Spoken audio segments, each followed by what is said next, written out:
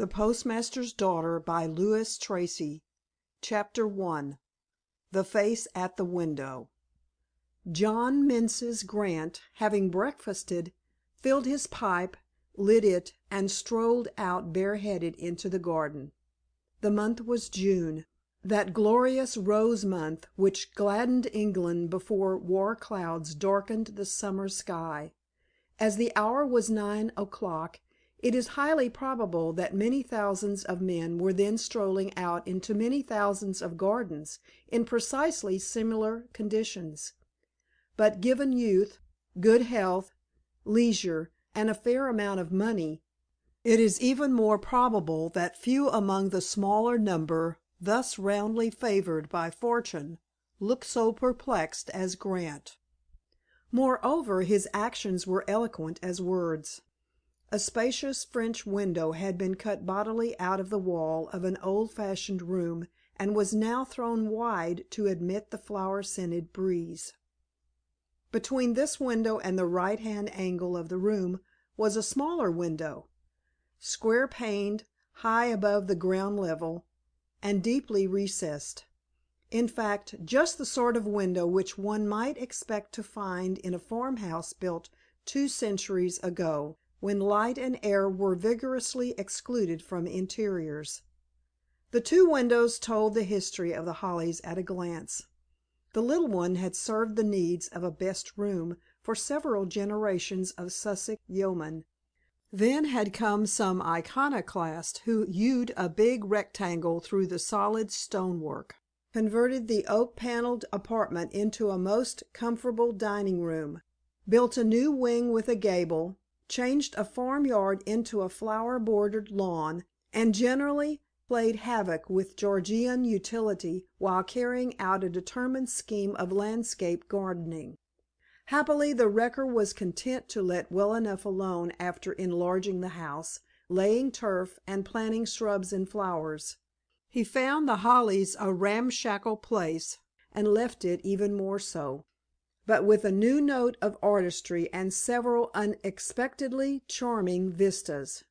Thus, the big double window opened straight into an irregular garden which merged insensibly into a sloping lawn, bounded by a river pool. The bank on the other side of the stream rose sharply and was well wooded. Above the crest showed the thatched roofs or red tiles of Steynholme, which was a village in the time of William the Conqueror and has remained a village ever since. Frame this picture in flowering shrubs, evergreens, a few choice firs, a copper beech, and some sturdy oaks shadowing the lawn, and the prospect on a June morning might well have led out into the open any young man with a pipe. But John Menzies Grant seemed to have no eye for a scene that would have delighted a painter. He turned to the light, scrutinized so closely a strip of turf which ran close to the wall that he might have been searching for a lost diamond, and then peered through the lowermost left-hand pane of the small window into the room he had just quitted. The result of this peeping was remarkable in more ways than one. A stout, elderly, red-faced woman, who had entered the room soon after she heard Grant's chair being moved, caught sight of the intent face. She screamed loudly, and dropped a cup and saucer with a clatter onto a Japanese tray. Grant hurried back to the French window. In his haste he did not notice a long shoot of a Dorothy Perkins rose which trailed across his path, and it struck him smartly on the cheek. "I'm afraid I startled you, Mrs. Bates," he said, smiling so pleasantly that no woman or child could fail to put trust in him. "You did that, sir," agreed Mrs. Bates, collapsing into the chair Grant had just vacated. Like most red-faced people, Mrs. Bates turned a bluish purple when alarmed, and her aspect was so distressing now that Grant's smile was banished by a look of real concern. "I'm very sorry," he said contritely. "I had no notion you were in the room. Shall I call Minnie?"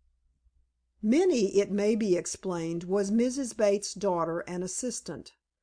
The two, plus a whiskered Bates, gardener and groom, forming the domestic establishment presided over by Grant. "No, sir," stuttered the housekeeper. "It's stupid of me, but I'm not so young as I was, and me heart jumps at little things." Grant saw that she was recovering, though slowly.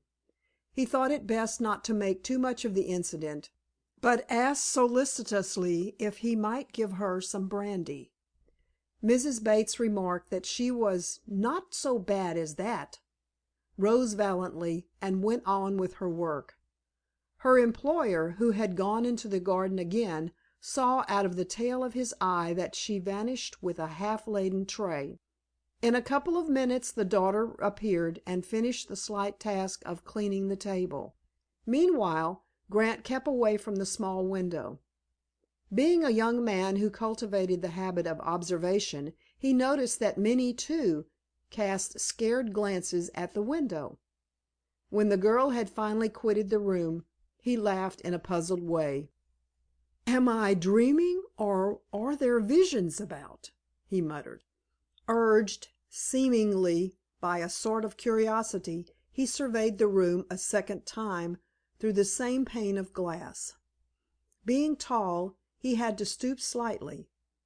Within, on the opposite side of the ledge, he saw the tiny brass candlestick, with its inch of candle, which he had used overnight while searching for a volume of Scott in the bookcase lining the neighboring wall. Somehow this simplest of domestic objects brought a thrill of recollection. "Oh, dash it all!" he growled good humoredly. "I'm getting nervy. I must chuck this bad habit of working late and use the blessed hours of daylight."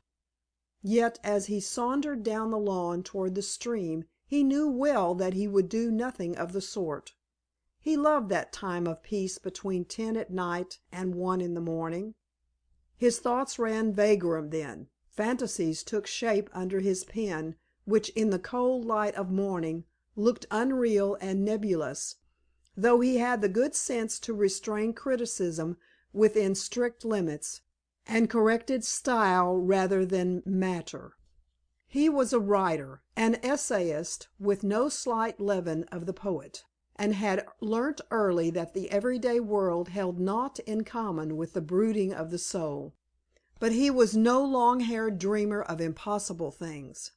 Erect and square-shouldered, he had passed through Sandhurst into the army, a profession abandoned because of its humdrum nature, when an unexpectedly fat legacy rendered him independent.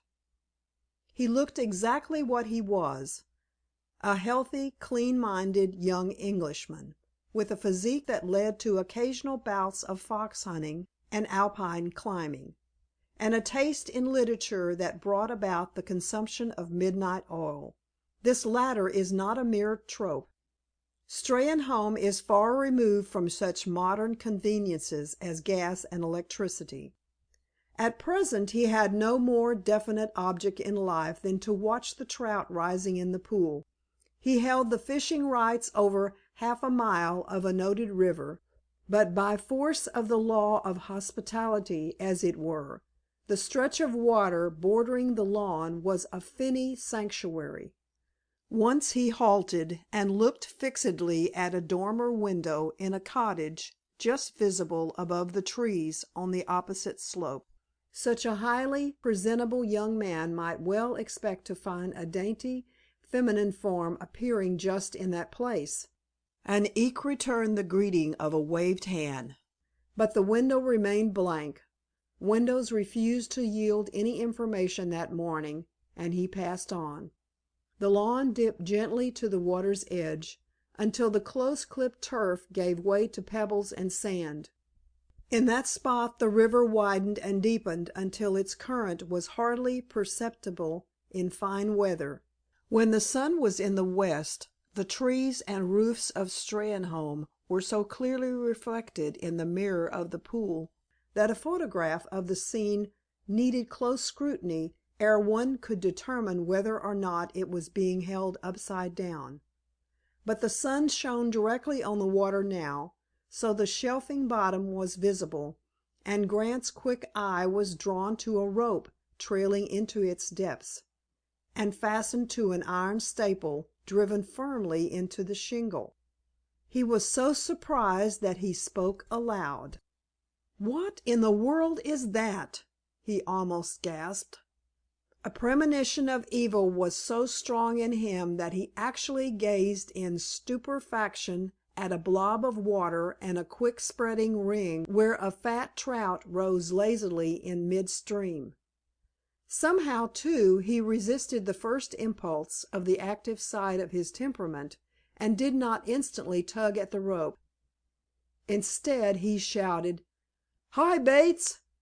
An answering hail came from behind a screen of laurels on the right side of the house.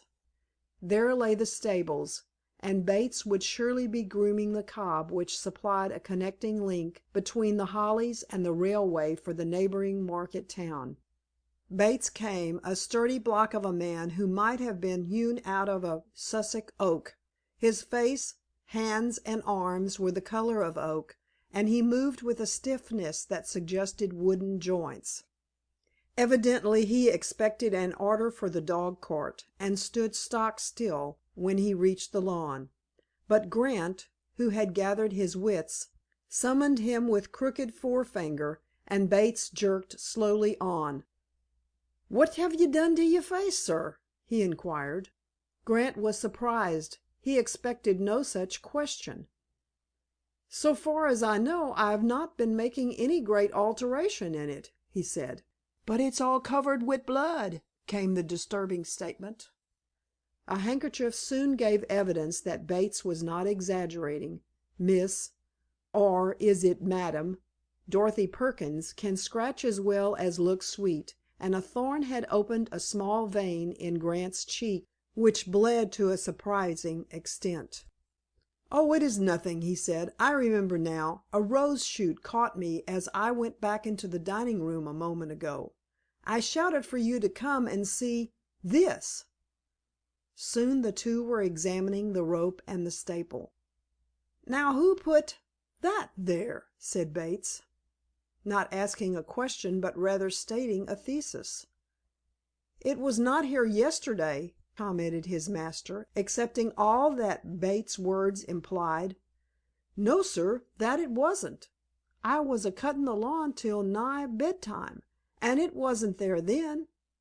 Grant was himself again. He stooped and grabbed the rope. "Suppose we solve the mystery," he said. "No need to dirty your hands, sir," put in Bates. "Let I haul 'un in."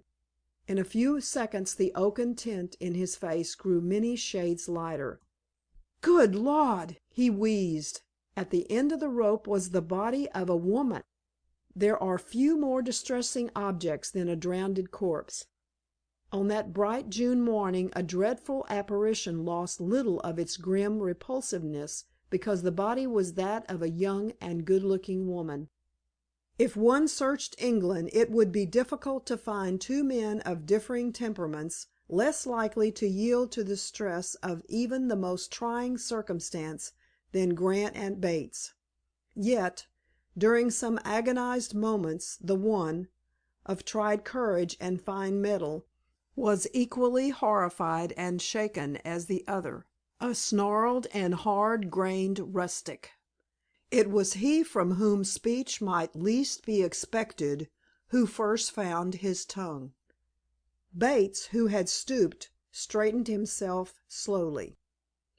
"By gum!" he said. "This be a bad business, Mr. Grant. Who is she? She's none of our strayin' home lasses." Still Grant uttered no word. He just looked in horror at the poor husk of a woman who in life had undoubtedly been beautiful. She was well but quietly dressed, and her clothing showed no signs of violence. The all-night soaking in the river revealed some pitiful little feminine secrets, such as a touch of make-up on lips and cheeks, and the dark roots of abundant hair which had been treated chemically to lighten its color. The eyes were closed, and for that Grant was conscious of a deep thankfulness. Had those sightless eyes stared at him, he felt he would have cried aloud in terror. The firm, well molded lips were open, as though uttering a last protest against an untimely fate. Of course, both men were convinced that a murder had been done. Not only were arms and body bound in a manner that was impossible of accomplishment by the dead woman herself, but an ugly wound on the smooth forehead seemed to indicate that she had been stunned or killed outright before being flung into the river. And then the rope and the staple suggested an outlandish, maniacal disposal of the victim. Here was no effort at concealment, but rather a making sure, in most brutal and callous fashion, that early discovery must be unavoidable. The bucolic mind works in well scored grooves. Receiving no assistance from his master, Bates pulled the body a little farther up on the strip of gravel so that it lay clear of the water. "I mun fetch the police," he said. The phrase with its vivid significance seemed to galvanize Grant into a species of comprehension. "Yes," he agreed, speaking slowly as though striving to measure the effect of each word. "Yes. Go for the police, Bates. This foul crime must be inquired into, no matter who suffers. Go now. But first bring a rug from the stable. You understand? Your wife, or Minnie, must not be told till later. They must not see. Mrs. Bates is not so well to‐day." "Not so well? Her ate a rare good breakfast for a sick 'un." Bates was recovering from the shock and prepared once more to take an interest in the minor features of existence. Among these he counted ability to eat as a sure sign of continued well‐being in man or beast. Grant, too, was slowly regaining poise. "I hardly know what I am saying," he muttered. "At any rate, bring a rug. I'll mount guard till you return with the policeman. There can be no doubt, I suppose, that this poor creature is dead." "Dead as a stone," said Bates with conviction. "Why, her's been in there hours," and he nodded toward the water. "Besides, if I knows anything of a crack on the head, her was outed before she went into the river. But who in the world can she be?" "If you don't fetch that rug I'll go for it myself," said Grant. Whereupon Bates made off. He was soon back again with a carriage rug, which Grant helped him to spread over the dripping body. Then he hastened to the village, taking a path that avoided the house. The lawn and river bank of The Hollies could only be overlooked from the steep wooded cliff opposite, and none but an adventurous boy would ever think of climbing down that almost impassable rampart of rock, brushwood, and tree roots. At any rate, when left alone with the ghastly evidence of a tragedy, Grant troubled only to satisfy himself that no one was watching from the house. Assured on that point, he lifted a corner of the rug, and apparently forced himself to scrutinize the dead woman's face. He seemed to search therein for some reassuring token, but found none, because he shook his head, dropped the rug, and walked a few paces dejectedly. Then, hardly knowing what he was about, he relighted his pipe, but had hardly put it in his mouth before he knocked out the tobacco. Clearly he was thinking hard, mapping out some line of conduct, and the outlook must have been dark indeed, judging by his somber and undecided aspect. More than once he looked up at the atticed window of the cottage which had drawn his eyes before tragedy had come so swiftly to his very feet. But if he hoped to see anyone, he was disappointed, though in the event it proved that his real fear was lest the person he half expected to see should look out. He was not disturbed in that way, however. Fish rose in the river, birds sang in the trees, a water wagtail skipped nimbly from rock to rock in the shallows, Honey-laden bees hummed past to the many hives in the postmaster's garden. These were the normal sights and sounds of a June morning. That which was abnormal and almost gruesome in its horror lay hidden beneath the carriage rug. To and fro he walked in that trying vigil, carrying the empty pipe in one hand, while with the other he dabbed the handkerchief at the cut on his face. He was aware of some singular change in the quality of the sunlight pouring down on lawn and river and trees. 5 minutes earlier it had spread over the landscape a golden bloom of the tint of champagne.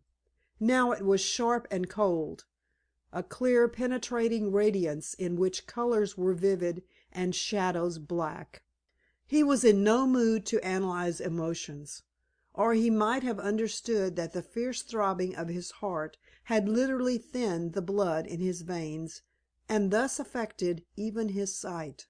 He only knew that in this crystal atmosphere the major issues of life presented themselves with a new and crude force.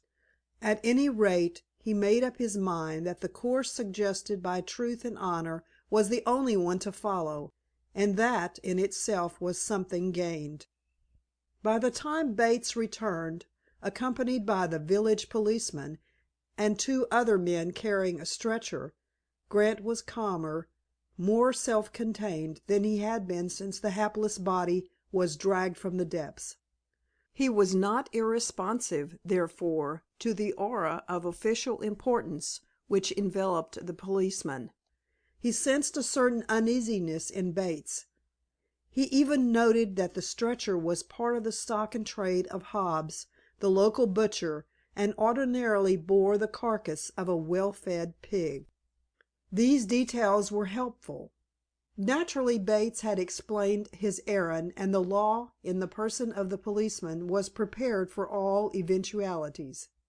"This is a bad business, Mr. Grant," began the policeman, producing a note-book and moistening the tip of a lead pencil with his tongue. Being a Sussex man, he used the same phrase as Bates. In fact, Grant was greeted by it a score of times that day. "Yes," agreed Grant. "I had better tell you that I have recognized the poor lady. Her name is Adelaide Melhuish. Her residence is in the Regent's Park district of London." Robinson, the policeman, permitted himself to look surprised. He was, in fact, rather annoyed. Bates's story had prepared him for a first-rate detective mystery. It was irritating to have one of its leading features cleared up so promptly. "Oh?" he said, drawing a line under the last entry in the notebook, and writing the date and hour in heavy characters beneath.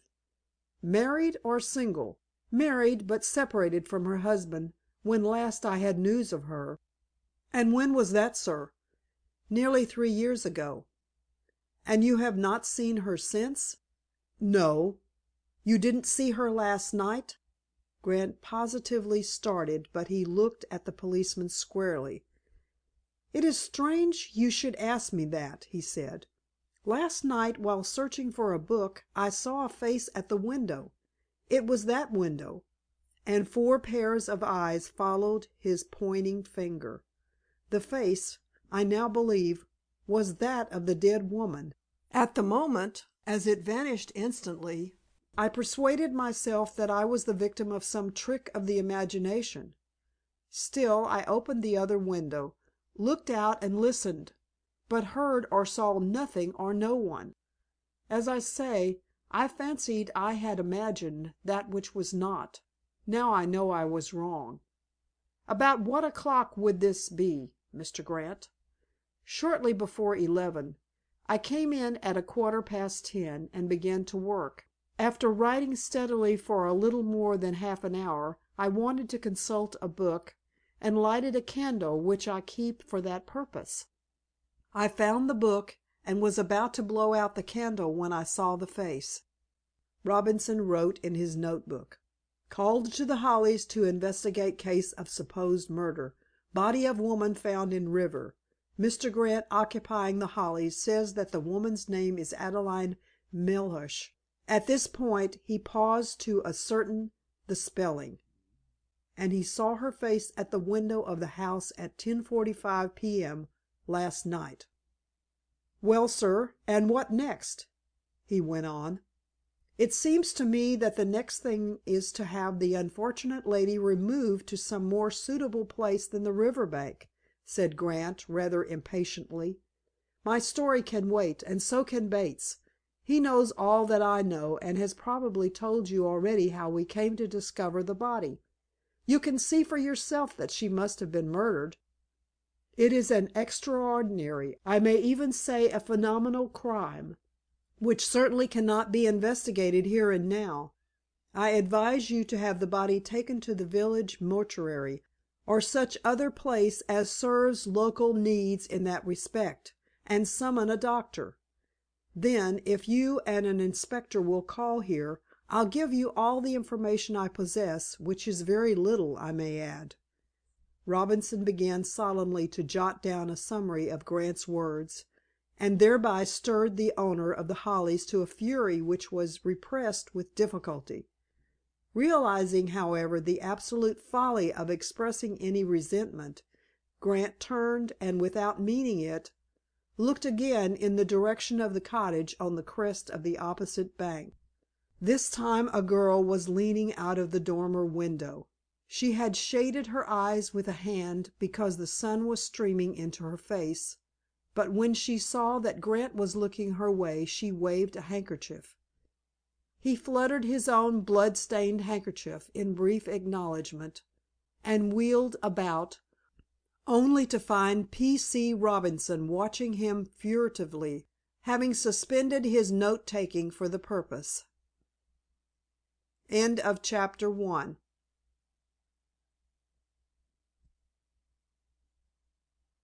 Chapter II of The Postmaster's Daughter by Louis Tracy. P.C. Robinson takes a line. "It will help me a lot, sir," he said, "if you tell me now what you know about this matter. If, as it seems more than likely, murder has been done, I don't want to lose a minute in starting my inquiries. In a case of this sort I find it best to take a line, and stick to it." His tone was respectful but firm. Evidently P.C. Robinson was not one to be trifled with. Moreover, for a sleuth whose maximum achievement hitherto had been the successful prosecution of a poultry thief, it was significant that the unconscious irony of a case of this sort should have been lost on him. "Do you really insist on conducting your investigation while the body is lying here?" demanded Grant, deliberately turning his back on the girl in the distant cottage. "Not that, sir, not altogether. But I must really ask you to clear up one or two points now." "For goodness' sake, what are they?" "Well, sir, in the first place, how did you come to find the body?" "I walked out into the garden after finishing breakfast a few minutes ago, and noticed the rope attached to the staple, just as you see it now." "Did you walk straight here?" "No, not exactly. I was curious about the face I saw, or thought I saw, last night, and looked into the room through the same window. By doing so I scared Mrs. Bates, who was clearing the table, and she screamed——" "Her would, too," put in Bates. "Her'd take ye for old Ben's ghost." "You shut up, Bates," said the policeman. "Don't interrupt Mr. Grant."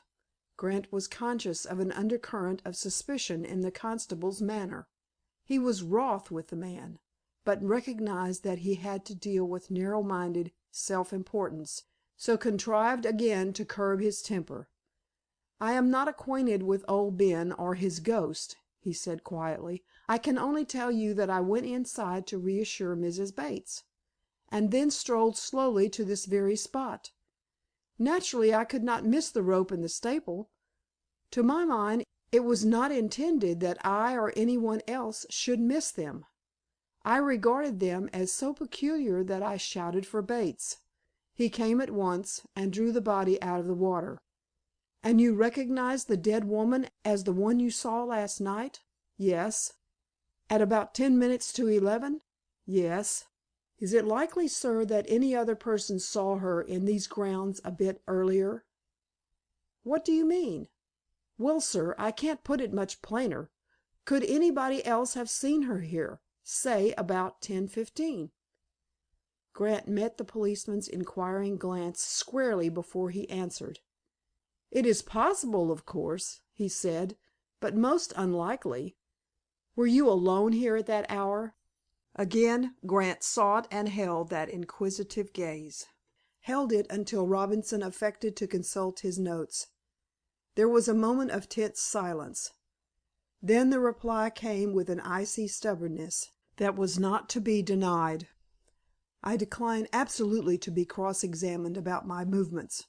If you're unable or unwilling to order the removal of the body, I'll telegraph to the chief of police at Knoleworth and ask him to act. Further, I shall request Dr. Foxton to examine the poor woman's injuries. It strikes me as a monstrous proceeding that you should attempt to record my evidence at this moment, and I refuse to become a party to it." "Now then, Robinson, stop your Sherlock Holmes work, and help me to lift this poor woman on to the stretcher," said Bates gruffly.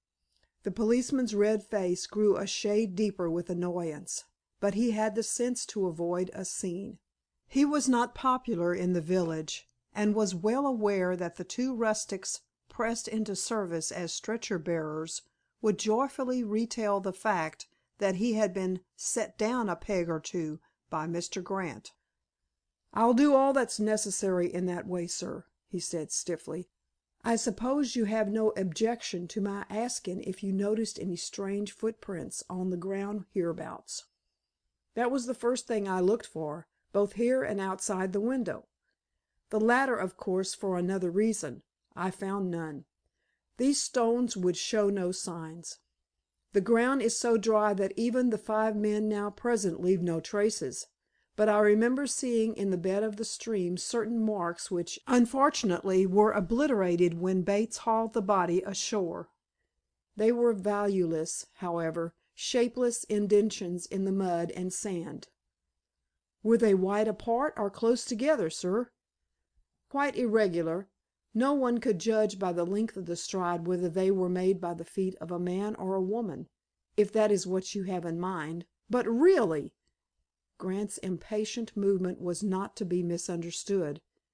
Robinson stooped, removed the rug, and unfastened the rope after noting carefully how it was tied, a point which he called on the others to observe as well. Then he and the villagers went away with their sad burden, the rug being requisitioned once more to hide that wan face from the vivid sunshine. Bates had a trick of grasping a handful of his short whiskers when puzzled. He did so now. It seemed to be an unconscious effort to pull his jaws apart, in order to emit speech. "I've a sort o' idea, sir," he said slowly, "that Robinson saw Doris Martin on the lawn with ye last night." Grant turned on his henchman in a sudden heat of anger. "Miss Martin's name must be kept out of this matter," he growled. But Sussex is not easily browbeaten when it thinks itself in the right. "All very well a sayin' that, sir, but a doin' of it is a bird of another color," argued Bates firmly. "How did you know that Miss Martin was here?" "Bless your heart, sir, how comes it that us strayin' home folk know everything about other folks' business? Sometimes we know more'n they knows themselves. You've not walked a yard with Doris that the women's tittle-tattle hasn't made it into a mile. No man, even the wisest, likes to be told an unpalatable truth." For a few seconds Grant was seriously annoyed with this village Solon, and nearly blurted out an angry command that he should hold his tongue. Luckily, since Bates was only trying to be helpful, he was content to say sarcastically: "Of course, if you are so well posted in my movements last night, you can assure the coroner and the police that I did not strangle some strange woman, tie a rope around her, and throw her in the river." "Me and me missus couldn't help seein' you and Doris a lookin' at the stars through a spy glass when us were goin' to bed," persisted Bates. "We heerd your voices quite plain. Once ye fixed the glass low down and said, 'That's serious. It's late to night.'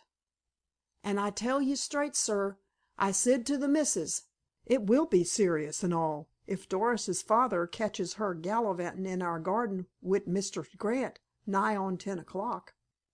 Soon after that you took Doris as far as the bridge. The window was open and I heerd your footsteps on the road. You kim in, closed the window, and drew a chair up to the table. After that I fell asleep." Perplexed and anxious though he was, Grant could hardly fail to see that Bates meant well by him. The mental effort needed for such a long speech said as much.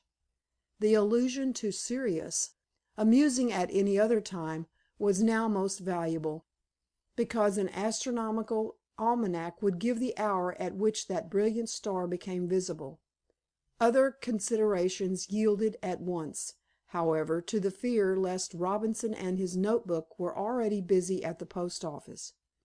Without another word, he hurried away by the side path through the evergreens, leaving Bates staring after him, and with more whisker pulling, examining the rope and staple, which by the policeman's order were not to be disturbed.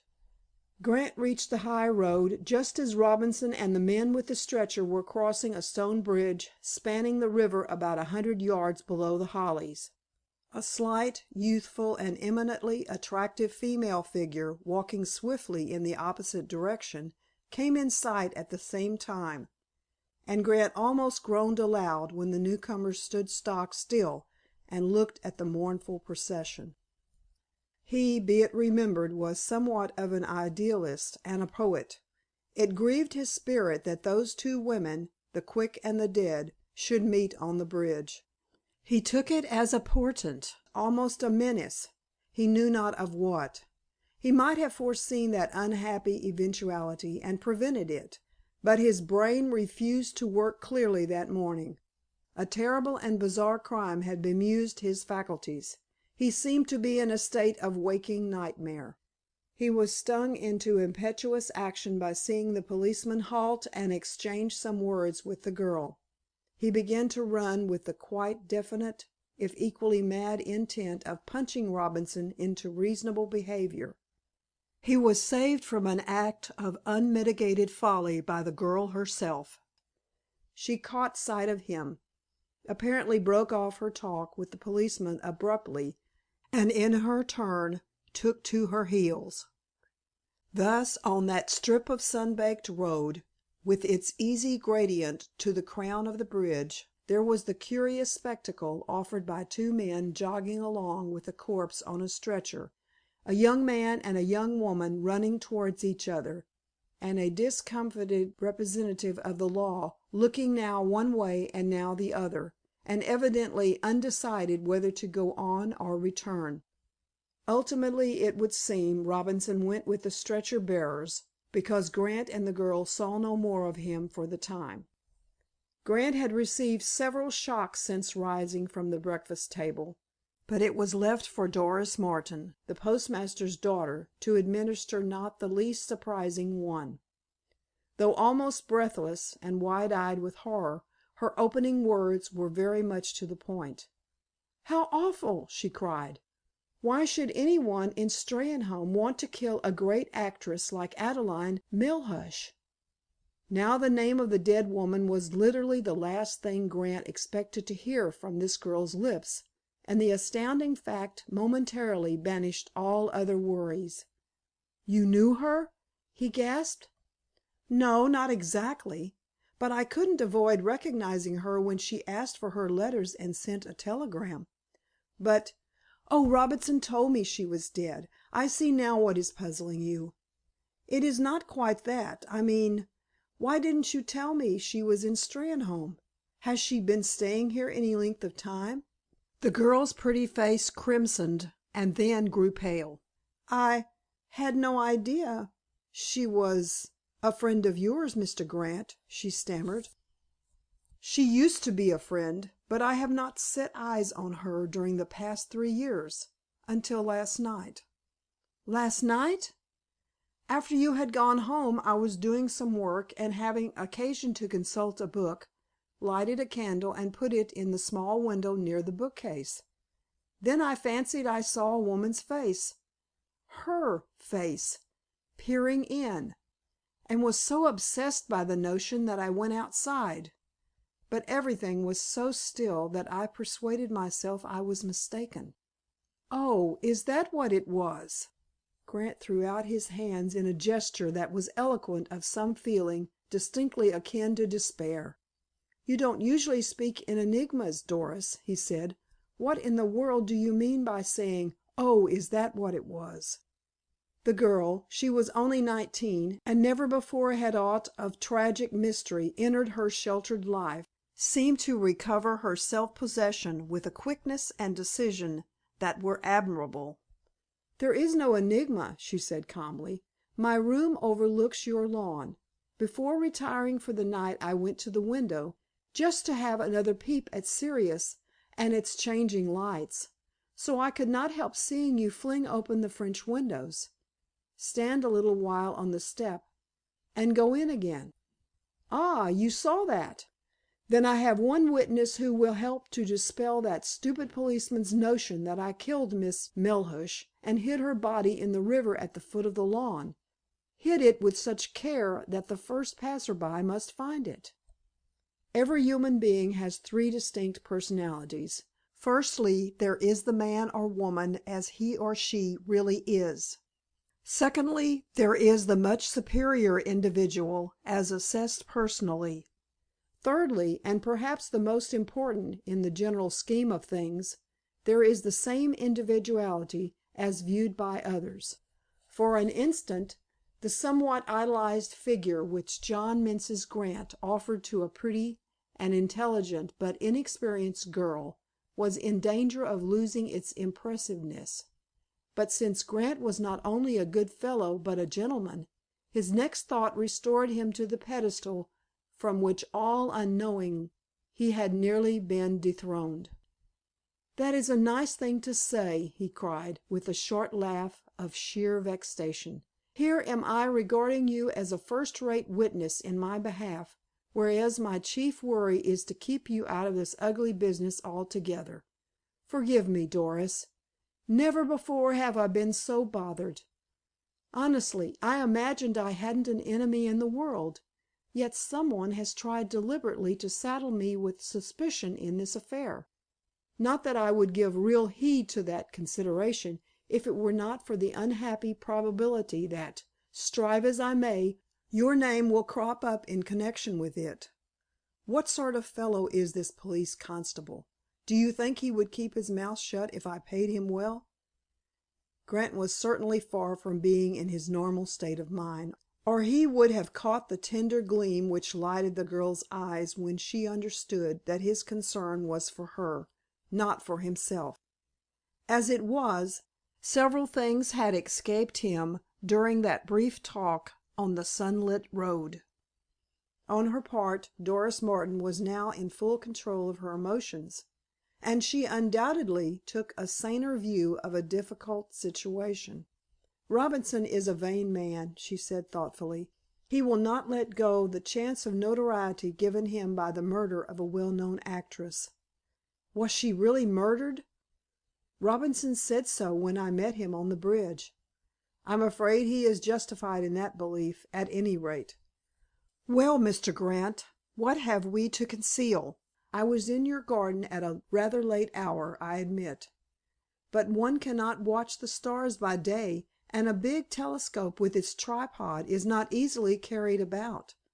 Of course, father will be vexed, because, as it happens, I did not tell him I was coming out. But that cannot be helped. As it happens, I can fix the time you opened your window almost to the minute, because the church clock had chimed the quarter just before you appeared."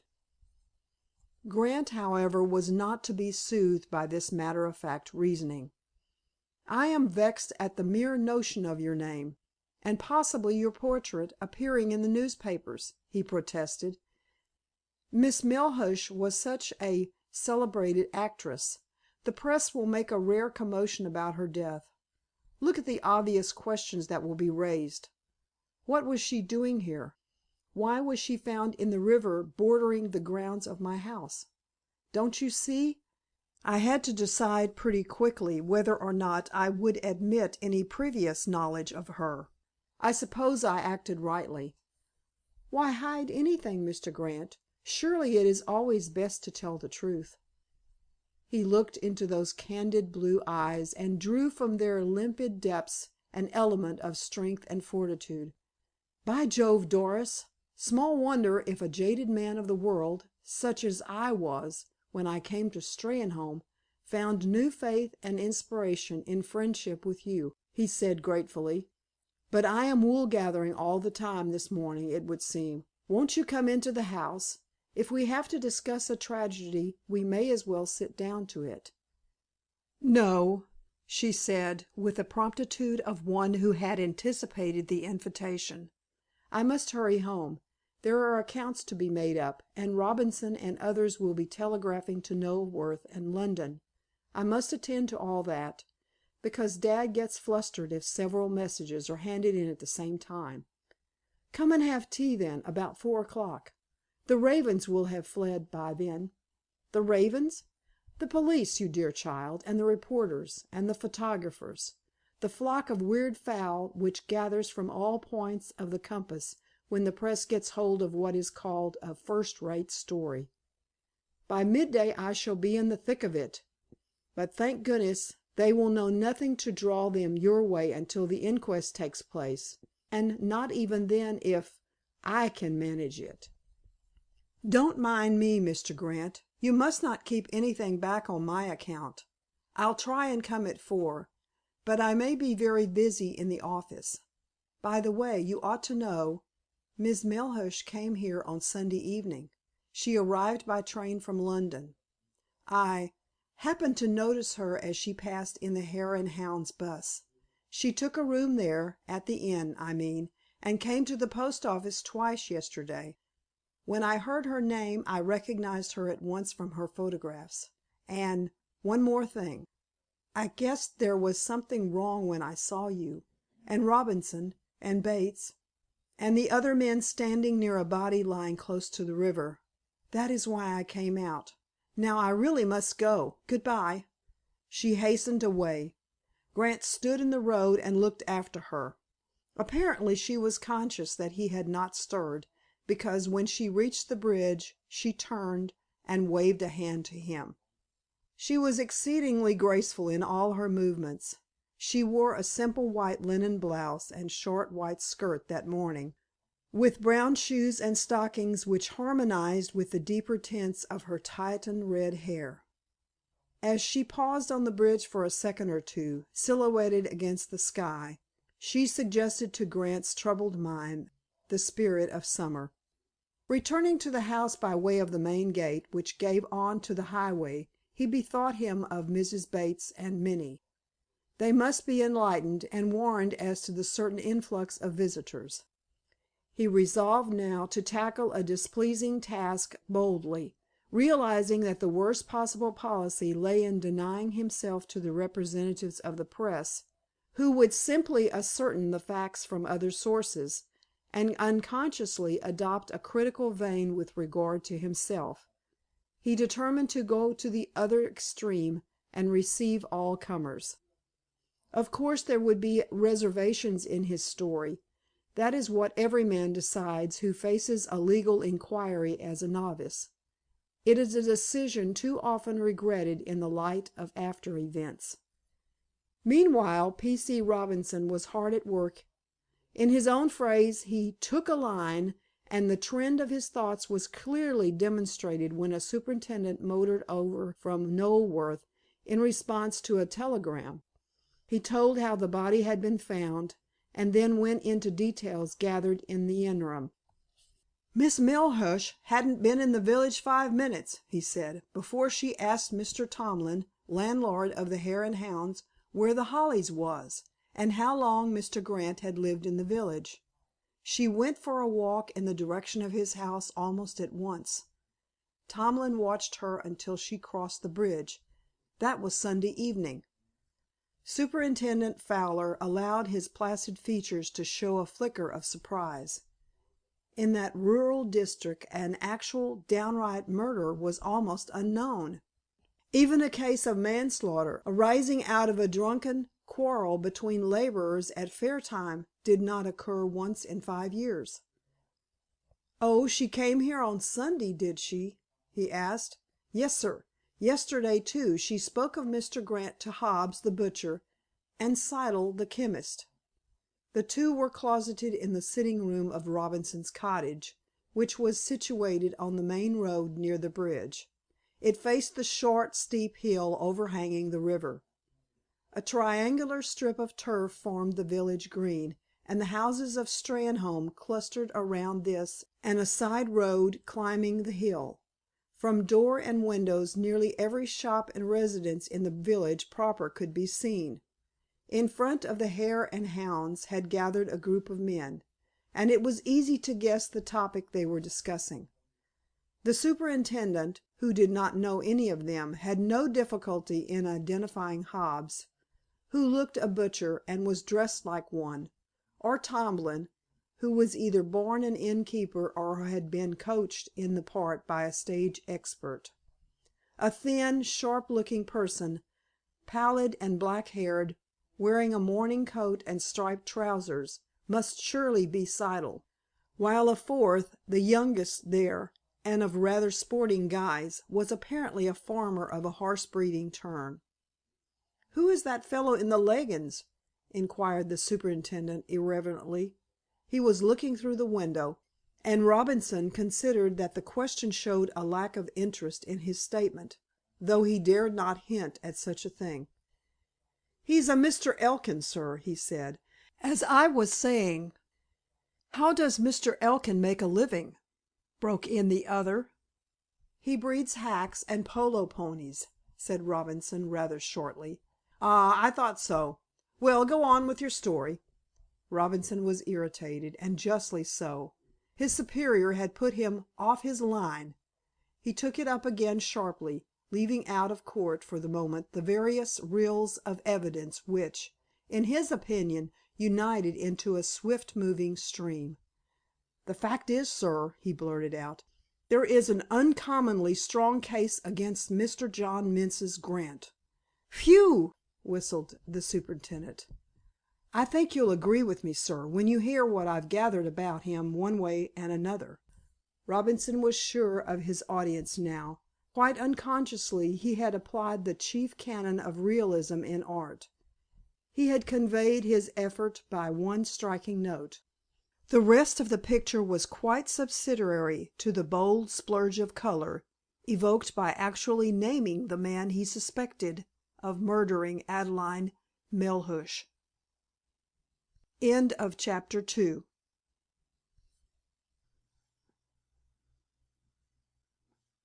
Chapter III of the Postmaster's Daughter by Louis Tracy. The Gathering Clouds. Thus it befell that Grant was not worried by officialdom until long after his housekeeper and her daughter had recovered from the shock of learning that they were, in a sense, connected at first hand with a ghastly and sensational crime. Like Bates and their employer, neither Mrs. Bates nor Minnie had heard or seen anything overnight which suggested that a woman was being foully done to death in the grounds attached to the house. As it happened, Minnie's bedroom, as well as that occupied by her parents, overlooked the lawn and river. Grant's room lay in a gable which commanded the entrance. He had chosen it purposely because it faced the rising sun. The other members of the household, therefore, though in bed, had quite as good an opportunity as he, working in the dining room beneath, of having their attention drawn to sounds disturbing the peace of the night in a quiet and secluded spot. Moreover, none of them was asleep. Minnie Bates in particular said that the grandfather's clock in the hall struck 12 before she could close an eye. At last, just as Grant was rising from an almost untasted luncheon, Mrs. Bates, with a voice of scare, announced the "police," and P.C. Robinson introduced Superintendent Fowler. This time Grant did not resent questions. He expected them, and had made up his mind to give full and detailed answers. Of course, the finding of the body was again described minutely. The superintendent, a man of experience, one whose manner was not fox-like and irritating like his subordinates, paid close attention to the face at the window. "There seems to be little room for doubt that Miss Melhuish did enter your grounds about 11:15 last night," he said thoughtfully. "You recognized her at once, you say?" "I imagined so. Until this horrible thing became known, I had persuaded myself that the vision was a piece of sheer hallucination. Let us assume that the lady actually came here and looked in. Evidently her face was sufficiently familiar that you should know instantly who this unusual visitor was. I understand, though, that you had not the least notion she was staying in Steynholme." "Not the least. How long ago is it since you last saw her?" "Nearly 3 years." "You were very well acquainted with her then, or could you not have glanced up from your table, seen someone staring at you through a window, and said to yourself, as one may express it, 'That is Adelaide Melhuish'?" "We were so well acquainted that I asked the lady to be my wife." "Ah!" said the superintendent. His placid, unemotional features, however, gave no clue to his opinions. Not so P.C. Robinson, who tried to look like a judge, whereas he really resembled a bull terrier who has literally, not figuratively, smelt a rat. Despite his earlier good resolutions, Grant was horribly impatient of this inquisition. He admitted that the superintendent was carrying through an unpleasant duty as inoffensively as possible, but the attitude of the village policeman was irritating in the extreme. Nothing would have tended so effectively to relieve his surcharged feelings as to supply P.C. Robinson, then and there, with ample material for establishing a charge of assault and battery. "That is not a remarkable fact, if regarded apart from to-day's tragedy," he said, and there was more than a hint of soul weariness in his voice. "Miss Melhuish was a very talented and attractive woman. I first met her as the outcome of a suggestion that one of my books should be dramatized. A character in the novel seemed deemed eminently suitable for her special role on the stage. The idea came to nothing. She was appearing in a successful play at the time, and was rehearsing its successor. Meanwhile I fell in love with her, I suppose, and she certainly encouraged me in the belief that she might accept me. I did eventually propose marriage. Then she told me she was married already. It was a painful disillusionment at the time. I only saw her, to speak to, once again." "Did she reveal her husband's name?" "Yes. A Mr. Ingerman." The superintendent looked grave. That was a professional trick of his. He had never before in his life heard of Mr. Ingerman, but encouraged the notion that this gentleman was thoroughly, and not quite favorably, known to him. Sometimes it happened that a witness, interpreting this sapient look by light of his or her personal and intimate knowledge, would blurt out certain facts, good or bad as the case might be, concerning the person under discussion. But Grant remained obstinately silent as to the qualities of this doubtful Ingerman, so Mr. Fowler scribbled the name in a note book, and was particular as to whether it ended in one N or two. Still, he carried other shots in his locker. In fact, Mr. Fowler, had he taken in youth to nicer legal subtleties than handcuffs and summonses, would have become a shrewd lawyer. "We'll leave Mr. Ingerman for the moment," he said, implying, of course, that on returning to him there might be revelations. "I gather that you and Miss Melhuish did not agree, shall I put it, as to the precise bearing of the marriage tie on your love affair." "I'm afraid I don't quite follow your meaning," and Grant's tone stiffened ominously. But his questioner was by no means abashed. "I have no great acquaintance with the stage or its ways, but I have always understood that divorce proceedings among theatrical folk were, shall we say, more popular than in the ordinary walks of life," said Mr. Fowler. Grant's resentment vanished. The superintendent's calm method, His interpolated apologies, as it were, for applying the probe were beginning to interest him. "Your second effort is more successful, Superintendent," he said dryly. "Miss Melhuish did urge me to obtain her freedom. It was, she thought, only a matter of money with Mr. Ingerman, and she would be given material for a divorce."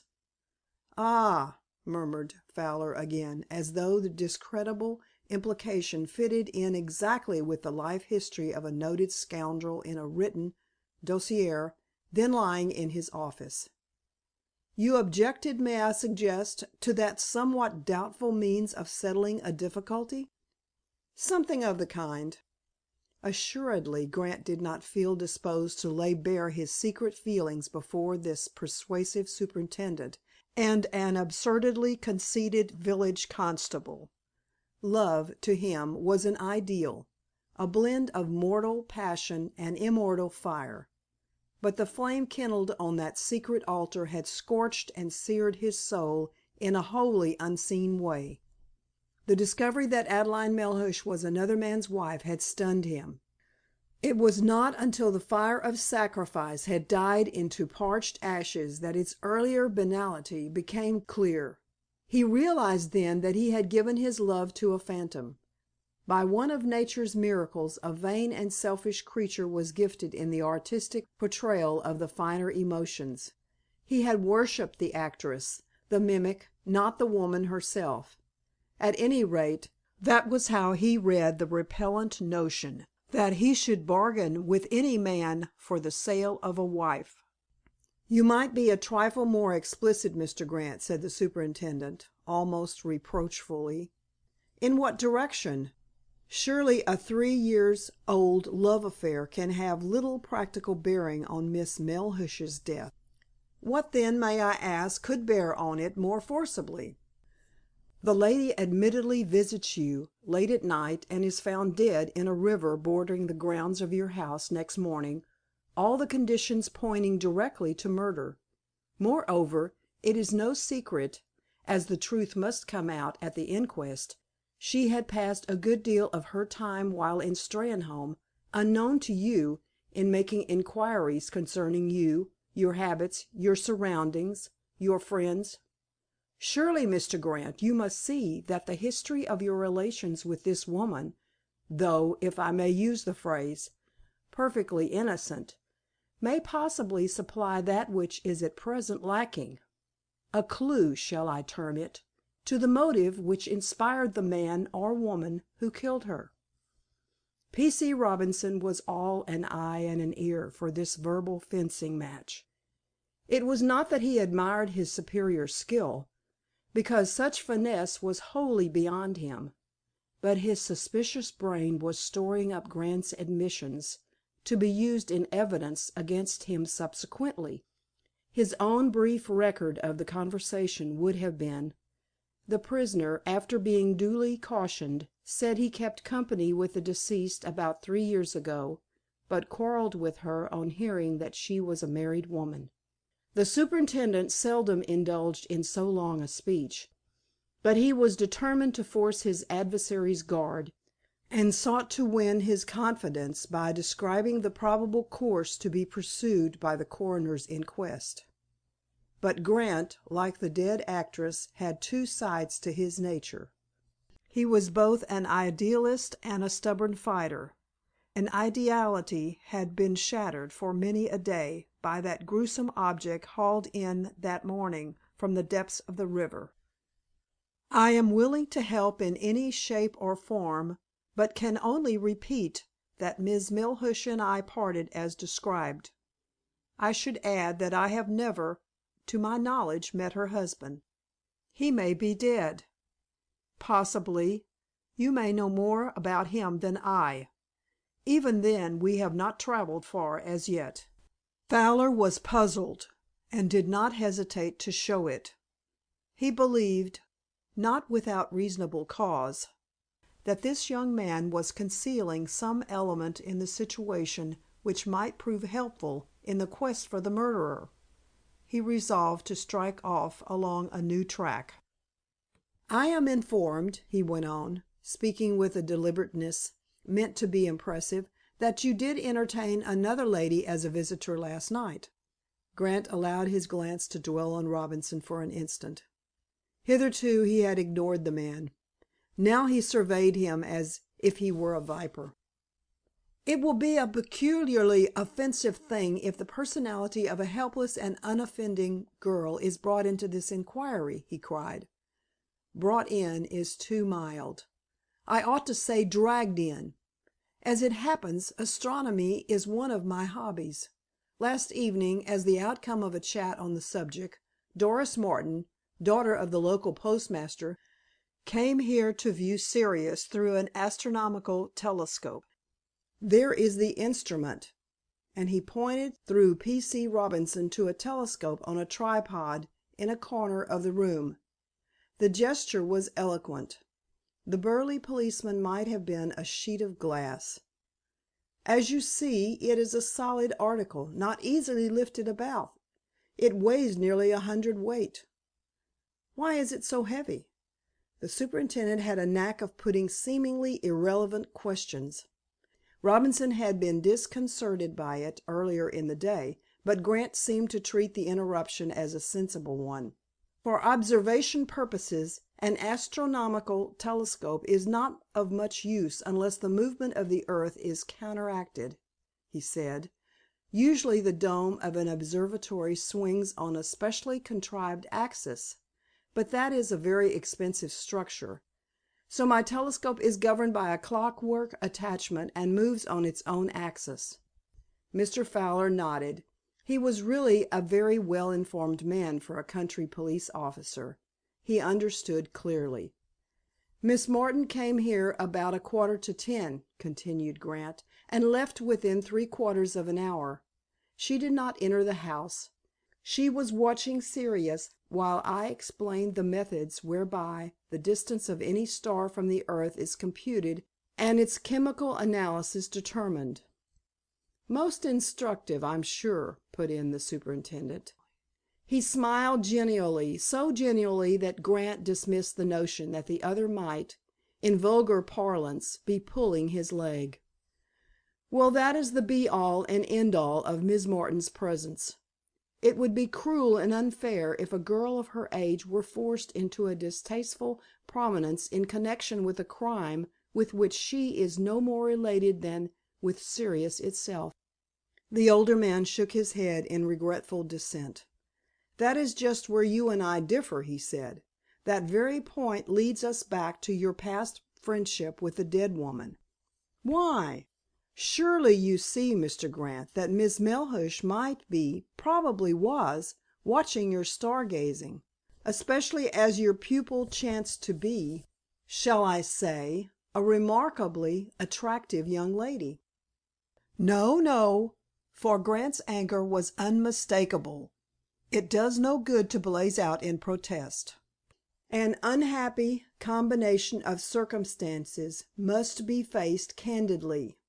Here are you and a pretty girl together in a garden at a very late hour, and a woman whom you once wanted to marry spying on you, in all likelihood.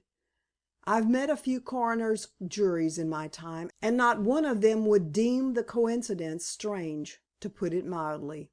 What in heaven's name are you driving at?" "You must not impute motives, sir. I am seeking them, not supplying them." "But what am I to say?" "Perhaps you will now tell me just how Miss Melhuish and you parted." The fencers were coming to close quarters. Even P.C. Robinson had to admit that his boss had cornered the suspect rather cleverly. Grant realized that there was no room for squeamishness in this affair. If he did not speak out now his motives might be woefully misunderstood. "We parted in wrath and tears," he said sadly. "Miss Melhuish could not, or did not, appreciate my scruples. She professed to be in love with me. She even went so far as to threaten suicide. I hardly believed in her sincerity, but thought it advisable to temporize and asked for a few days' delay before we came to a final decision. We met again, as I have said, and discussed matters in calmer mood. Ultimately she professed agreement with my point of view, and we parted, ostensibly to remain good friends, but really to separate forever." "Thank you, that's better. What was your point of view, Mr. Grant?" "Surely I have made it clear. I could not regard my wife as purchasable.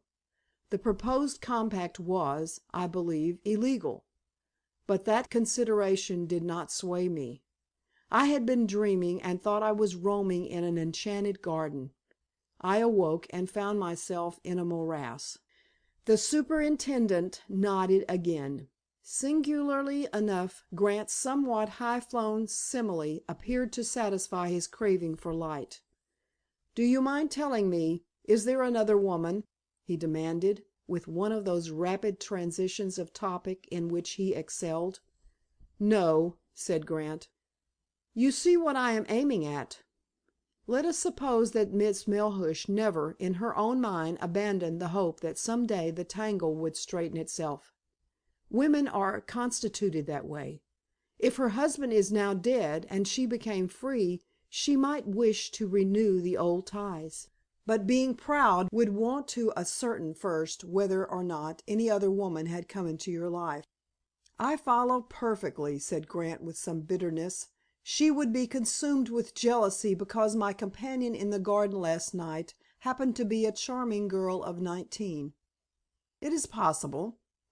"So she went off and got some one to kill her, and tie her body with a rope, and arrange a dramatic setting whereby it would be patent to the meanest intelligence that I was the criminal?" Mr. Fowler smiled, and looked fixedly at P.C. Robinson. "No, no," he said, quite good humoredly. "That would be carrying realism to extremes. Still, I'm convinced, Mr. Grant, that this mystery is bound up in some way with your romance of 3 years ago. At present, I admit, I am working in the dark." He rose. Apparently the interview was at an end, but while pocketing his note book he said suddenly: "The inquest will open at 3 o'clock tomorrow. You will be present, of course, Mr. Grant?" "I suppose it is necessary." "Oh, yes. You found the body, you know. Besides, you may be the only person who can give evidence of identity. In fact, you and the doctor will be the only witnesses called." "Dr. Foxton?" "Yes." "Has he made a post mortem?"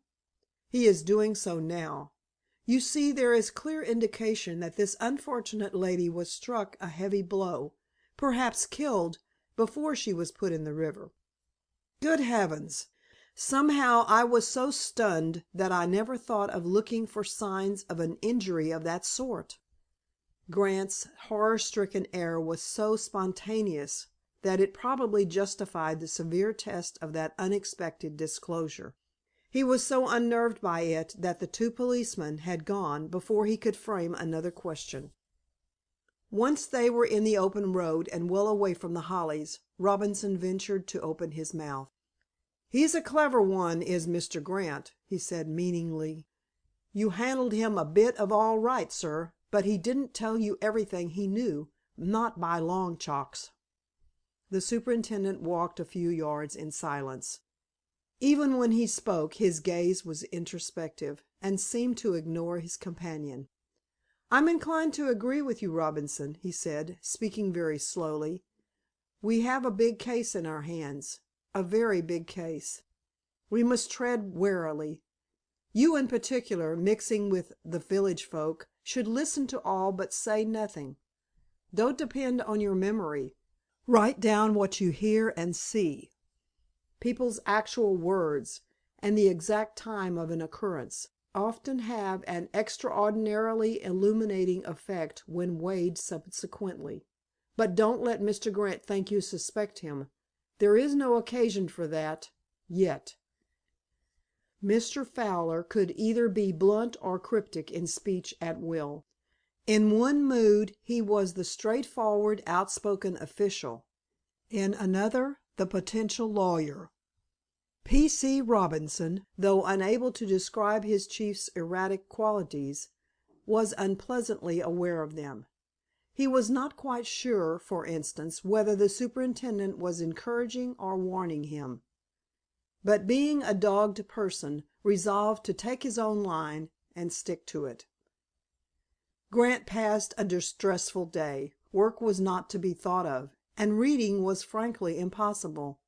His mind dwelt constantly on the tragedy which had come so swiftly and completely into his ordered life. He could not wholly discard the nebulous theory suggested by Superintendent Fowler, but the more he surveyed it the less reasonable it seemed. The one outstanding fact in a chaos of doubt was that some one had deliberately done Adelaide Melhuish to death. The murderer had been actuated by a motive. What was that motive? Surely, in a place like Steynholme, no man could come and go without being seen, and the murderer must be a stranger to the district, because it was ridiculous to imagine that he was one of the residents. Yet that was exactly what a dunder-headed policeman believed. P.C. Robinson had revealed himself by many a covert glance and prick-eared movement. Grant squirmed uneasily at the crass conceit, as there was no denying that circumstances tended towards a certain doubt, if no more, in regard to his own association with the crime. The admission called for a fierce struggle with his pride, but he forced himself to think the problem out in all its bearings, and the folly of adopting the legendary policy of the chased ostrich became manifest. What, then, should he do? He thought at first of invoking the aid of a Banister friend, who could watch the inquest in his behalf. Nevertheless, he shrank from that step, which to his supersensitive nature implied the need of legal protection, and he fiercely resented the mere notion of such a thing. But something must be done. Once the murderer was laid by the heels his own troubles would vanish, and the storm raised by the unhappy fate of Adelaide Melhuish would subside into a sad memory. He was wrestling with indecision when a newspaper reporter called. Grant received the journalist promptly and told him all the salient facts, suppressing only the one-time prospect of a marriage between himself and the famous actress. The reporter went with him to the river and scrutinized the marks, now rapidly becoming obliterated, of the body having been drawn ashore. The rope and the iron staple, I understand, were taken from the premises of a man who lets boats for hire on the dam quarter of a mile away," he said casually. Grant was astounded at his own failure to make any inquiry whatsoever concerning this vital matter. He laughed grimly. "You can imagine the state of my mind," he said, "when I assure you that, until this moment, it never occurred to me even to ask where these articles came from or what had become of them." "I can sympathize with you," said the journalist. "A brutal murder seems horribly out of place in this environment. It is a mysterious business altogether. I wonder if Scotland Yard will take it up." Grant surprised him by clapping him on the back. "By Jove, my friend, the very thing. Of course, such an investigation requires bigger brains than our local police are endowed with.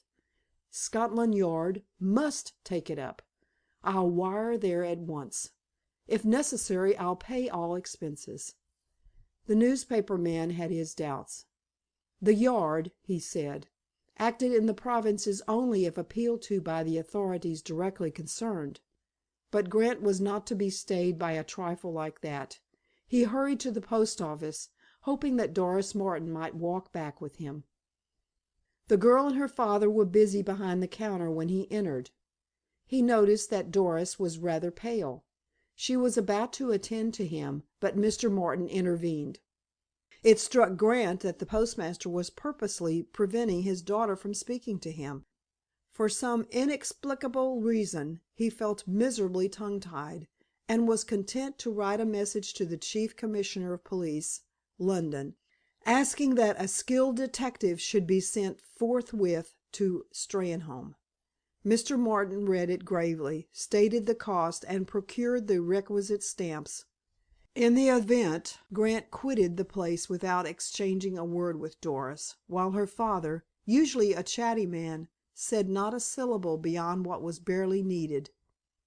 As he passed down the hill and by the side of the green he was aware of being covertly watched by many eyes. He saw P.C. Robinson peering from behind a curtained window. Siddle, the chemist, came to the shop door and looked after him. Hobbs, the butcher, ceased sharpening a knife and gazed out. Tomlin, landlord of the Hare and Hounds Inn, surveyed him from the snug. These things were not gracious. Indeed, they were positively maddening. He went home, gave an emphatic order that no one, except Miss Martin, if she called, was to be admitted, and savagely buried himself in a treatise on earth tides. But that day of events had not finished for him yet. He had, perforce, eaten a good meal, and was thinking of going to the post office in order to clear up an undoubted misapprehension in Mr. Martin's mind, when Minnie Bates came with a card. "If you please, sir," said the girl, "this gentleman is very pressing. He says he's sure you'll give him an interview when you see his name." So Grant looked and read: Mr. Isidor G. Ingerman, Prince Chambers, London, West. End of chapter 3.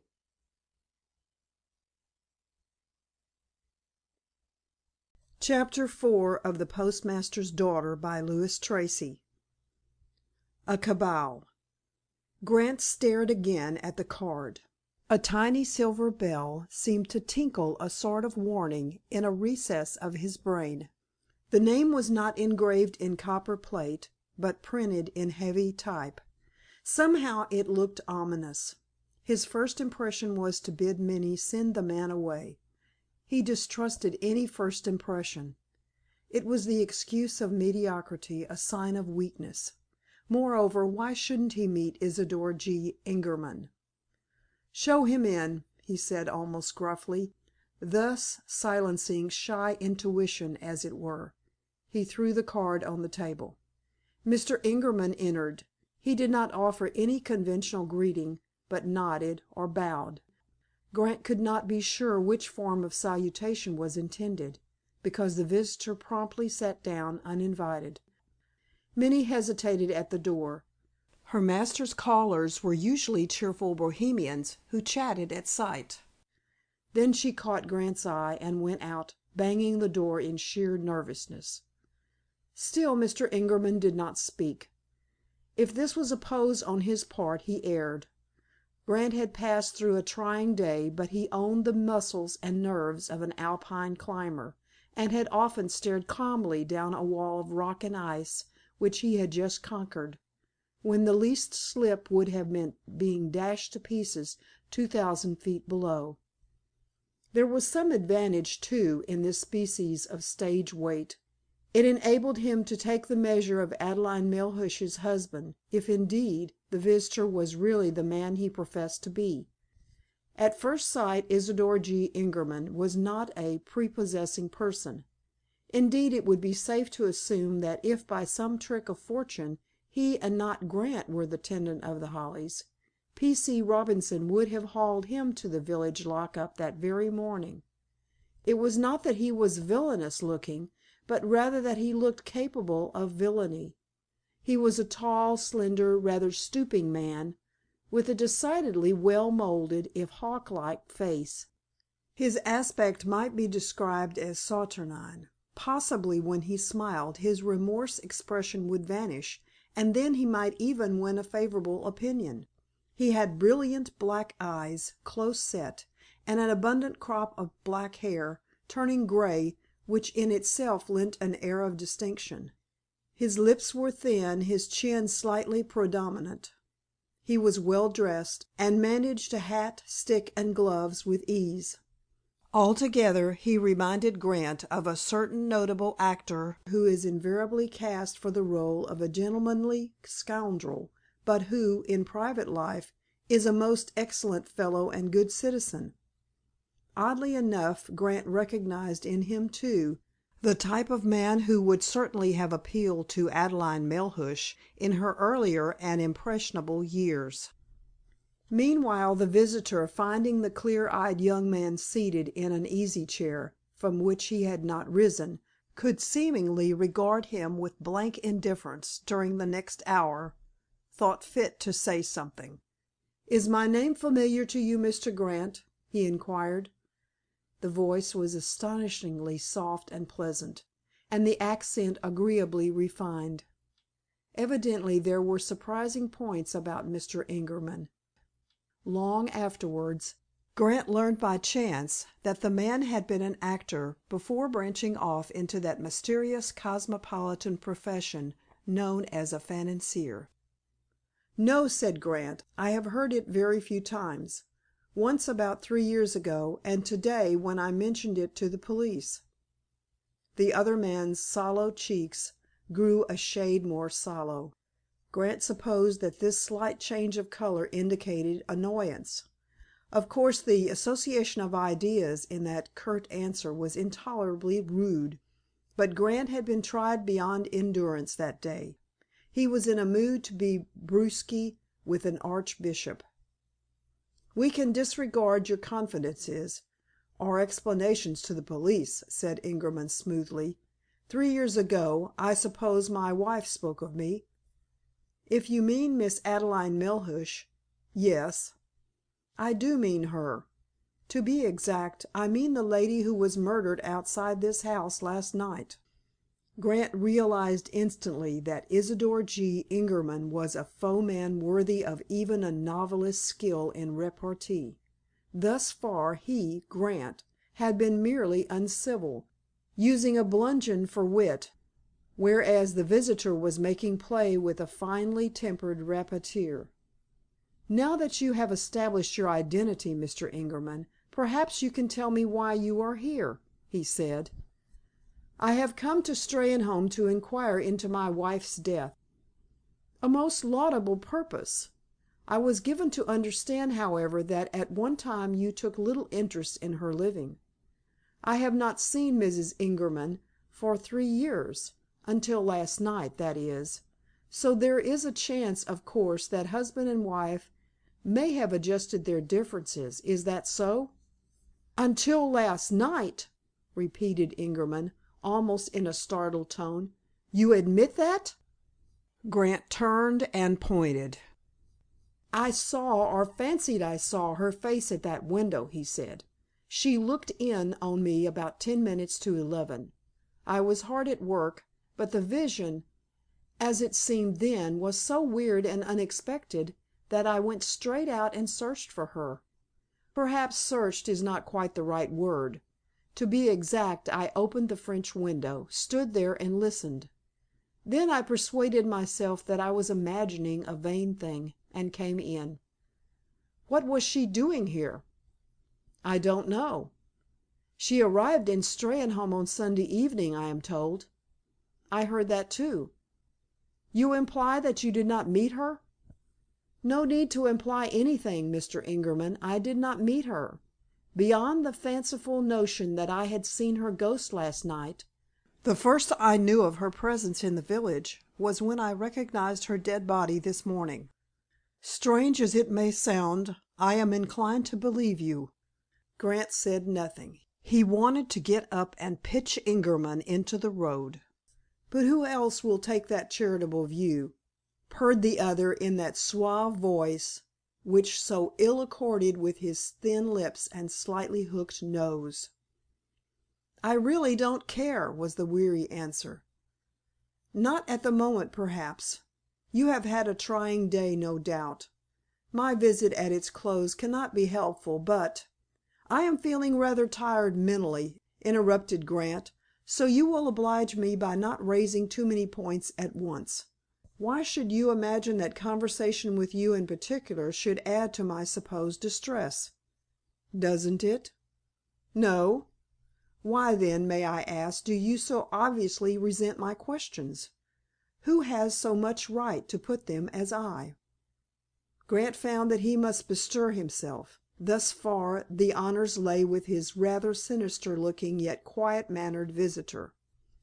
"I am sorry if anything I have said lends color to that belief," he answered.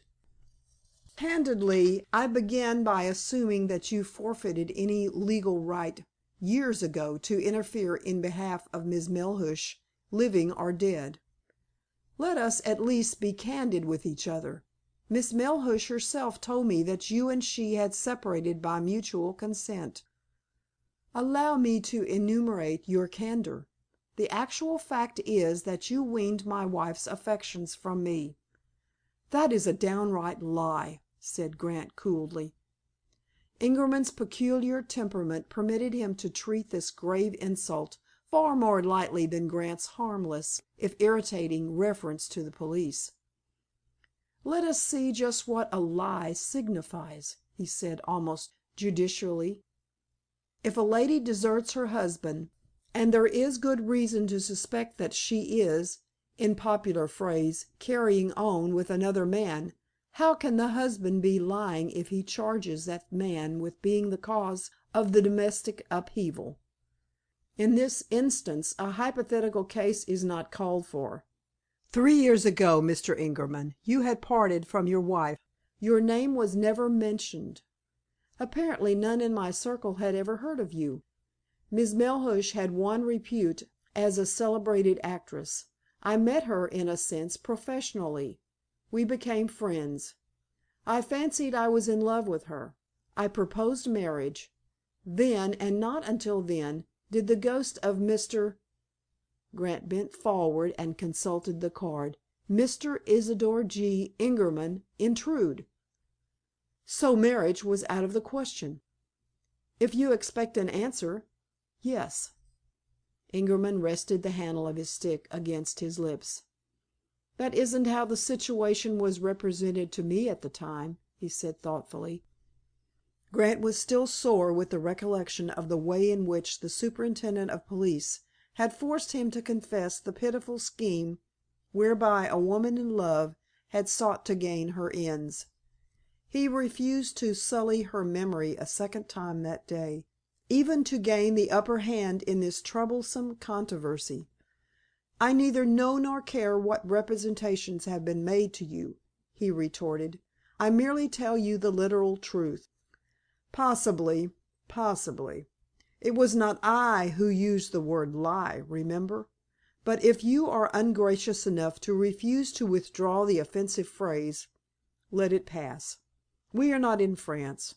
This deadly business will be fought out in the law courts. I am here to‐night of my own initiative. I thought it only fair and reasonable that you and I should meet before we are brought face to face at a coroner's inquest, and it may be in an assize court. No, no, Mr. Grant, pray do not put the worst construction on my words. Someone murdered my wife. If the police show intelligence and reasonable skill, someone will be tried for the crime. You and I will certainly be witnesses. That is what I meant to convey. The doubt in my mind was this, whether to be actively hostile or passively friendly to the man who, next to me, was interested in the poor woman now lying dead in a wretched stable of this village. The almost diabolical cleverness of this long speech, delivered without heat and with singularly adroit stress on various passages, was revealed by its effect on Grant. He was at once infuriated and puzzled. Ingerman was playing him as a fisherman humors a well-hooked salmon. The simile actually occurred to him, and he resolved to precipitate matters by coming straightway to the landing net. "Is your friendship purchasable?" he inquired, making the rush without further preamble. "My wife was, I was led to believe," came the calm retort. Grant threw scruples to the wind now. Adelaide Melhuish was being defamed, not by him, but by her husband. "We are at cross purposes," he said, weighing each word. "Your wife, who knew your character fairly well, I am convinced, thought that you were open to receive a cash consideration for your connivance in a divorce. She had told me plainly that she would never live with me again. I was too fair‐minded a man to place obstacles in the way when she wished to regain her freedom." So it was true, then. What was the price? 1,000? 2? I am not a millionaire." "Nor am I. As a mere matter of pounds, shillings, and pence, it was a serious matter for me when my wife's earnings ceased to come into common stock. My first, if rather vague, estimate of you was the correct one. You are a good bit of a scoundrel, and, if I guess rightly, a would-be blackmailer." "You are talking at random, Mr. Grant." "The levying of blackmail connotes that the person bled desires that some discreditable or dangerous fact should be concealed. Such is not my position." "I wonder." "I can relieve you of any oppressive doubt. I informed the police some few hours ago that you have appeared already in a similar role." "Oh, you did you?" snarled Ingerman, suddenly abandoning his pose, and gazing at Grant with a curiously snake like glint in his black eyes. "Yes, it interested them, I fancied." Grant was sure of his man now, and rather relieved that the battle of wits was turning in his favor. "So you have begun already to scheme your defense." "Hadn't you better go?" was the contemptuous retort. "You refuse to answer any further questions?" "I refuse to buy your proffered friendship, whatever that may mean." "Have I offered to sell it?" "I gathered as much." Ingerman rose. He was still master of himself, though his lanky body was taut with rage. He spoke calmly and with remarkable restraint. "Go through what I have said, and discover, if you can, the slightest hint of any suggested condonation of your offenses, whether avowed or merely suspected. I shall prove beyond dispute that you came between me and my wife. Don't hug the delusion that your 3 years' limit will save you. It will not. I wish you well of your attempt to prove that I was a consenting party to divorce proceedings. I came here to look you over. I have done so, and have arrived at a very definite opinion. I also have been interviewed by the police, and any unfavorable views they may have formed concerning me as the outcome of your ex parte statements are more than counteracted by the ugly facts of a ghastly murder. You were here shortly before 11 o'clock last night. My wife was here, too, and alive.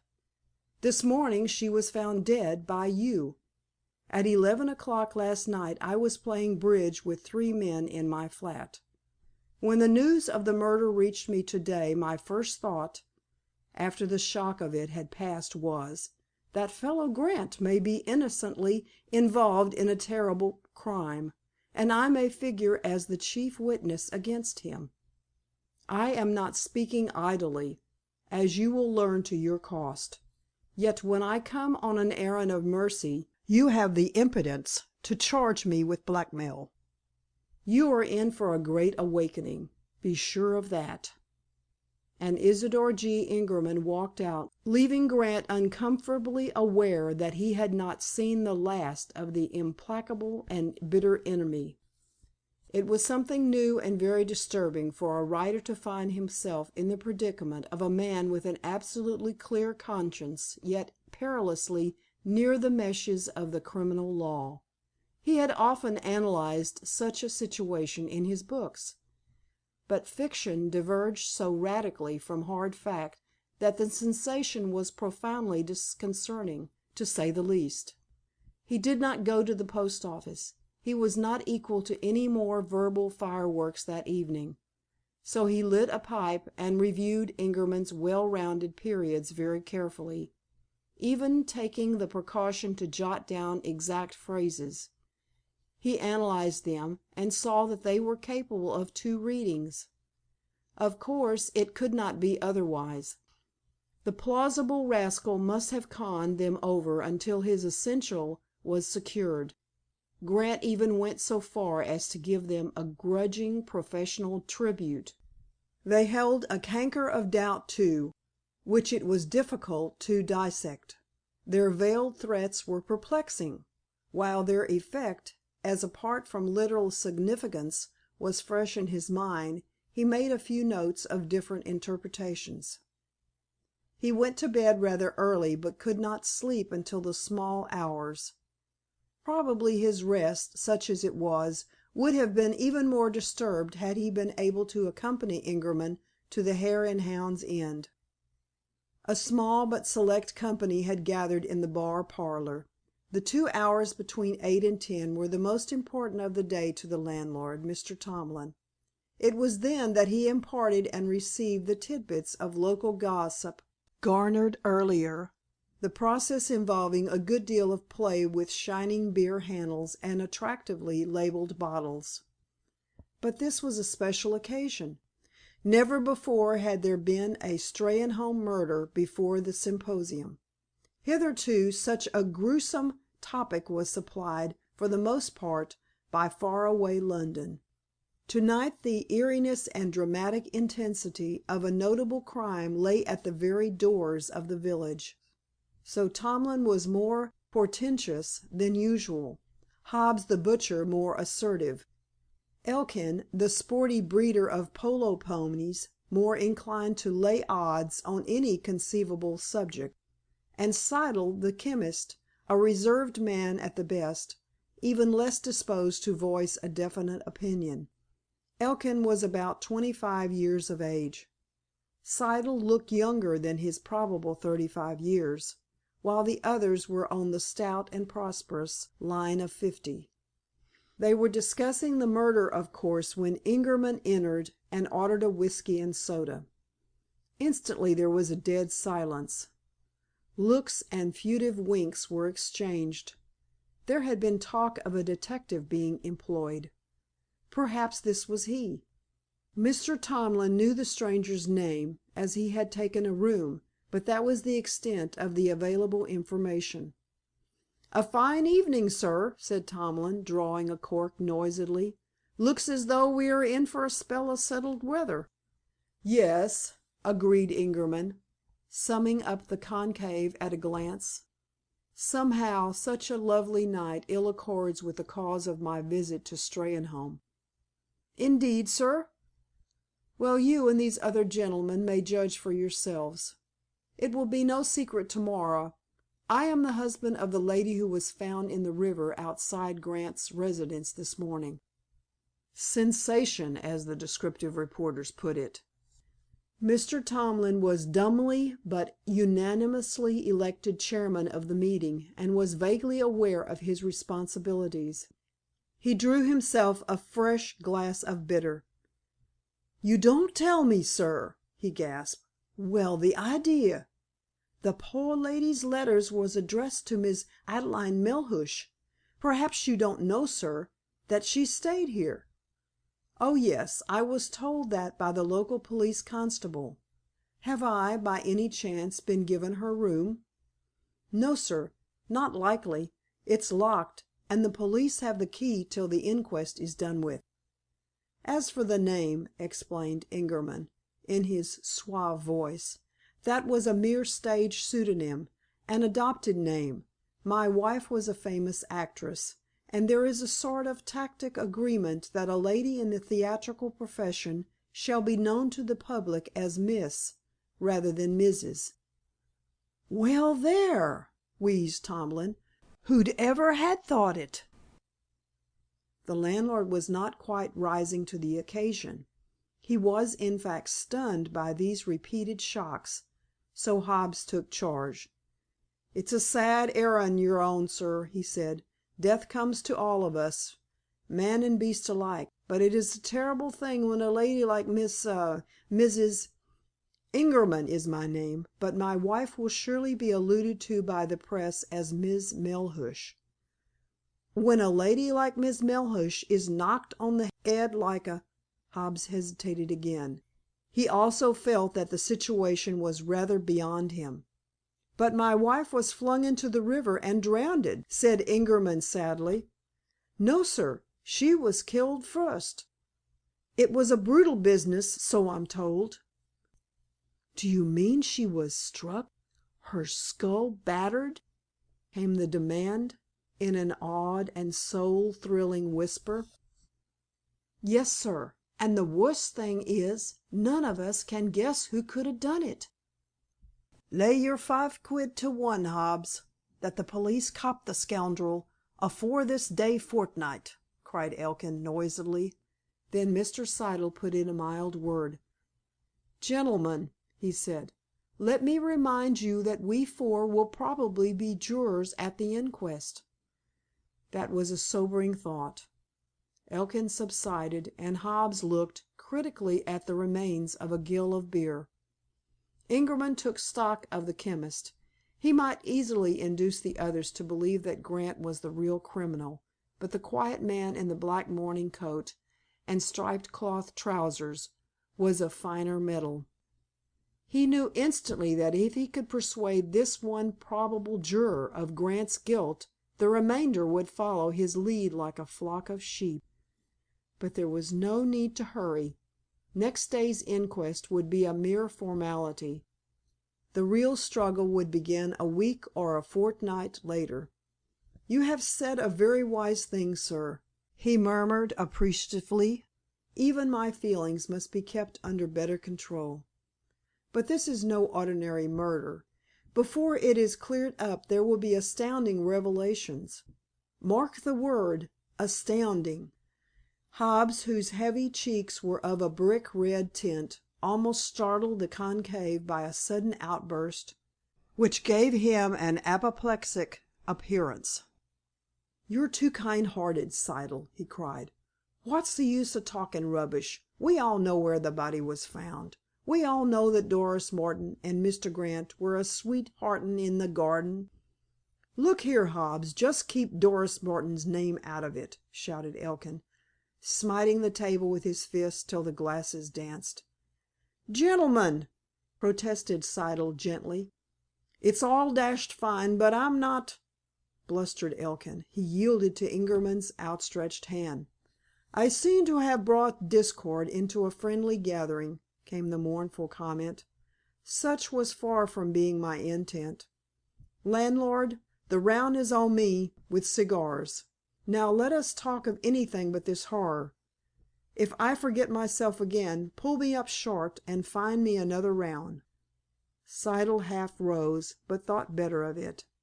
Evidently he meant to use his influence to stop foolish chatter. Chapter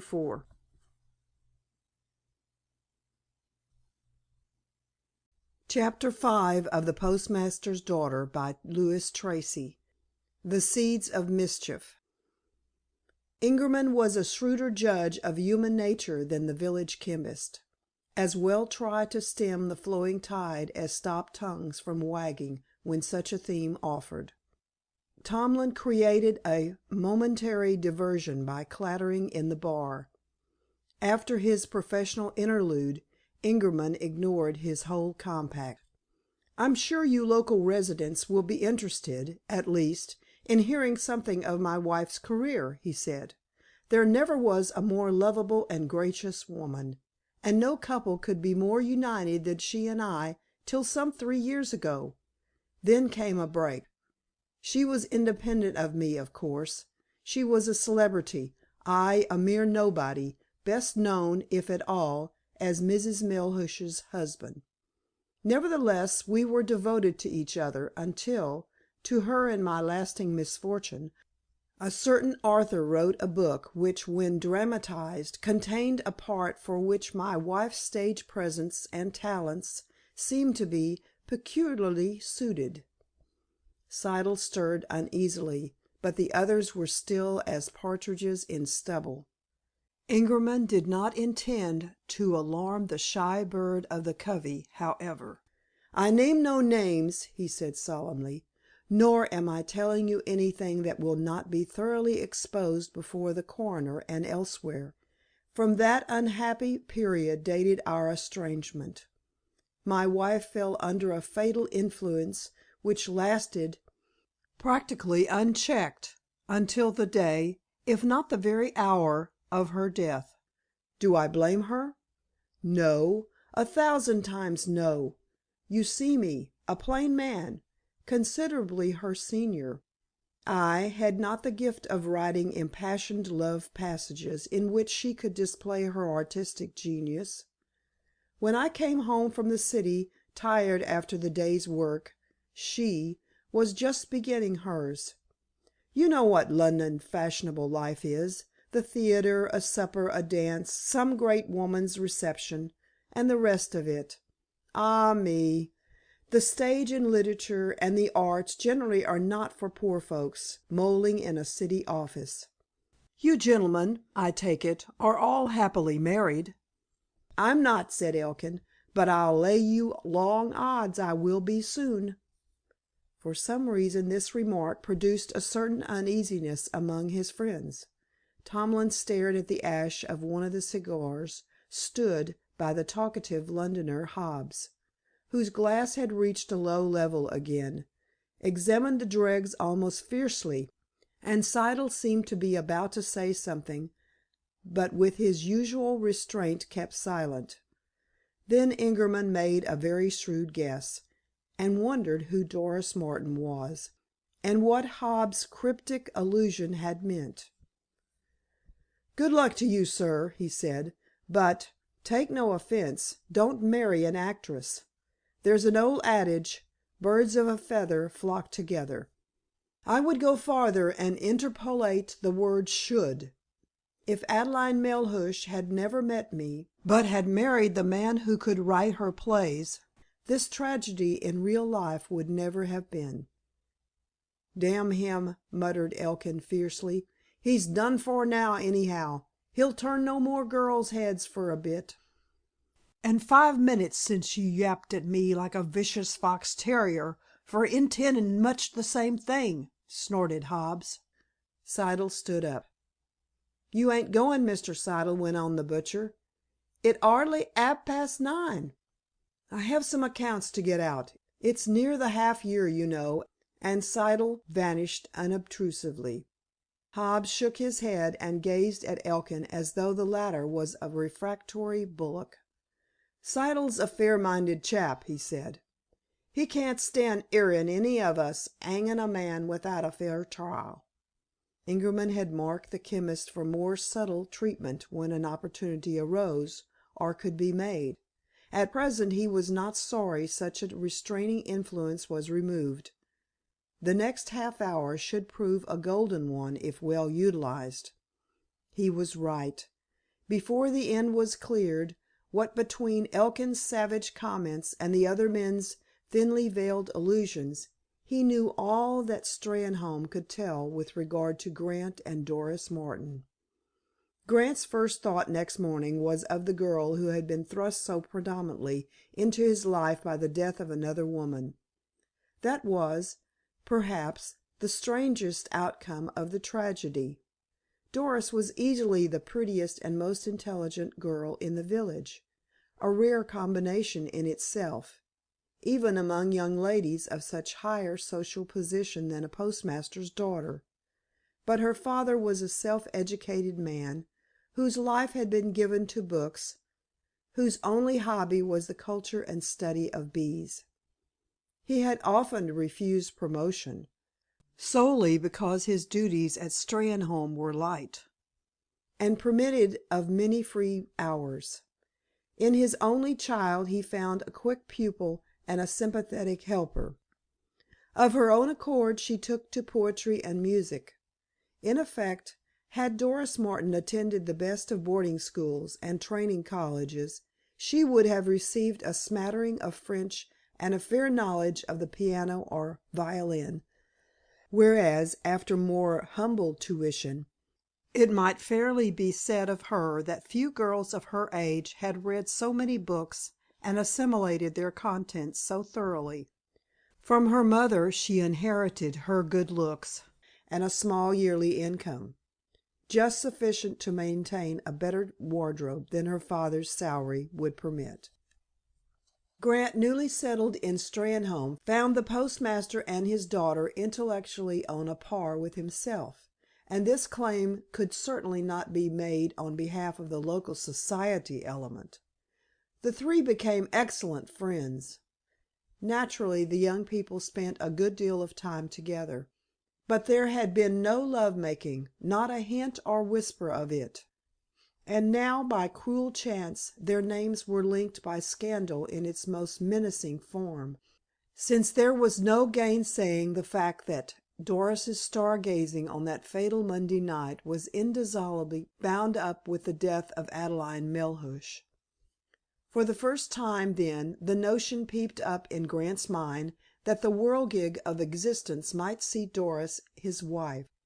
But the conceit resembled the Gorgon's teeth which, when sown in the ground, sprang forth as armed men.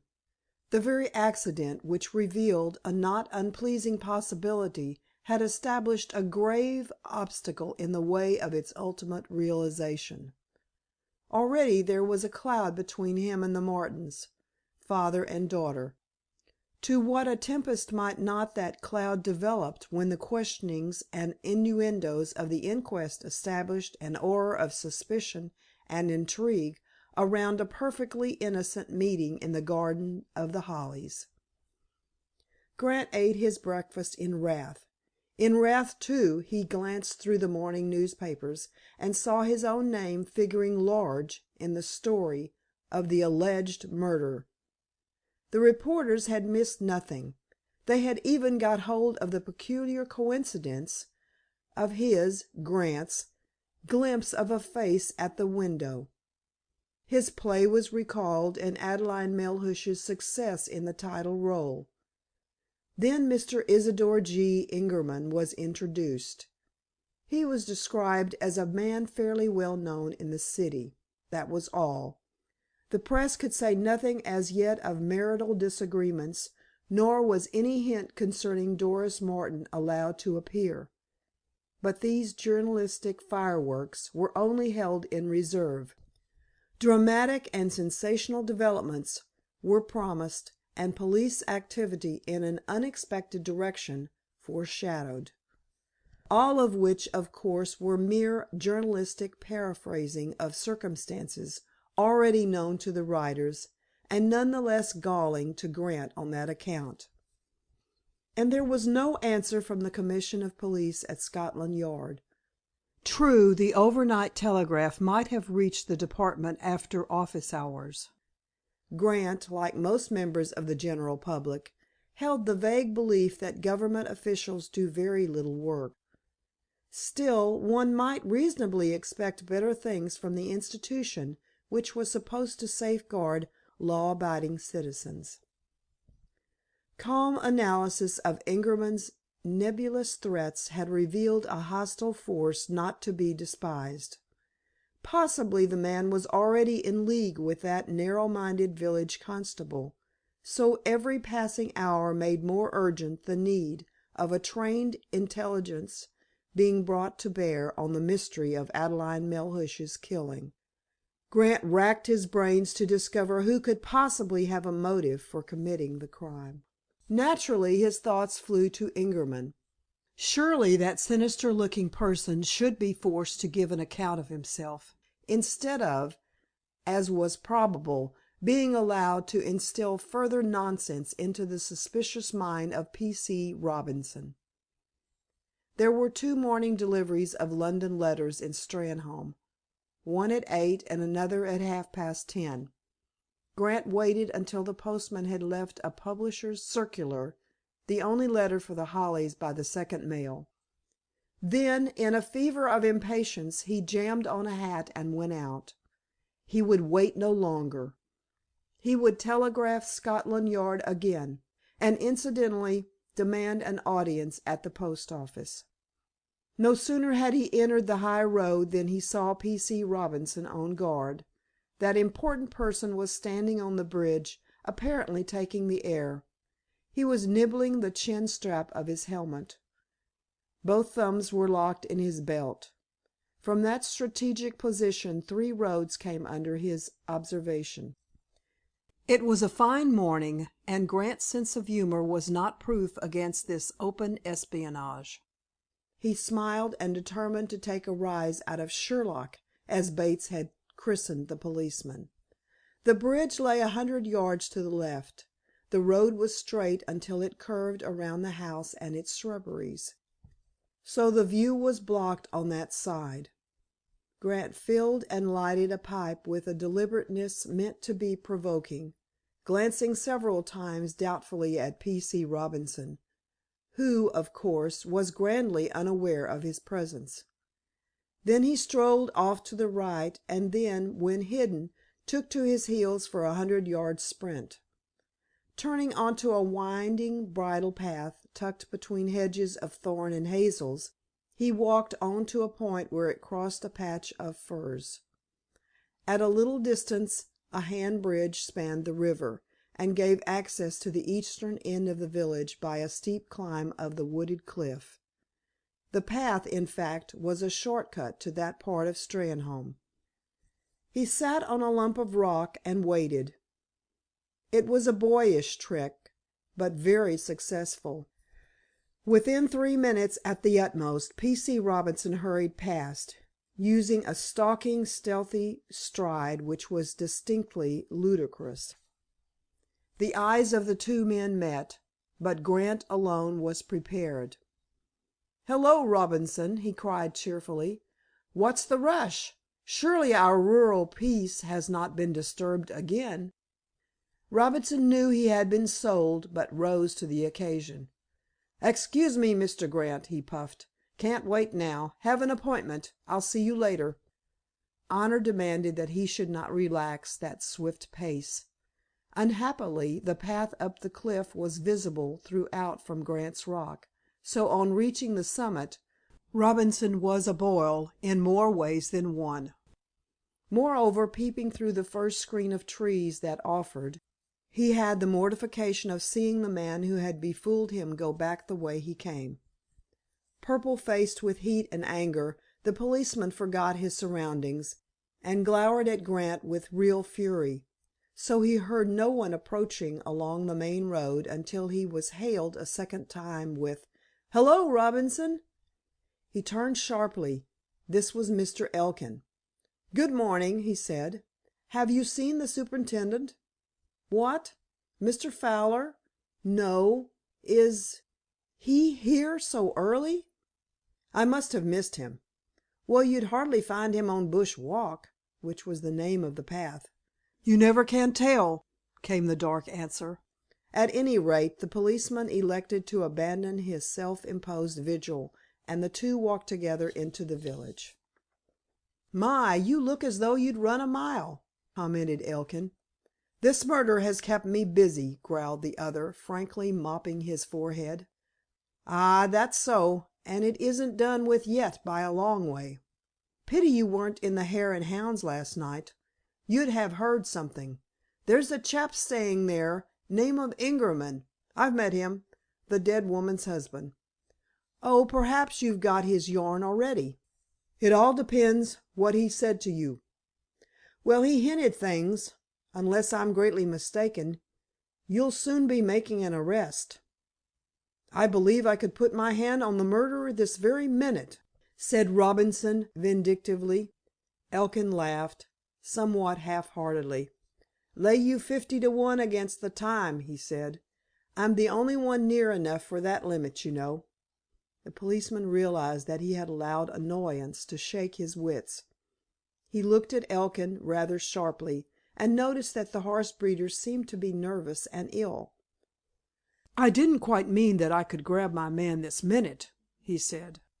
"But if I can guess him, it amounts to nearly the same thing. What have you been doing to yourself, Mr. Elkin? You look peaky today." "Too much whiskey and tobacco. I'll call at Siddle's for a pick-me-up." "Am I wanted for the jury?" "Yes. I left a notice at your place last evening." "I didn't get it." "Been away?" "No. Fact is, I went home late and didn't bother about letters this morning. What time is the inquest?" 3 o'clock in the club room of the Hare and Hounds." "Will that fellow Grant be there?" "Rather. Dr. Foxton warned him yesterday." "Good. What about Doris Martin? Will she be a witness?" "Not to-day." They were entering the village and could see down the long, wide slope of the hill. Grant had just come into sight at its foot. Both men scowled at the distant figure, but neither passed any comment. They parted, the policeman walking straight on, Elkin bearing to the left. The chemist's shop stood exactly opposite the post office, so Elkin, arriving first, was aware of his unconscious rival's destination. He had not answered Mr. Siddle's greeting, but gazed moodily through a barricade of specifics piled in the window. Then he swore. "What's wrong now?" inquired the chemist quietly. "That Grant. Got a nerve, hasn't he?" "I can't say, unless you explain." "He's just gone into the post office." "Why shouldn't he? He wants stamps, maybe. Plenty of 'em, I should imagine." "Oh, you're a fish, Siddle. You aren't crazy about a girl like I am. The sooner Grant's in jail the better I'll be pleased. If you take my advice, which you won't, I know, you will not utter that sort of remark publicly." "Can't help it. Bet you a fiver I'm engaged to Doris Martin within a week." Mr. Siddle took thought. "Why so quickly?" he asked, after a pause. "I'll catch her on the hop, of course. If she's engaged to me, it'll help her a lot when this case comes into court. I cannot believe that Doris would accept any man for such a reason." "I'm not any man. She knows I'm after her. Will you take my bet? Even money?" "No, I don't bet." "Well, you needn't put a damper on me. In fact, you can't. Have you that last prescription of Dr. Foxton's handy? My liver wants a tonic." The chemist thumbed a dog-eared volume, read an entry carefully, and retired to a dispensing counter in the rear of the shop. "Shall I send it?" came his voice. "No, I'll wait. Give me a dose now, if you don't mind." For some reason Fred Elkin was not himself that day. He was moody and fretful as a sick colt. But he had diagnosed his ailment and its cause accurately. A discreet doctor was probably aware of his failings, and had considered them in the mixture. The post office was not busy when Grant entered. A young man, a stranger, was seated at the telegraphist's desk, tapping a new instrument. The GPO, forewarned, had lent an expert to deal with press messages. Mr. Martin, sorting some documents, came forward when he saw Grant.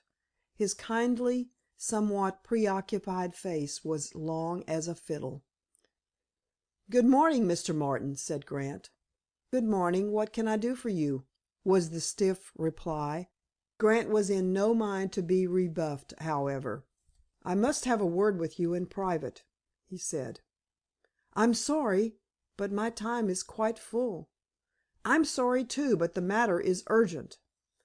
The click of the sounder became less businesslike. There was an element in the tone of each voice that drew the London telegraphist's attention. Martin, usually the mildest mannered man in Sussex, was obviously ill at ease, but he simply could not hold out against Grant's compelling gaze. "Come into the back room," he said nervously. "Call me if I'm needed," he added, nodding to his assistant. Grant did not hesitate an instant when the postmaster reached the back parlor through another door. The open window, draped in clematis, gave a delightful glimpse of The Hollies. A window box of mignonette filled the air with its delicate perfume.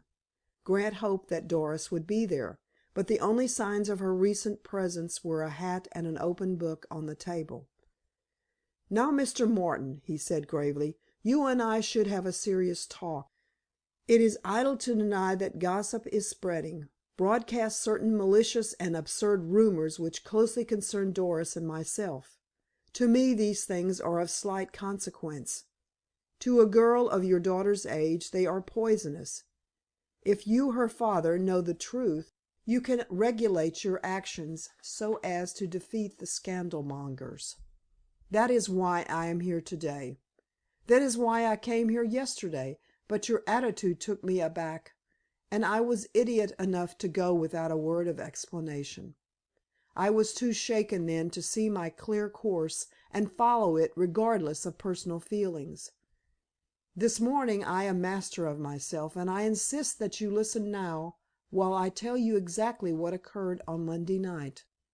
"Surely these matters are for the authorities," stammered the old man.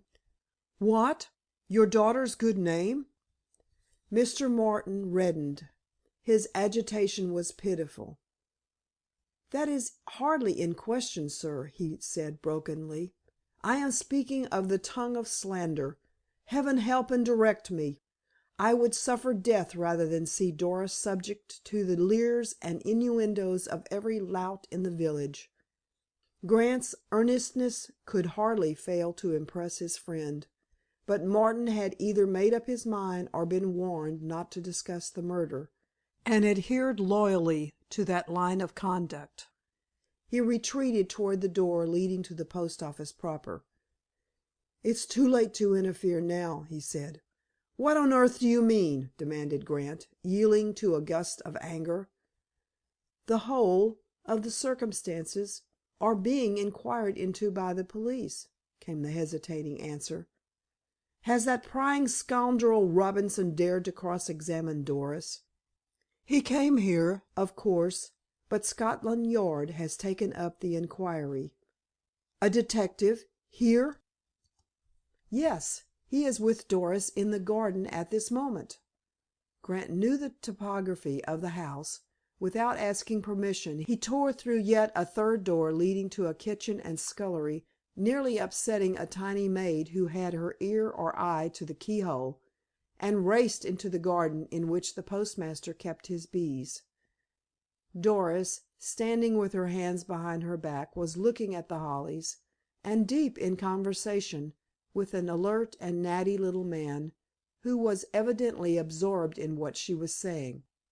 Grant, in a whirl of fury, was only conscious that Doris's companion was slight, almost diminutive of frame, very erect, and dressed in a well-fitting blue serge suit, neat brown boots, and straw hat, when the two heard his footsteps. Doris was flustered.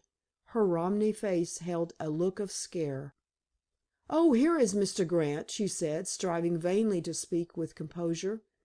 The little man pierced Grant with an extraordinary penetrating glance from very bright and deep recessed black eyes. "Ah, Mr. Grant, is it?" he chirped pleasantly. "Good morning. So you're the villain of the piece, are you?" Chapter VI.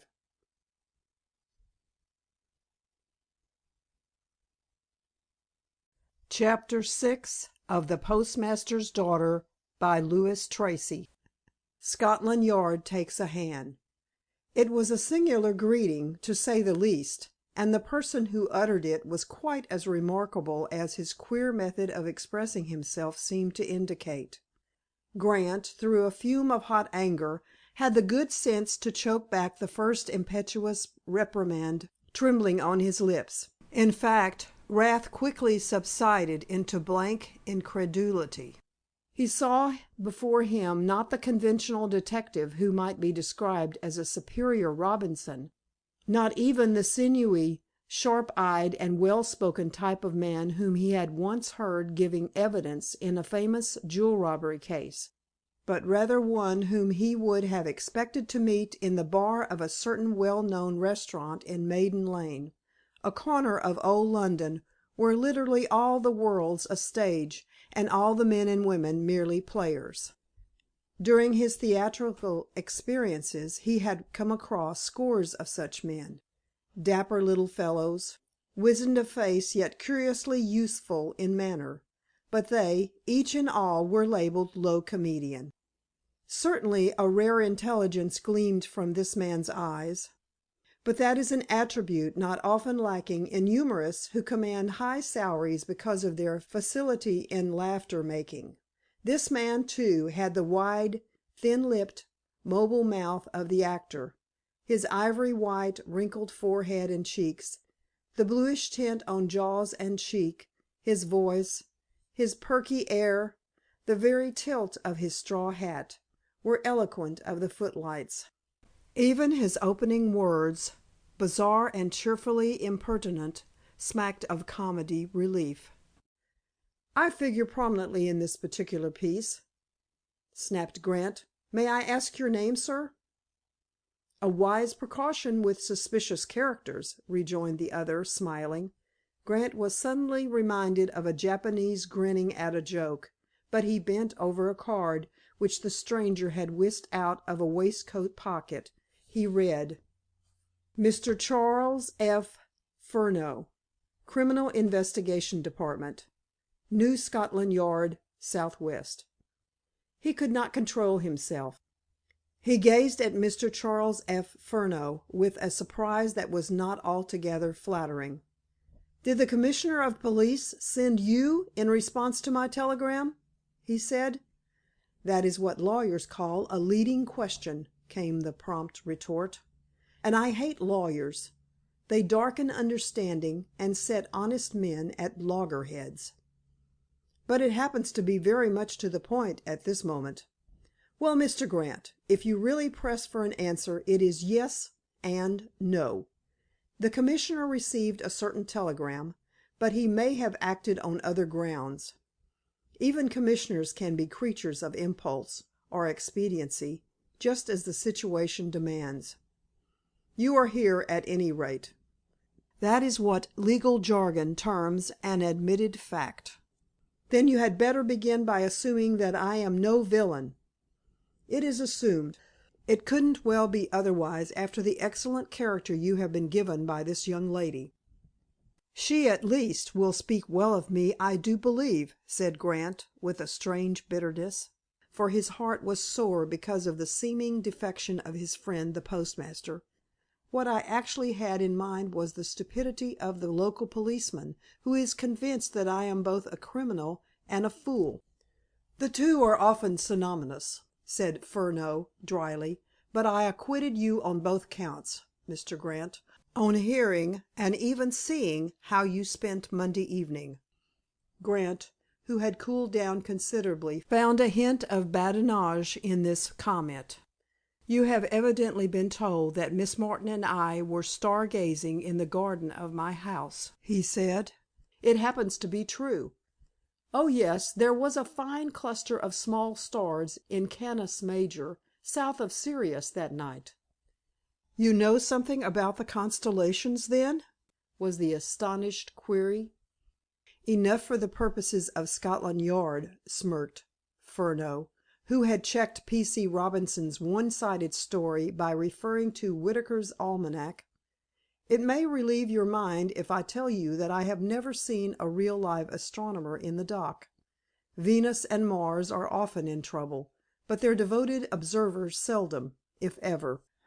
Grant warmed to this strange species of detective, though if pressed for an instant decision he would have vastly preferred that one of more orthodox style had been entrusted with an inquiry so vital to his own happiness and good repute.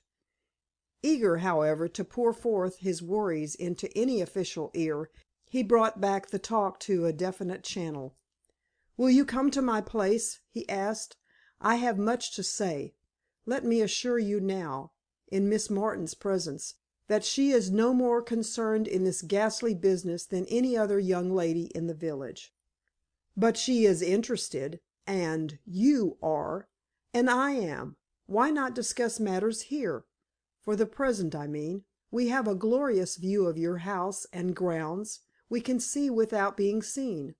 None can overhear. I advise both of you to go thoroughly into this matter here and now." Furneaux spoke emphatically. Even Doris put in a timid plea. "Perhaps that would be the best thing to do," she said. "Mr. Furneaux has been most sympathetic. I am sure he understands things already in a way that is quite wonderful to me." The very sound of her voice was comforting. Grant might have argued with the detective, but could not resist Doris. Without further demur he went through the whole story, giving precise details of events on the Monday night. Then the recital widened out into a history of his relations with Adelaide Melhuish. He omitted nothing. Doris gasped when she heard Superintendent Fowler's version of the view a coroner's jury might take of her presence in the garden of The Hollies at a late hour. But Grant did not spare her. He reasoned that she ought to be prepared for an ordeal which could not be avoided. He was governed by the astute belief that his very outspokenness in this respect would weaken the inferences which the police might otherwise draw from it. Furneaux uttered never a word.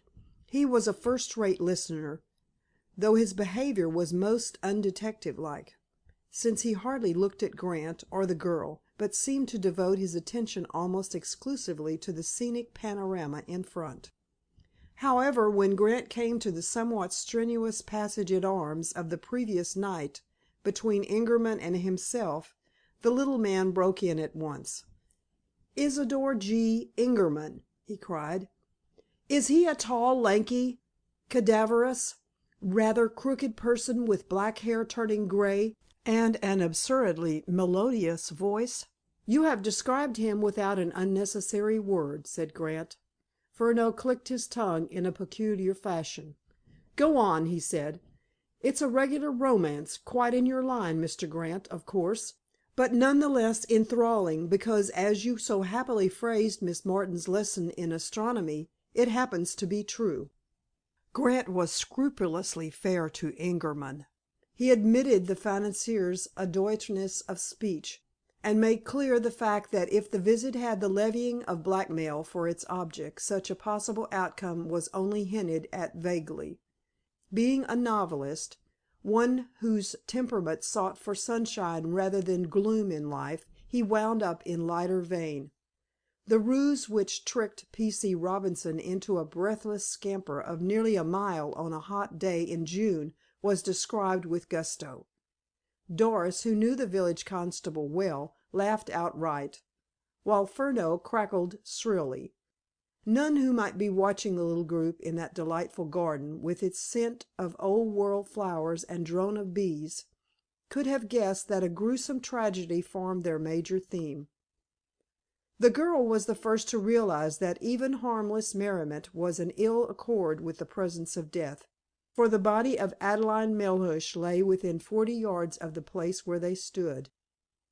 "May I leave now?" she inquired. "Father may be wanting help in the office." "I shan't detain you more than a few seconds," said Furneaux briskly. "On Monday evening you two young people parted at 10:30. How do you fix the time?" Doris answered without hesitation. The large window of Mr. Grant's study was open, and we both heard a clock in the hall chime the half hour. I said, "Goodness me, is that 10:30?" and started for home at once. Mr. Grant came with me as far as the bridge. When I reached my room, in exactly 5 minutes after leaving The Hollies, I stood at the open window, that window, and she pointed to a dormer casement above the sitting room, and looked out. It was a particularly fine night, mild, but not very clear, as a slight mist often rises from the river after a hot day in summer. I may have been there about 10 minutes, no longer, when I saw the study window of The Hollies thrown open, and Mr. Grant's figure was silhouetted by the lamp behind him. He seemed to be listening for something, so I, who must have heard any unusual sound, listened too. There was nothing. I could hear the ripple of the river beneath the bridge, so everything was very still. After a minute or two, perhaps no longer, Mr. Grant went in and closed the window. Then I went to bed. "Did Mr. Grant draw any blind or curtains?" "There are muslin curtains attached to each side of the window. One cannot see into the room from a distance." Furneaux measured an imaginary line drawn from Doris's bedroom to the edge of the cliff and prolonged it. "Nor can you see the river or foot of the lawn from your room," he commented. "No. In winter I can just make out the edge of the lawn. When the trees are in leaf all the lower part is hidden." "You had actually retired to rest about 11, I suppose?" "Yes." "So if Mr. Grant came out again, you would not know?" Doris blushed furiously, but her reply was unfaltering. "I would have known during the next half hour at least," she said. "An inclined mirror hangs in my room. I use it sometimes for adjusting a hat. The square of light from Mr. Grant's room is reflected in it, and any sudden increase in the illumination caused by opening the window or pulling the curtains aside would certainly have caught my eye."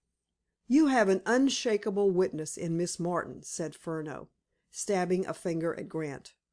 "Now I'll hurry off. You and I, Mr. Grant, meet at Philippi, otherwise known as the Crowner's Quest. Any benevolent intent he may have had in leaving these young people together was, however, frustrated by Doris, whose composure seemed to have fled since her statement about the mirror. She resolutely accompanied the detective, and Grant had to follow. All three passed into the post office, Doris using the private door. Mr. Martin looked up from his desk when they appeared, and requested his daughter to check a bundle of postal orders. The pretext was painfully obvious, but Grant was not so wishful now to clear up matters with Doris's father, as the girl herself might be trusted to pass on an accurate account of the affair from beginning to end. He was about to reach the street quick on Furneaux's heels when the little man turned suddenly. "By the way, don't you want a shilling's worth of stamps?" he said. Grant smiled comprehension, and went back to the counter, where Doris herself served him.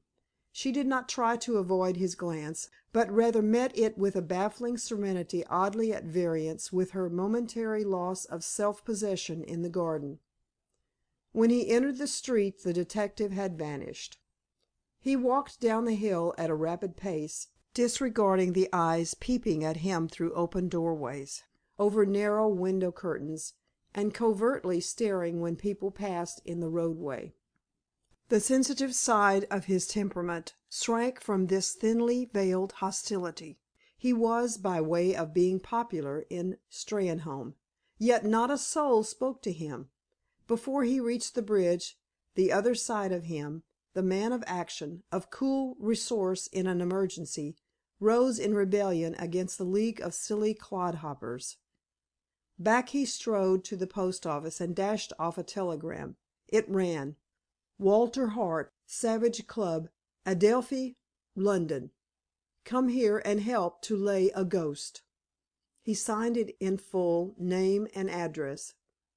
Doris was gone, but her father received it, and read the text in a bewildered way. "I find myself deserted by my Steynholme friends, so I am trying to import one staunch one," said Grant, almost vindictively. Martin murmured the cost, and Grant stormed out again. This time, passing the Hare and Hounds, he looked at the door and windows. He caught a face scowling at him over a brown wire blind bearing the words "Wines and Spirits" on it in letters of dull gold. It was a commonplace type of face, small featured, ginger mustached, and crowned by a billycock hat set at a rakish angle. Its most marked characteristic was the positive hatred which glowed in the sharp, pale blue eyes. Grant wondered who this highly censorious young man might be. At any rate, he meant to ascertain whether or not the critic was susceptible of satire at his own expense. He walked up to the window, elevated his eyebrows at the frowning person within, pretended to read the words on the screen, looked again at the man inside, and shook his head gravely in the manner of one who has accurately determined cause and effect. Fred Elkin was quick-witted enough to appreciate Grant's unspoken comment. He was also unmannerly enough to put out his tongue. Then Grant laughed and turned on his heel. Mr. Siddle, quietly observant of recent comings and goings, was standing at the door of the shop, and missed no item of this dumb show. He raised both hands in silent condemnation of Elkin's childishness, whereupon the horse dealer jerked a thumb toward Grant's retreating figure, and went through a rapid pantomime of the hanging process. His crony disapproved again, and went in. Now, both those men were on the jury panel, so to all appearance Grant would be judged by at least one deadly enemy, whose animosity might or might not be fairly balanced by the chemist's impartial mind. The tenant of The Hollies actually dreaded the loneliness of his dwelling now, though it was that very quality which had drawn him to Steynholme a year earlier. Work or reading was equally out of the question that day. He sought the industrious Bates, who was trenching celery in the kitchen garden. "Have you made an out about un, sir?" inquired that hardy individual, pausing to spit on the handle of his spade. "No," said Grant. "The thing is a greater mystery than ever." "I'm thinkin' her must 'a' been killed by a loony," announced Bates. "Something of the kind, no doubt. But why are the little less dangerous loonies of Steynholme united in the belief that I am the guilty one?" "Ax me another," growled Bates. "Who is spreading this rumor? Robinson?" "He doesn't, sir. He looks fierce, but he'll 'old his tongue. T' super will see to that." "Someone is talking, that is quite certain." "There's a chap in the 'Are and 'Ounds came 'ere last night." "Ingerman?" "Ay, sir, that's the name. 'E's makin' a song of it, I hear." "Anybody else?" "Fred Elkin is gassin' about. Do ye know un? Breeds 'osses at Mount Farm, a mile that a way," and Bates pointed to the west. Grant hazarded a guess and described the face of condemnation seen at the inn. Bates nodded. "That's un," he said. Then he drove the spade into the rich loam.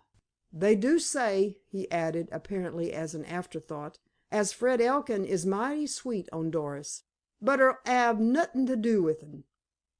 Grant whistled softly. This explanation threw light on a dark place.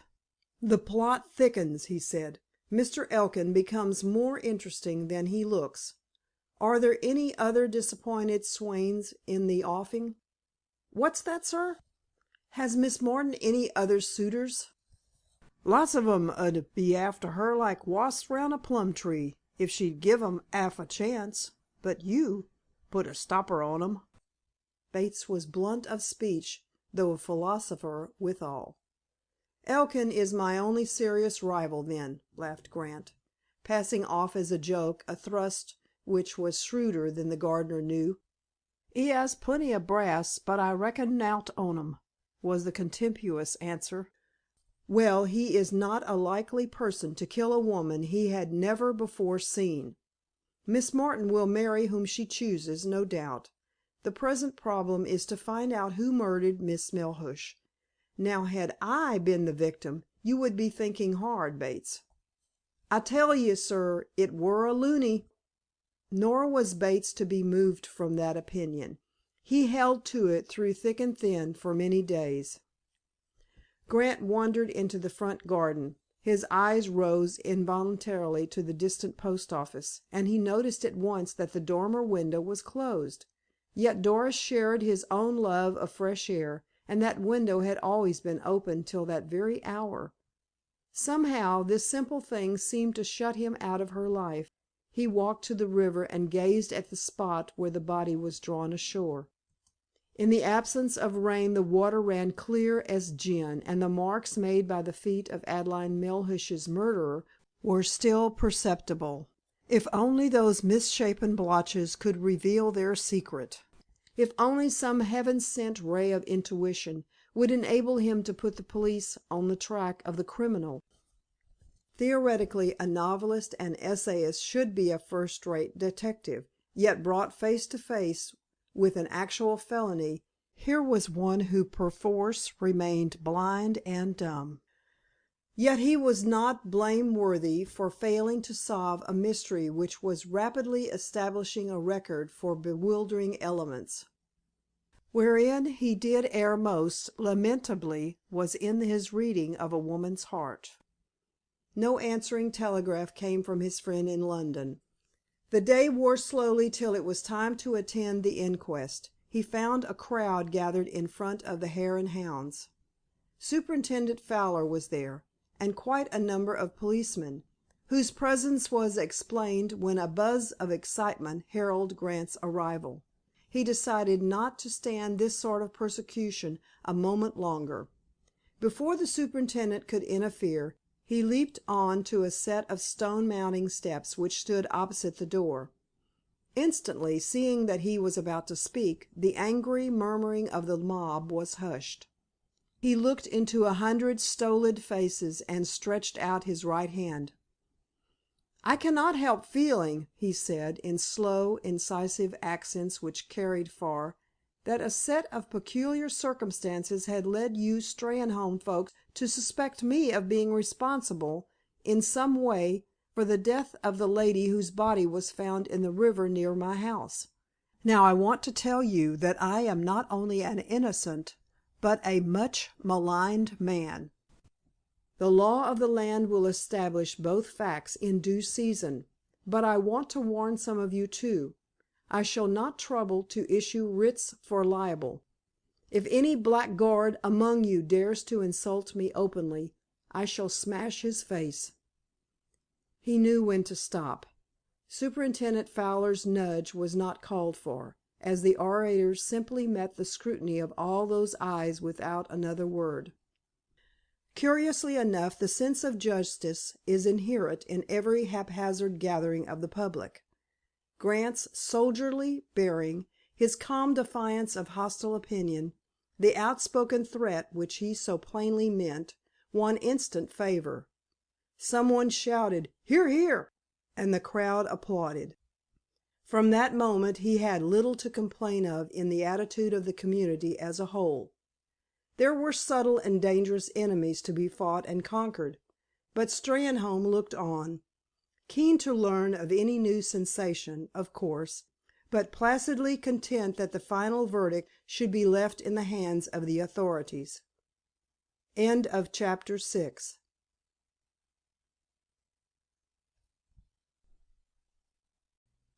VII. of the Postmaster's Daughter by Louis Tracy. Alarums and Excursions. The inquest was surprisingly tame after the stirring events which had led up to it. Indeed, save for 2 incidents, the proceedings were almost dull. The coroner, a Knoleworth solicitor named Belcher, prided himself on conducting this cause célèbre with as little ostentation as he would have displayed over an ordinary inquiry.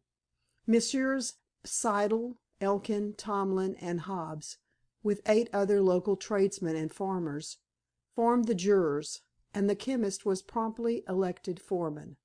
No witnesses were ordered out of court. The formalities of swearing in the jury and viewing the body were carried through rapidly.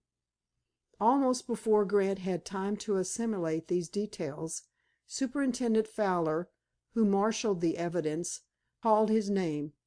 The coroner's office tendered him a well-thumbed Bible, while the coroner himself administered the oath.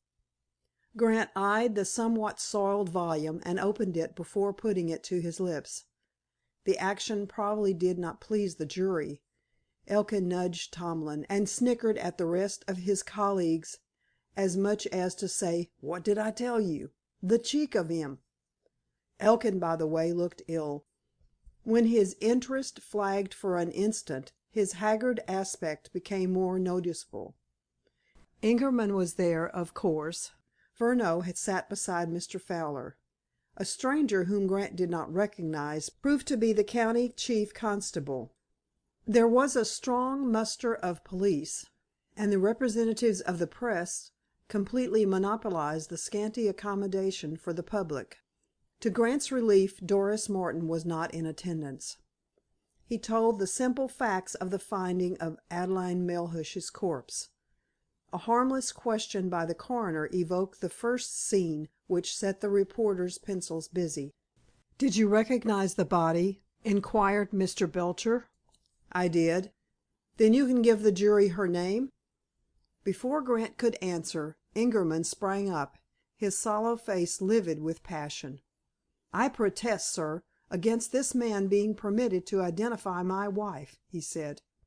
"He was either deeply moved or proved himself an excellent actor. His flute-like voice vibrated with an intense emotion. Thus might Mark Antony have spoken when vowing that Brutus was an honorable man. "Who are you?" demanded the coroner sharply. "Isidor George Ingerman, husband of the deceased lady," came the clear toned reply. "Well, sit down, sir, and do not interrupt the court again," said the coroner. "I demand, sir, that you note my protest. Sit down. Were you any other person I would have you removed. As it is, I am prepared to regard your feelings to the extent of explaining that the witness is not identifying the body, but relating a fact within his own knowledge." Ingerman bowed and resumed his seat. For some reason, Grant stared blankly at Furneaux. The latter did not meet his glance, but put a finger on those thin lips. It might, or might not, be a warning to repress any retort he had in mind. At any rate, obeying a nod from the coroner, he merely said, "She was a well-known actress, Miss Adelaide Melhuish." Mr. Belcher's pen hesitated a little, then it scratched on. Undoubtedly he was himself exercising the restraint he meant to impose on others. "You are quite sure?" he said, after a pause. "Quite." "Thank you, Mr. Grant. Wait here until you sign your deposition. Of course, you are aware that this inquiry will stand adjourned, and the whole matter will be gone into fully at a later date." "So I have been informed, sir." Ingerman was the next witness. He, like a good Democrat, kissed the cover of the Bible. The coroner began by giving him some advice. "This is a purely formal inquiry, to permit of a death certificate being issued. You will oblige me, therefore, by answering my questions without introducing any extraneous subject." Ingerman adhered to these instructions. Having already shot a carefully prepared bolt, he meant avoiding any further conflict with the authorities. His evidence was brief and to the point. The deceased was his wife. They were married at a London registrar's office on a given date, 6 years ago. His wife acted under her maiden name. There was no family. The court was well lighted by 4 long windows in the eastern wall, which each witness faced, so Grant was free to study his avowed enemy at leisure. He thought he made out a crafty underlook in Ingerman which he had failed to detect the previous night. That slow, smooth voice seemed to weigh each syllable. Such a man would never blurt out an unconsidered admission. He was a foe to be reckoned with. The subtle malignancy of that well-timed outburst was proof positive in that respect. The jury, apparently, attached much weight to his words. On some faces there was an expectancy which merged into marked disappointment when his evidence came to an end. The foreman alone displayed the judicial attitude warranted by the oath he had taken. Somehow Grant had faith in Mr. Siddle. The man looked intellectual. When spoken to in his shop his manner was invariably reserved. But that was his general repute in Steynholme, a quiet, uninterfering person, who had come to the village a young man, yet had never really entered into its life. For instance, he neither held nor would accept any public office. At first people wondered how he contrived to eke out a living, but this puzzle was solved by his admitted possession of a small annuity. Dr. Foxton, general practitioner, who held undisputed sway in the district, told how he had conducted an autopsy on the body of the deceased. He found a deep incised wound on the back of the skull, a wound which would have caused death in any event. The instrument used must have been a heavy and blunt one. Miss Melhuish was dead or dying when thrown into the river. The body was well nourished and the vital organs sound. Undoubtedly she had been murdered. Bates followed, and evoked a snicker by the outspokenness of blunt Sussex. "I hauled 'em in," he said, "and knew it were a dead 'un, by the feel of the rope." The coroner was not curious. He merely wished to put on record the time and manner in which Mr. Grant summoned assistance. Then P. C. Robinson entered the box and contrived to bring about the second incident. He told how, from information received, he went to The Hollies and found Mr. Grant standing near the river with a dead body at his feet. "One side of Mr. Grant's face was covered with blood," he went on. If the policeman was minded to create a sensation, he certainly succeeded. A slight hum ran through the court, and then all present seemed to restrain their breathing lest a word of the evidence should be lost. The mention of blood in a murder case was a more adroit dodge than Robinson himself guessed, perhaps. Few of his hearers troubled to reflect that a smudge of fresh gore on Grant's cheek could hardly have any bearing on the death of a woman whose body had admittedly lain all night in the river. It sufficed that Robinson had introduced a touch of the right color into the inquiry. Even the coroner was worried. "Well?" he said testily. "I took down his statement, sir," said the witness, well knowing that he had wiped off Grant's morning score in the matter of bushwalk. "Never mind his statement. That must await the adjourned hearing. What did you do with the body?" "Took it to the stable of the Hare and Hounds, sir." "Where it was viewed recently by the jury?" "Yes, sir." "It is the body identified by Mr. Ingerman as that of his wife?" "Yes, sir." "That will do. Superintendent Fowler, will this day week at 10 o'clock suit you?" "Yes, sir," said the superintendent. "Then the inquest stands adjourned until that day and hour.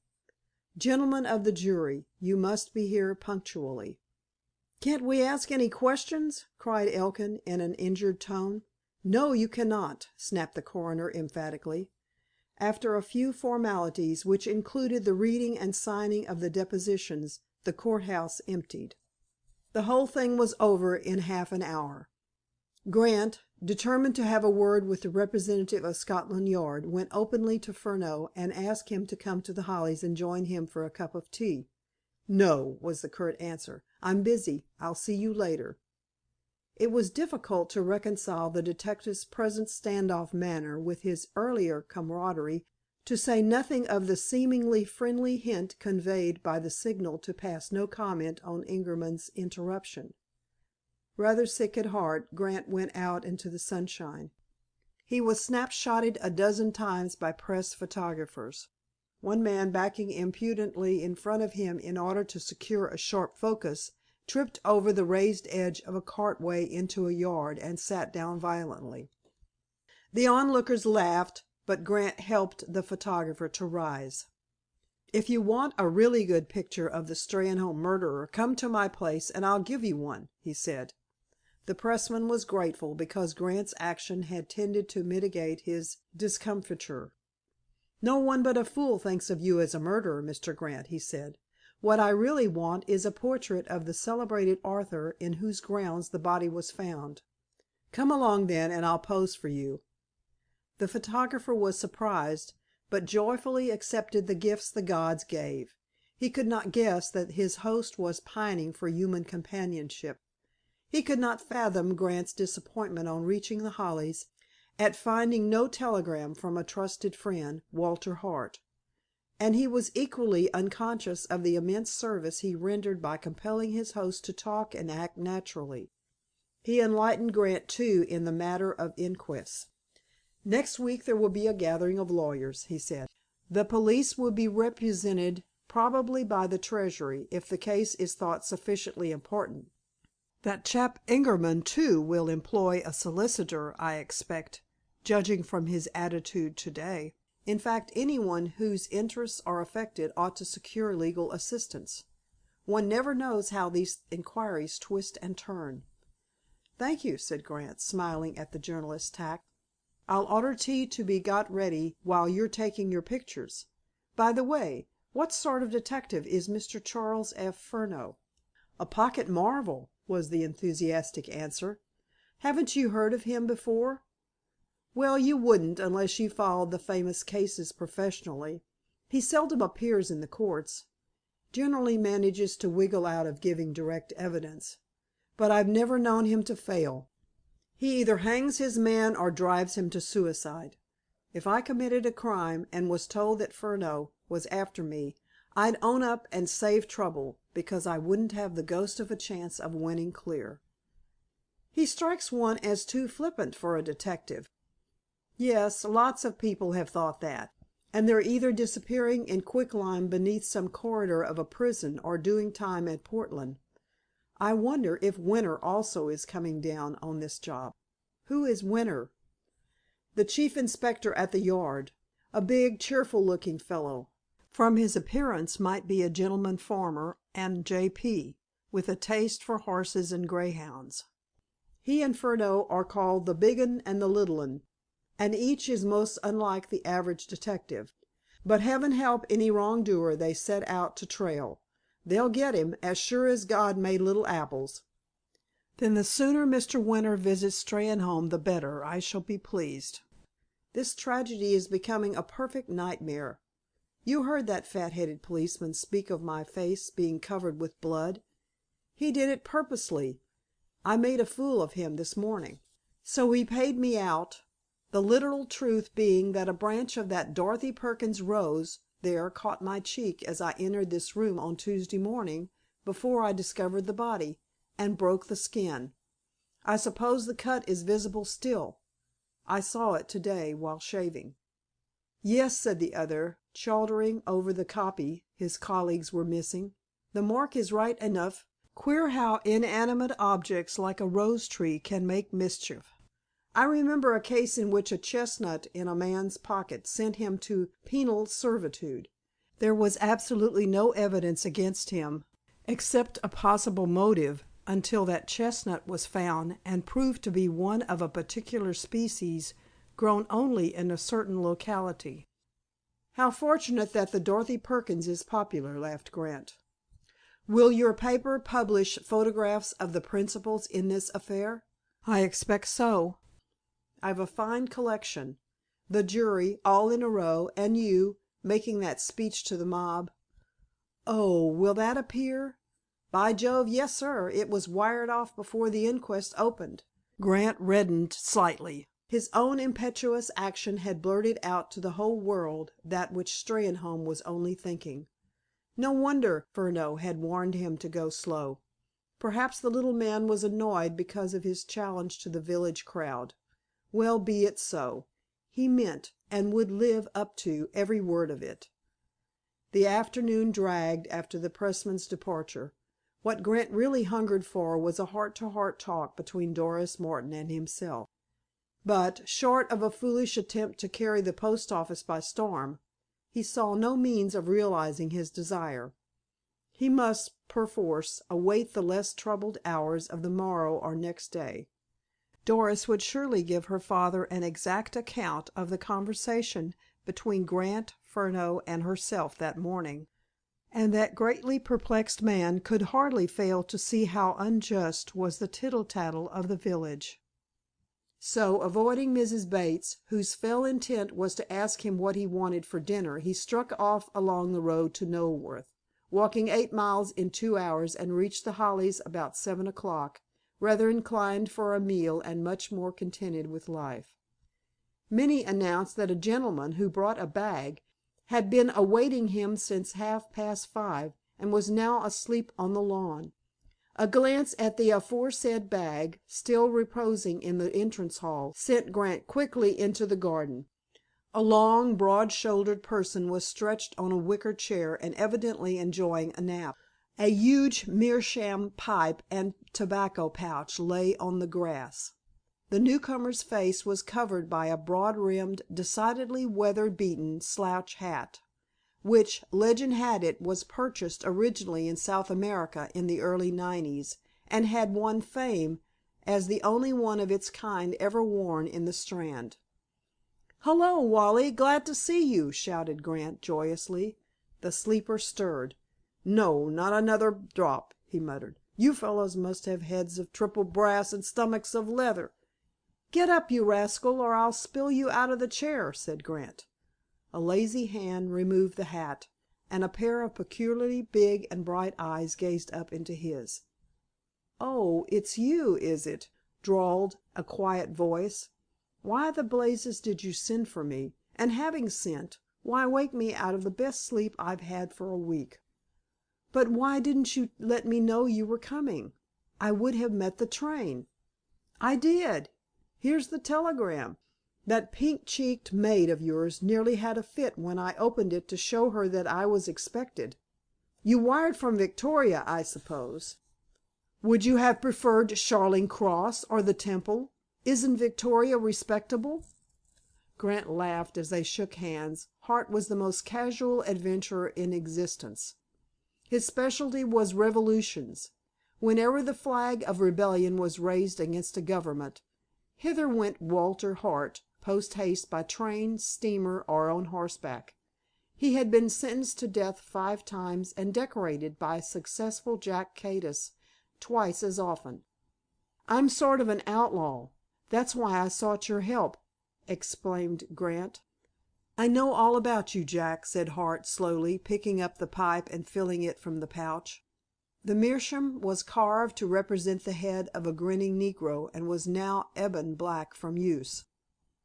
"I felt like a pint of Sussex ale after a hot journey in the train, so hied me to the village inn, where several obliging gentlemen told me your real name.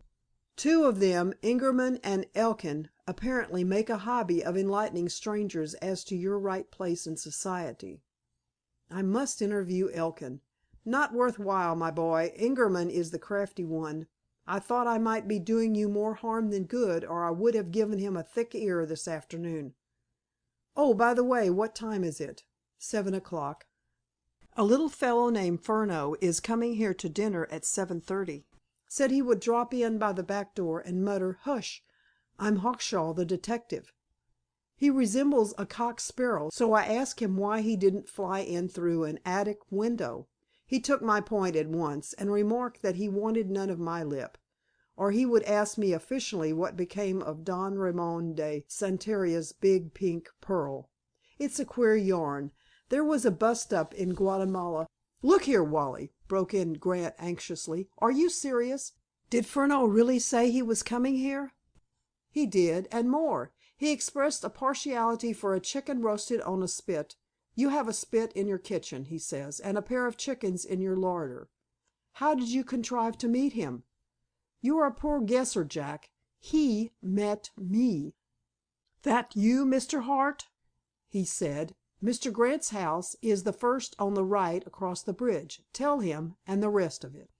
"Have you warned Mrs. Bates?" "Mrs. Bates being—" "My housekeeper." "No, sir. If she's anything like your housemaid, I'm glad I didn't, or I should have been chucked into the road. I had the deuce of a job to reach the lawn. Had I ordered dinner I might now have been in the village lockup." Grant hurried away and placated Mrs. Bates after a stormy interlude. Precisely at 7:30 Minnie came and said that Mr. Hawkshaw had arrived. "Bring him out here," said Grant. "Fetch some sherry and glasses, and give us 5 minutes' notice before dinner is served." "Please, sir," tittered Minnie, "the gentleman prefers to stay indoors. He said his complexion won't stand the glare." "Very well," smiled Grant, rising. "Put the sherry and the bitters on the sideboard." "Say," murmured Hart, "is this chap really a detective?" "Yes, he stands high at Scotland Yard. Never more than 5'4", I'll swear. But I wouldn't have missed this for a pension. I have a revolver in my hip pocket, of course. One would feel lonely without it, even in England. But I hope you can stage a few knives and daggers, and a red light. I can cut masks out of a strip of black velvet. That girl will have a piece stowed away somewhere." The two entered the dining room study, where the table was now laid for dinner. Furneaux was seated on the edge of a chair in the darkest corner. His eyes gleamed at them strangely. "Can you trust Bates?" he said to Grant. It was a wholly unexpected question, and Grant answered sharply, "Of course I can." "Tell him to make sure that no one trespasses on your lawn between now and 10 o'clock. Close that window, draw the blind and curtains, and block that small window, the one through which you saw the ghost." "Ye gods!" cackled Hart ecstatically. "Why all these precautions?" demanded Grant, rather amused now. "I'm supposed to be on the very verge of arresting you, and it would weaken the faith of my allies if I were seen drinking your wines and eating your chicken. By the way, how did you know I had chickens in store, and a spit on which to roast them?" I looked you over at 5:30 this morning, having traveled from London by the mail train. I must lecture you on your inefficient window catches, Mr. Grant. Several self-respecting burglars of my acquaintance would give your house the go by as being too easy. And one other matter. I suggest that any man who mentions the Steynholme murder again before the coffee arrives shall be fined a sovereign for each offense, such fine or fines to form a fund for the relief of his hearers. Crime nonum pot. 3 intelligent men can surely discuss more interesting topics while they eat. End of chapter 7.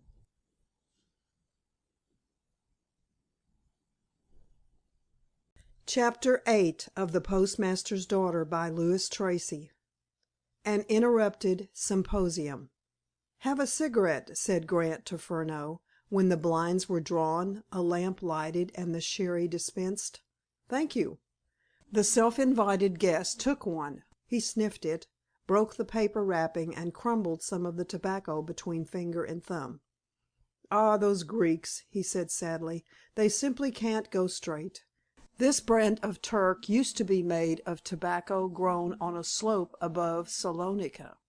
A strip of sun-baked soil built up a reputation which is now being bartered for filthy lucre by the use of Egyptian fillings."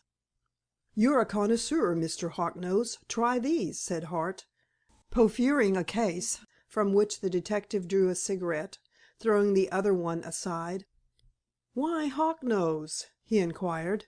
"A blend. First syllable of Hawkshaw and second of Furneaux. The latter Anglicized, of course, and vulgarized.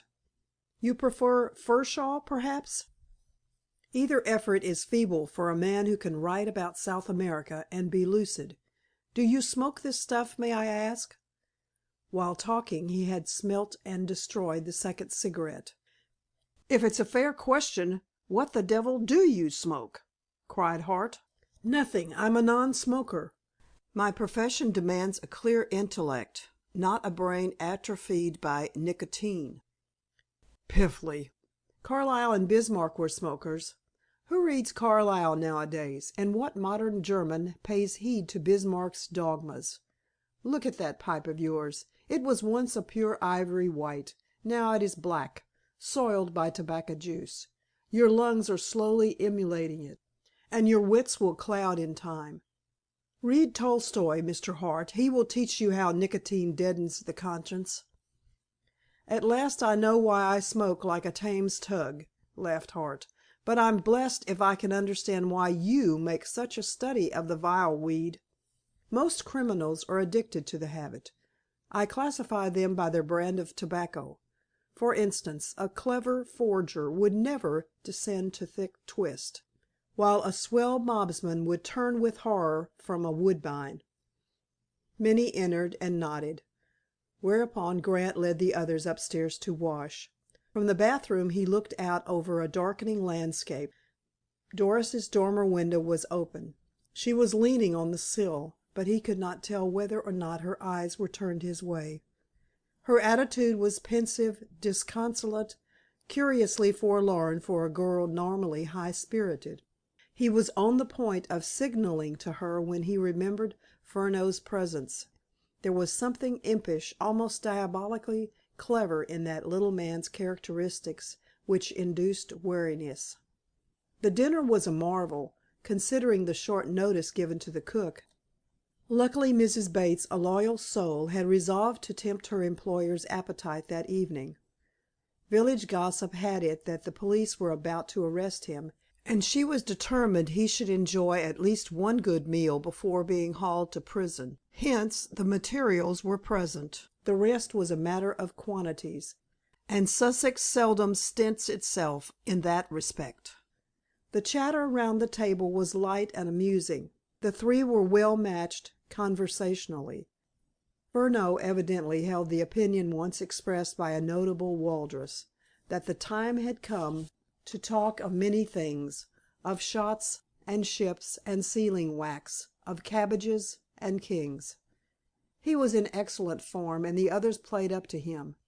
Hart's slow drawl was ever trenchant and witty, and Grant forgot his woes in congenial company. As for the mercurial detective himself, it might be said of him as of the schoolmaster of Auburn. And still they gazed, and still the wonder grew, that one small head could carry all he knew. It was he who dropped them with a bounce from the realm of fancy to the unpleasing region of ugly fact. No sooner had Minnie cleared the table and brought in the coffee than he whisked around on Grant as though hitherto he had been only awaiting an opportunity of scarifying him. "Now," he said, propping an elbow on the table and supporting his chin on a clenched fist, "the embargo is off on the Steynholme affair. You didn't kill Adelaide Melhuish, Mr. Grant. Who did?" "I wish I could tell you," was the emphatic answer. "Do you suspect anybody? You needn't fear the libel law in confiding your secret thought to me, and I assume that Mr. Hart is trustworthy where his friends are concerned." "Why, that unkind differentiating cause my pocket vodka," put in Hart. "Because 2 kings and a baker's dozen of presidents have, at various times, sent most unflattering reports to this country about you. I must have annoyed 'em most damnably." "You had. I congratulate you. But Heaven only knows where I may convoy you some day on an extradition warrant. Proceed, Mr. Grant." "I assure you, on my honor, that the only reasonable suggestion I can make is that put forward by my gardener to day," said Grant. "He thinks that the murder must have been committed by a lunatic. I can offer no other hypothesis." "Your gardener may be right. But what lunatic, barring yourself and the horse coper Elkin, is in love with Doris Martin?" Like Elkin the previous night, Grant struck the table till things rattled. "Keep her name out of it!" he cried fiercely. "You are a man of the world, not a suspicious idiot of the Robinson type. You heard to day the full and true explanation of her presence here on Monday night. It was a sheer accident. Why harp on Doris Martin rather than any member of the Bates family?" "Who, may I ask, is Doris Martin?" put in Hart. "The Steynholme postmaster's daughter," said Furneaux. "A remarkably pretty and intelligent girl. If her father was a peer she would be the belle of a London season. As it is, her good looks seem to have put a maggot in more than one nut in this village." Hart waved the negro's head in the air. "The lunatic theory for mine," he declared. "If one woman's lovely face could bring 1,000 ships to Lion, why should not another's drive men to madness in Steynholme?" "Well phrased, sir," cackled Furneaux delightedly. "I'll wangle that in on a respected colleague of mine, who is a whale at deducting a proposition from given premises, but cannot induce a general fact from particular instances to save his life. Now, stifle your romantic frenzy, Mr. Grant, and listen to me. If you were minded to instruct me in the art of writing good English, I would sit at your feet an attentive disciple. When I, Furneaux of the Yard, lay down a first principle in the investigation of crime, I expect deference on your part. I tell you unhesitatingly that if Doris Martin didn't exist, Adelaide Melhuish would be alive now. That, as a thesis, is nearly as certain a thing as that the sun will rise tomorrow. I go farther, and hazard the guess, not the fixed belief, though my guesses are usually borne out by events, that if Doris Martin had not been in this garden at 10:30 on Monday night, Adelaide Melhuish would not have been killed some 20 minutes later. It is useless for you to fume and rage in vain effort to disprove either of these presumptive facts. You are simply beating the air. This mystery centers in and around the postmaster's daughter. Come now, you are a reasonable person. Admit the cold, hard truth, and then give play to your fancy." "Sir," said Hart, brandishing his pipe again, "I suggest that you and I, here and now, form a mutual admiration society." "It is a cruel and bitter thing that an innocent girl should be dragged into society with a foul crime," said Grant stubbornly. "I am not disputing the force of your acumen, Mr. Furneaux. My own desire is to shield the good name of a very charming young lady." "What's done can't be undone," countered the detective. well knowing that Grant confessed himself beaten. "But what is all the bother about? You heard from Miss Martin's own lips absolutely the whole truth and nothing but the truth. Put her in the witness box, and what more can she tell you?" "I am not worrying about her appearance in the witness box," said Furneaux dryly. "Long before that stage is reached I shall be hunting a star burglar, or perhaps looking into the Foreign Office dossier of our worthy friend here, as to day's papers hint at trouble in Venezuela. No, sir, the county police will get all the credit. P. C. Robinson will be swanking about then, telling the yokels what he did. I, with Olympic nod, say, 'There's your man,' and the handcuffs brigade do the rest. So far as I can foresee, Miss Martin's name may be spared any undue prominence in this inquiry. I go even farther, and promise that anything I can do in that way shall be done." "That is very kind and considerate of you," said Grant gratefully. "Don't hollo until you're out of the woods," said Furneaux, sitting back suddenly and nursing his left knee with clasped hands. "I can't control other people's actions, you know. What I insist on tonight is that you shall envisage this affair in its proper light. We have a long way to travel before counsel rises with his smug 'May it please you, me lud, and gentlemen of the jury,' but, having persuaded you to agree that, willy nilly, Miss Doris is the hub of our little universe for the hour, I now swear you and this fire eater in as assistants. There must be no more speeches, no punching of heads, very little love making, and that by order—" "Has the postmaster's daughter a delectable sister, oh, Lilliputian cop?" demanded Hart. "No, two of 'em would have caused a riot long since. Mr. Grant will do all, and more than all, necessary in that direction." Grant leaned forward. He spoke very earnestly. "I want you to believe me when I tell you," he said, "that I never gave serious thought to the notion of marrying Miss Martin until such a possibility was suggested last night by that swab Ingerman." "Ah, Ingerman. You kept a record of what he said, I gather." "Yes, here it is." Grant rose and went to a writing desk with nests of drawers which stood against the wall on the left side of the door. He never used it for its primary purpose. When the table was laid for meals, Minnie or her mother had orders to remove all papers and books to the top of the desk. The house contained no other living room of size. The hall was spacious. A smoking den next to the dining room had degenerated into a receptacle of guns, fishing rods, golf clubs, alpenstocks, skis, and other sporting accessories. The remainder of the ground floor accommodation was given up to the Bateses. Unlocking a drawer, Grant produced a notebook, which he handed to Furneaux. The detective laid it on the table. He was sitting with his back to the large window. Hart faced him. Grant's chair was between the two. "By the way, as you're on your feet, Mr. Grant," said Furneaux, "you might just show me exactly where you were standing when you saw the face at the window." "For the love of Mike, what's this?" gurgled Hart. "The face at the window, the postmaster's daughter. How many more catchy cross-heads will you bring into the story?" "Poor Adelaide Melhuish undoubtedly came here on Monday night and looked in at me while I was at work," said Grant sadly. "You know the history of my calf love 3 years ago, Wally. Shall I ever forget it? You bored me stiff about it.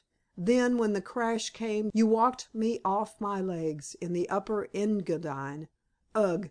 That night on the Furneaux Glacier! It gives me a chill to think of it now. Furneaux, pass the port. Your name is wrongly spelt. It should be Forneux, not Furneaux.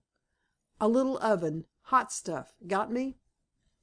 "My dear Hart, you flatter me," retorted the detective instantly. "How long am I to pose here?" snapped Grant. "Sorry," said Furneaux. "These interruptions are banal. Is that where you were?" "Yes. I had my hand outstretched for a book. It's dark in this corner. When I want to find a book I light a candle, which is always placed on the ledge of the window for the purpose. The blind was not drawn that night. It seldom is. I had the book in my hand, and had found the required passage when I chanced to look at the window and saw her face. Do you mind reconstructing the scene? This lamp was on the table, I suppose. Yes. Well, pull up the blind, light your candle, and find the book. Act the whole incident, in fact." Grant obeyed. He held the candlestick until he had picked out the particular volume. Then he placed it in the recess of the window, and searched through the pages of the book. Furneaux bent forward so as to watch the rehearsal and catch the effect of the light externally. The hour was not so late as when Adelaide Melhuish, or her ghost, gazed in through one of those narrow panes, but the night was dark enough to lend the necessary verisimilance. Hart, deeply interested, looked on with rapt, eager eyes. For a full minute the table remained thus. Then, with the rapidity born of many a close scapes in wild lands, Hart drew a revolver from a hip pocket and fired at the window. He alone was in a position to see through all parts of it. Grant was still thumbing a small brown volume in the manner of one who knew that a certain passage would be found wherein, but was ignorant of its exact place in the text. Furneaux, intent on his every movement, had only a sidelong view of the window, which, it will be remembered, formed a tiny rectangle in a thick wall. The revolver was a heavy caliber weapon, and the explosion blew out the lamp. The flame of the candle flickered, owing either to the passage of the bullet or the disturbance of the air, but it burnt steadily again within the fifth part of a second, and they all saw a starred hole in the center pane of glass of the second tier from the bottom. "What fool's game are you playing?" shrilled Furneaux, nevertheless active as a wildcat in his spring to the French window, there to snatch at the blind and turn the knob which controlled a lever bolt. "Laying another ghost, one with whiskers," said Hart coolly. "I got him, too, I think." "You must be mad, mad!" shrieked the detective, tearing open the window and vanishing. "For heaven's sake, Wally, no more shooting!" cried Grant, running after Furneaux. Minnie and her mother appeared at the dining room door. Finding the place in semi-obscurity and reeking with gunpowder, they screamed loudly. "You Steynholme folk are all on the jump," said Hart. "Cheer up, fair dames. Thunder relieves the atmosphere, you know, and one live cartridge is often more effective than an ocean of talk." "But who's shot, sir?" gasped Minnie. "A ghost. A most scoundrelly apparition, with fearsome eyes, offensive whiskers, and a hat which is a base copy of mine." "Owd Ben!" sighed Mrs. Bates, collapsing straightway in a faint. Luckily Minnie caught her mother and broke her fall, because the housekeeper was large and solid, and might have been seriously injured otherwise. Hart was distressed by this development, but being eminently a ready person in an emergency, he rose to the occasion by extracting the empty case from the revolver and holding it to the poor woman's nostrils, while supporting her with an arm and a knee. "This is far more effective than burnt brown paper, Minnie," he said. "Now don't get excited, but mix some brandy and water, and we'll have your mother telling us who Owd Ben is, or was, before Hawkeye comes back to disturb us. Judging by the noises I hear, he's busy outside." "That's father!" shrieked Minnie hysterically. "Good Lord, has your father—" For an instant Hart was nearly alarmed, but Grant's voice came authoritatively. "It's all right, Bates. Let go, I tell you." "Hugh," said Hart, "I was on the point of confusing your respected dad with Owd Ben. That's it, Ma. Sniff hard. As a cook you're worth your weight in gold, which is some cook." Meanwhile, Furneaux, seeing that no dead body was stretched out on the strip of grass beneath the window, dashed into the shrubbery to the right, and was clutched in a mighty embrace by an older but much more powerful man in Bates, who had hurried from the front of the house on hearing the pistol shot. Most fortunately, the gardener, deeming his vigil a needless one, had not armed himself with a stick, or the consequences might have been grave. As it was, no one except Hart had been vouchsafed sight or sound of the latest spectre, which, however, had left a very convincing souvenir of its visit in the shape of a soft felt hat with two bullet holes through the crown. Furneaux, quivering with silent wrath, soon abandoned the search when this piece de conviction was found at the root of the Dorothy Perkins rose tree. Seeing the lamp relighted, he peremptorily bade Grant and Bates come in with him. He closed the window, adjusted the blind again, and poured generous measures of port wine into 2 glasses. Handing one to Bates, he took the other himself. "Friend," he said, "some men have fame thrust upon them, but you have achieved it. Tonight you have pierced the heel of Achilles. Here's to you." "I dunno what 'e's sayin', mister, but good health," said Bates, swigging the wine with gusto. "Now, for your master's sake, not a word to a soul about this hubbub." "Right you are, sir. But that there pryin' Robinson was on the bridge 5 minutes since, and by gum, here he is." A determined knock and ring came at the front door. Minnie, helped by Hart, had just escorted Mrs. Bates to the kitchen. "Let me go," said Furneaux, darting out into the hall. He opened the door and thrust his face into the police constable's, startling the latter considerably. Before Robinson could utter a syllable, the detective hissed a question. "Did anyone cross the bridge after that shot was fired?" "No, sir," stuttered the other. "You saw no one running along the road?" "Saw nothing, sir."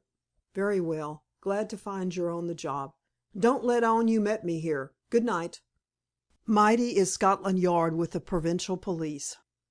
Robinson was back on his self-imposed beat before he well realized that he knew neither why nor by whom nor by what sort of weapon the commotion had been created, but he was quite sure the noise came from the garden front of Mr. Grant's house. "That little hop o' me thumb thinks he's smart, damn smart," he communed angrily. "But I've taken a line of my own, and I'll stick to it, though the Yard sends down 20 men."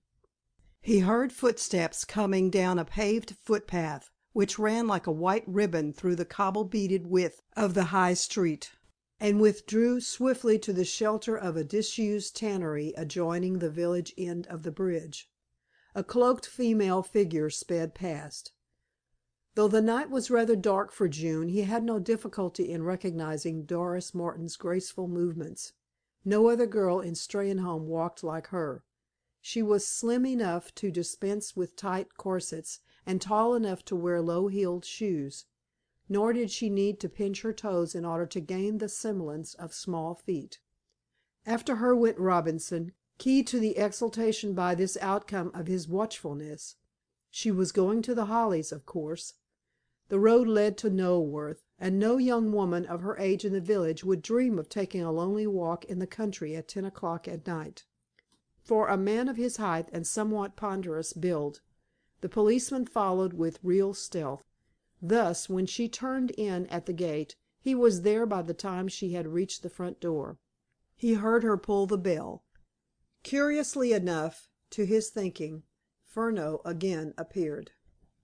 "Is Mr. Grant at home?" he heard Doris say. "Yes. Will you come in?" replied the detective.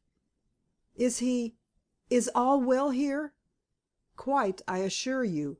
But do come in. I'll escort you home. I'm going to the inn in 5 minutes." Doris, after hesitating a little, entered. Robinson crept on tiptoe over a stretch of gravel, and took to the shrubbery. It was high time, he thought, that the local constabulary learnt what was going on in that abode of mystery. Chapter IX.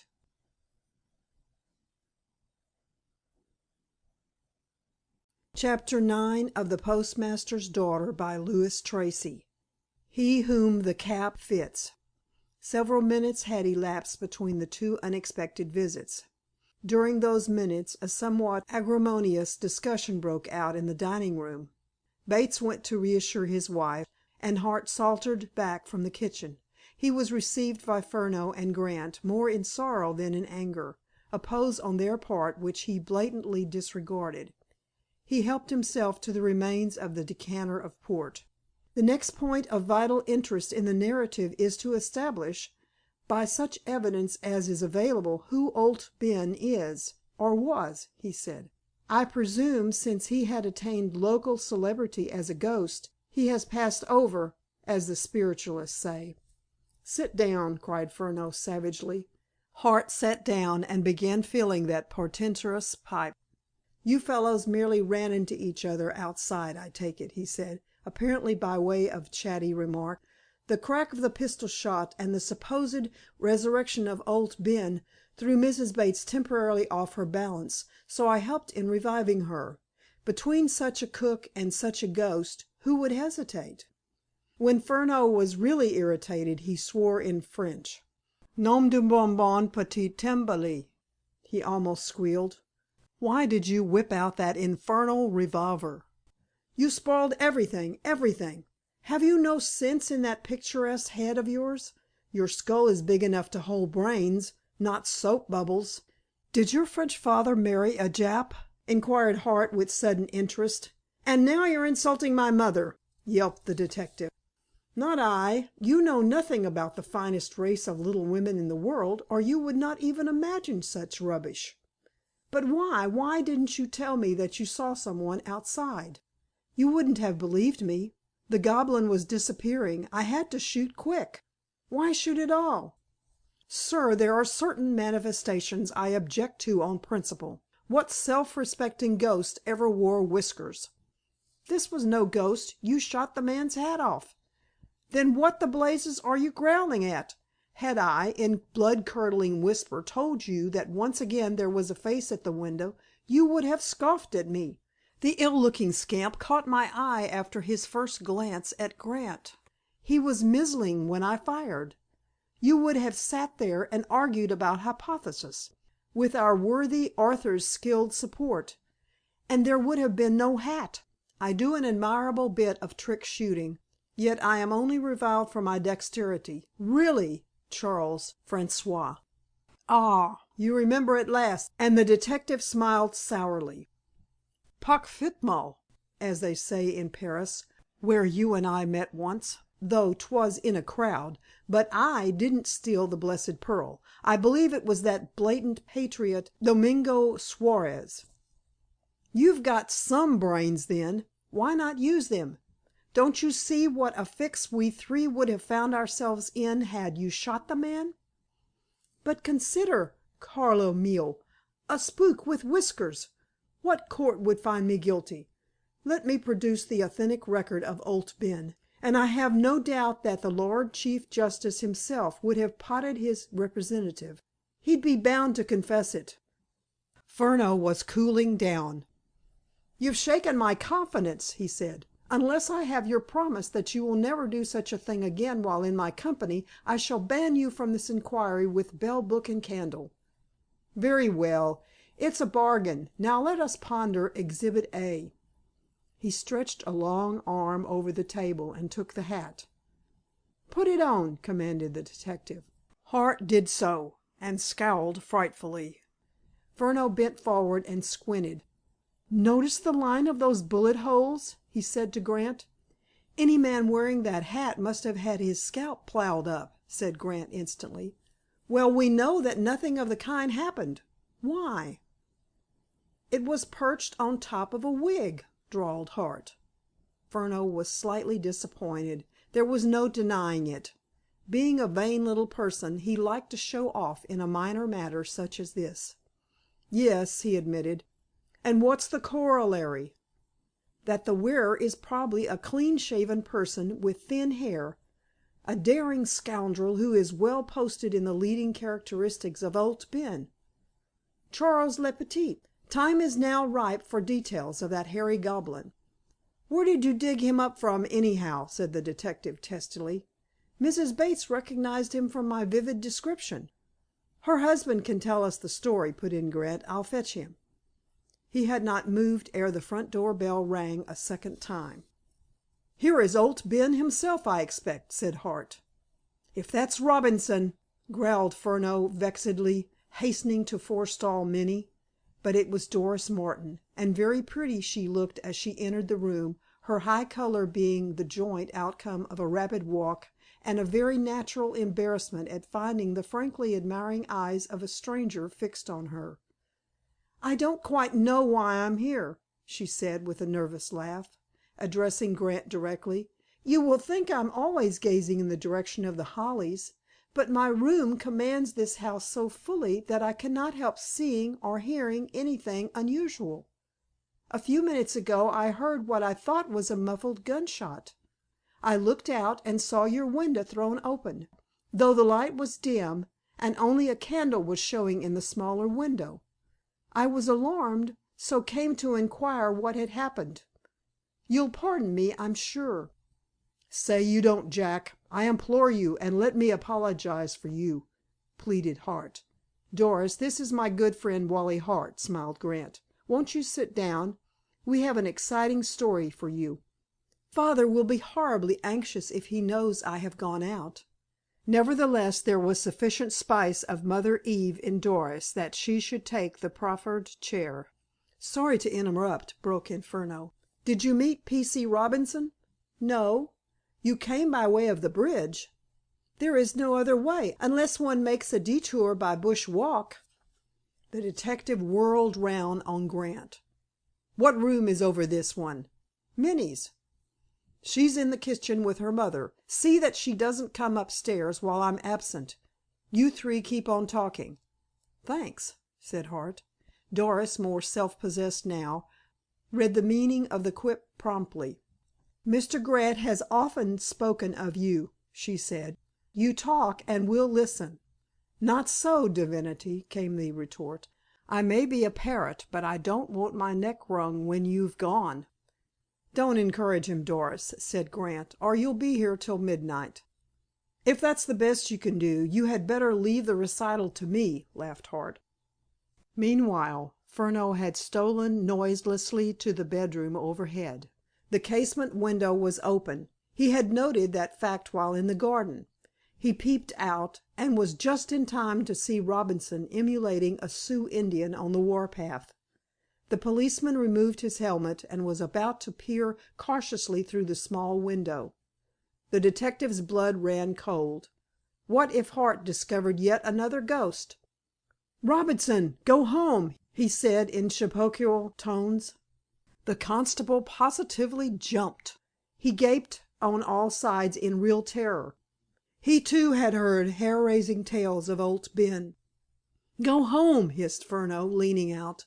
Then the other looked up. "Oh, it's you, sir," he gasped, sighing with relief. "Man, you've had the closest shave of your life. There's a fellow below there who shoots at sight." "But I'm on duty, sir." "You'll be in kingdom come if you gaze in at that window. Be off." "I—" "Robinson, you and I will quarrel if you don't do as I bid you, and that would be a pity, because I want to inform Mr. Fowler that he has a particularly smart man in Steynholme." "Very well, sir. If you're satisfied, I must be." And away went the eavesdropper, crushed, still tingling with that fear of the supernatural latent in every heart, but far from convinced. Furneaux tripped downstairs. The routing of Robinson had put him into a real good humor. He found the three in the dining room gazing spellbound at the felt hat. "Now, young lady, you're coming with me," he said, grinning amiably. "The Sussex Constabulary is squelched for the hour." "But, Mr. Furneaux, I recognize that hat," said Doris, and it was notable that even Hart remained silent. The detective looked at her strangely, but put no question. "I am almost sure it belongs to our local amateur dramatic society," went on the girl. "It was worn by Mr. Elkin last November. He played a burlesque of Svengali. I was Trilby, and caught a horrid cold from walking about without shoes or stockings." "Don't tell me any more," was Furneaux's surprising comment. "I'll do the rest. But let me remark, Miss Martin, that I experienced great difficulty, not so long ago, in persuading Friend Grant that you were the only important witness this case has provided thus far." "Playing in a burlesque, were you? We've been similarly engaged to-night. The farce must stop now. It makes way for grim tragedy. Not one word of to-night's events to anyone, please. Are you ready?"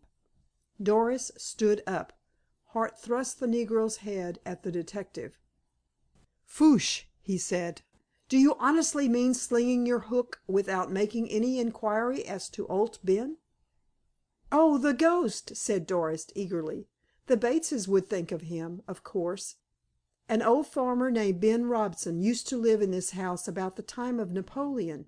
He was suspected by the authorities to be an agent of the smugglers, and the story goes that his own daughter quarreled with him and betrayed him. He nearly escaped hanging, owing to his age, I believe, and was sentenced to a long term of imprisonment. At last he was released, being then a very old man, and he came straight here and strangled his daughter. It is quite a terrible story. He was found dead by her side. Then people remembered that she had spoken of some one scaring her by looking in through that small window some nights previously. Naturally, a ghost was soon manufactured. I really wonder why the man who rebuilt and renamed the place in the middle of the last century didn't have the window removed altogether." "Glad I began the work of demolition to-night," said Hart, and for once his tone was serious. "Why did you never tell me that scrap of history, Doris?" inquired Grant. "You like the place so much that Father and I agreed not to mar your enthusiasm by recalling an unpleasant legend," she said frankly. "Not that what I've related isn't true. The record appears in a Sussex Miscellany of those years." "Oh, my goodness! Can it be 11 o'clock?" The hall clock had no doubt on the point. Furneaux pocketed the written notes regarding Ingerman and grabbed the hat off the table. Grant, for some reason, was aware that the detective repressed an obvious reference to the last occasion on which the girl had heard the same clock announce the hour. Furneaux would allow no other escort. He and Doris made off immediately. When they were gone, Hart stared fixedly at an empty decanter. "My dim recollection of your port, Jack, is that it was a wine of many virtues and few vices," he mused aloud. Grant took the hint and went to the cellar. Returning, he found his crony poring over the book which, singularly enough, figured predominantly on each occasion when the specter-producing window was markedly in evidence. Hart glanced up at his host and nodded cheerfully at the dust-laden bottle. "What is there in the Talisman which needed so much research?" he asked. "Some lines by Sir David Lindsay, quoted by Scott," was the answer. "Are these they?" And Hart read: "One thing is certain in our northern land, allow that birth or valor, wealth or wit, give each precedence to their possessor. Envy that follows on such eminence, as comes the lyme hound on the roebuck's trace, shall pull them down each one." "Yes," said Grant. "Love isn't mentioned. The fair Doris will be true. You're in luck, my boy. But somebody is out for your blood, and here is clear warning. Gee whiz! If I remain in Steynholme a week, I shall become an occultist. What is a lyme hound?" "Lime or leam is the old time word for leash." "Good," said Hart. "That will appeal to Furneaux. Have him in to dinner every day, Jack. He's a tonic." Furneaux, for some reason known only to himself, did not accompany Doris to the post office. Once they were across the bridge, and the broad village street, more green than roadway, was seen to be empty, he tapped her on the shoulder and said pleasantly: "Run away home now, little girl. Sleep well and don't worry. The tangle will right itself in time." "Poor Mr. Grant is suffering," she ventured to murmur. "And a good thing, too. It will steady him. Hurry, please. I'll wait here till you are behind a locked door." "No one in Steynholme would hurt me," she said. "You never can tell.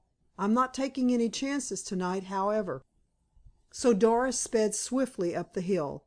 Arrived at her house, she waved a hand to the detective, who flourished his straw hat in response. A fine June night in England is never really dark, so the two could not only see each other, but when Doris disappeared, Furneaux, turning sharply on his heel, was able to make out the sudden straightening of a pucker in the blind of a ground floor room in P. C. Robinson's abode. The detective walked straight there and tapped lightly on the window. Robinson, after an affected delay, came to the door. "Who's there?" he demanded. "As if you didn't know," laughed Furneaux. Robinson turned the key and looked out. "Oh, it's you, sir!" he cried. "You'll get tired of saying that before I quit Steynholme," said the detective. "May I come in?" "No, don't show a light here. Let's chat in the back kitchen." "I was just going to have a bite of supper, sir," began Robinson apologetically. "It's laid in the kitchen. Only bread and cheese, and a glass of beer. Will you join me?" "With pleasure, if I hadn't stuffed myself at Grant's place. Nice fellow, Grant. Pity you and he don't seem to get on together. Of course, we policemen cannot allow friendship to interfere with duty, but, between you and me, Robinson, strictly in confidence, Grant had no more to do with the actual murder of Miss Melhuish than either of us two." Robinson had turned up a lamp, and hospitably installed Furneaux in his own easy chair. "The actual murder, you said, sir?" he repeated. "Yes. It was his presence at The Hollies which brought an infatuated woman there." "And thus directly led to her death. That is all. Grant is telling the truth.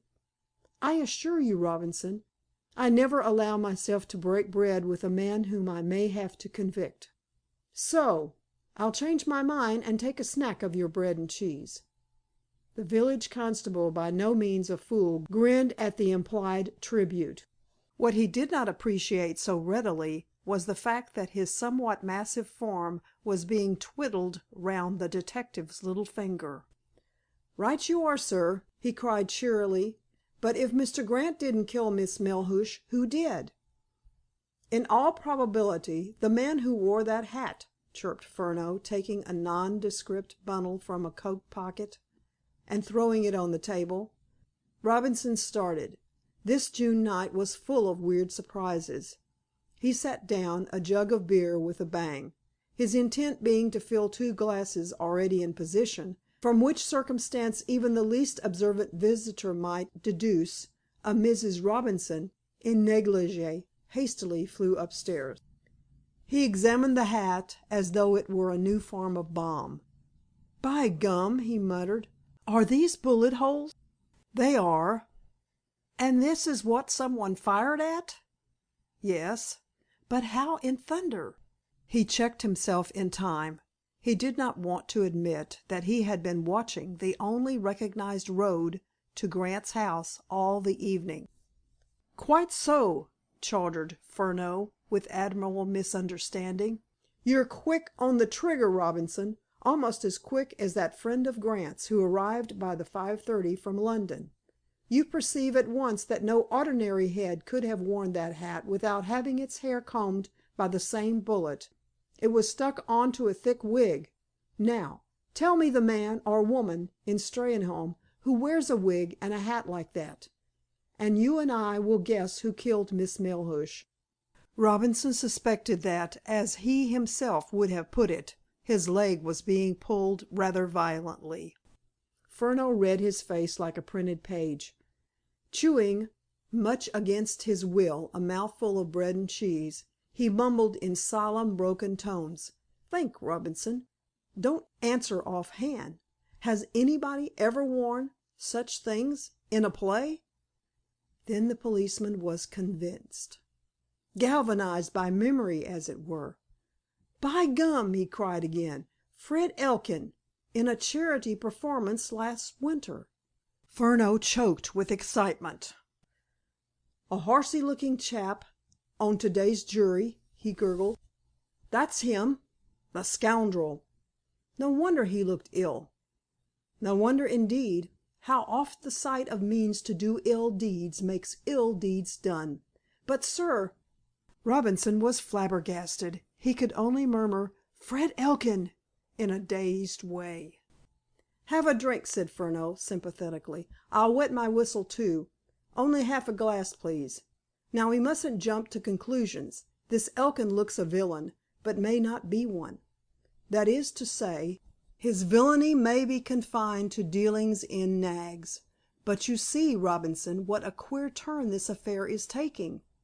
We must get rid of preconceived notions. Superintendent Fowler and you and I will go into this matter thoroughly to-morrow.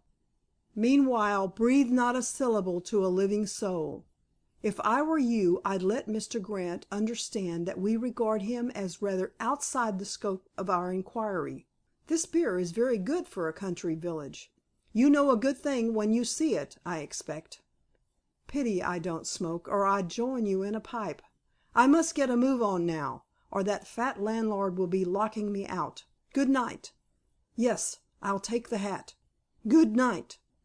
While walking up the hill Furneaux fanned himself with a straw hat. "One small bit of my brain is evidently a hereditary bequest from a good-natured ass," he communed. "Here am I, Furneaux, plagued beyond endurance by a first-class murder case, and I must go and busy myself with the love affair of a postmaster's daughter and a feather-headed novelist." When Tomlin admitted him to the Hare and Hounds he buttonholed the landlord, who at that hour was usually somewhat obfuscated. "Sir," said the detective gravely, "I am told that you Steynholme folk indulge occasionally in such frivolities as amateur theatricals." "Once in a way, sir. Once in a way. Afore I lock up the bar, will you—" "Not to night. I've mixed port and beer already, and I'm only a little fellow. Now you, Mr. Tomlin, can mix anything, I fancy."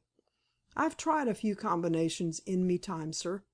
But about these theatrical performances, is there any scenery, costumes, props, as actors call them?" "Yes, sir. They're stored in the loft over the club room. The room where the inquests were held." "What? Here?" Furneaux's shrill cry scared Mr. Tomlin. "Yes, sir," he stuttered. "Is that my candle?" said the detective tragically. "I'm tired, dead beat. To-night, Mr. Tomlin, you are privileged to see the temporary wreck of a noble mind. God wot, 'tis a harrowing spectacle." Furneaux skipped nimbly upstairs. Tomlin proceeded to lock up. "It's good for trade," he mumbled. "But I'll be glad when these London gents clears out. They worry me, they do. Forgive a turn? 'E did. A tec, indeed. He's nothing but a play hactor hisself." Chapter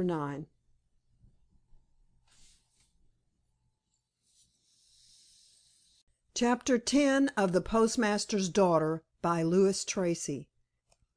The Case Against Grant.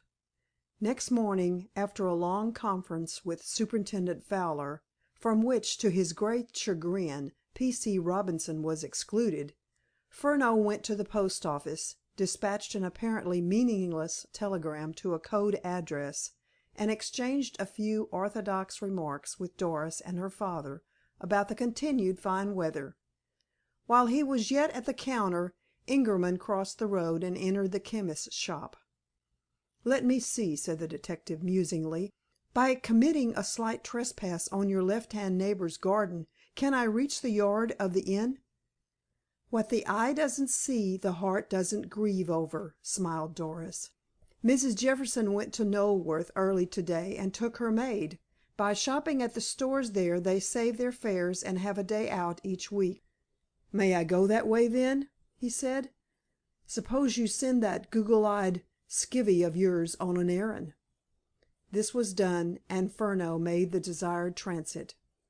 Now Tomlin, to whom the comings and goings of all and sundry formed the staple of the day's gossip, had seen the detective go out, but could take his solemn davy that the queer little man had not returned. He, too, had watched Ingerman going to Siddle's.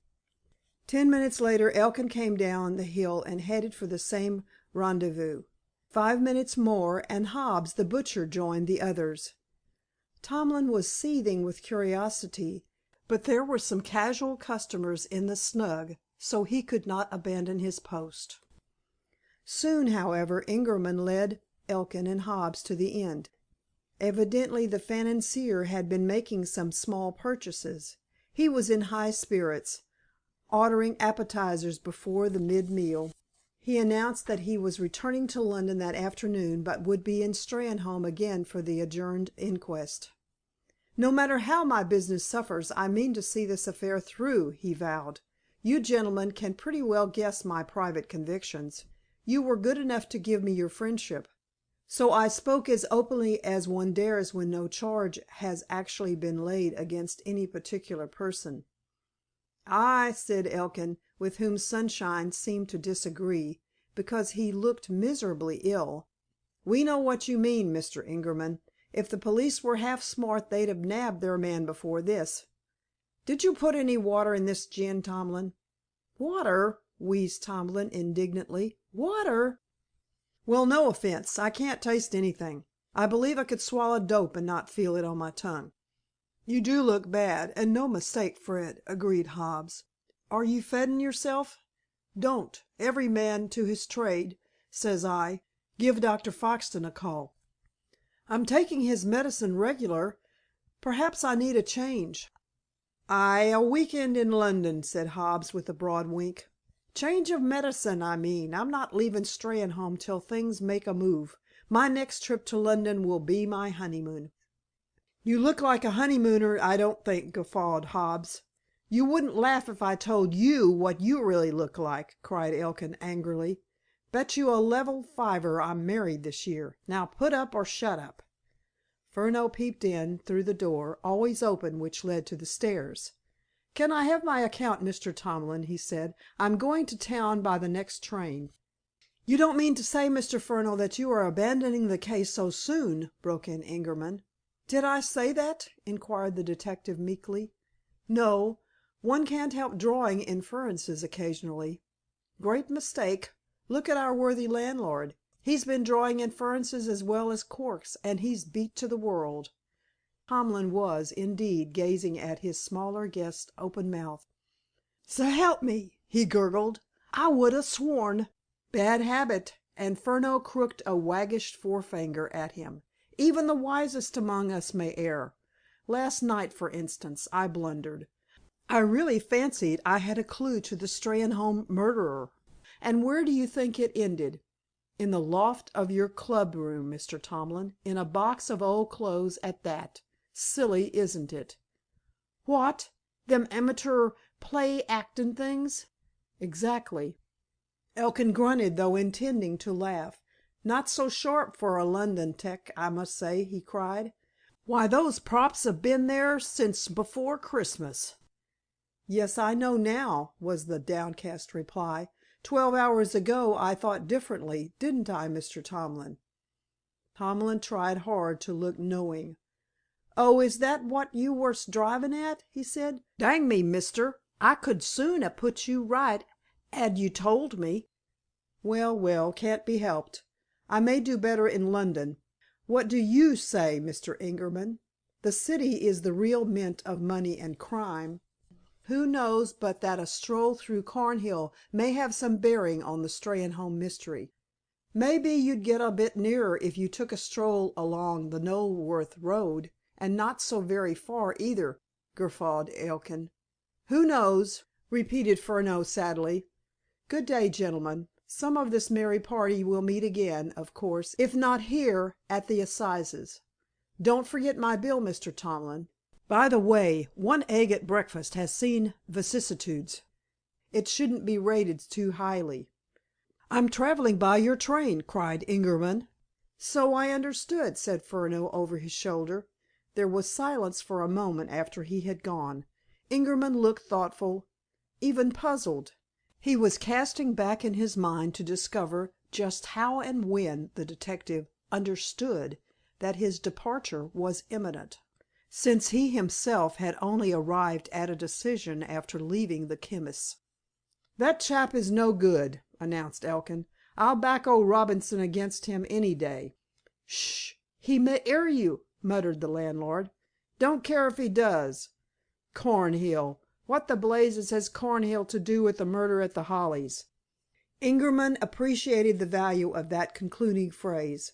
Elkin had used it once before in Siddle's shop, and was quietly reproved by the chemist for his outspokenness.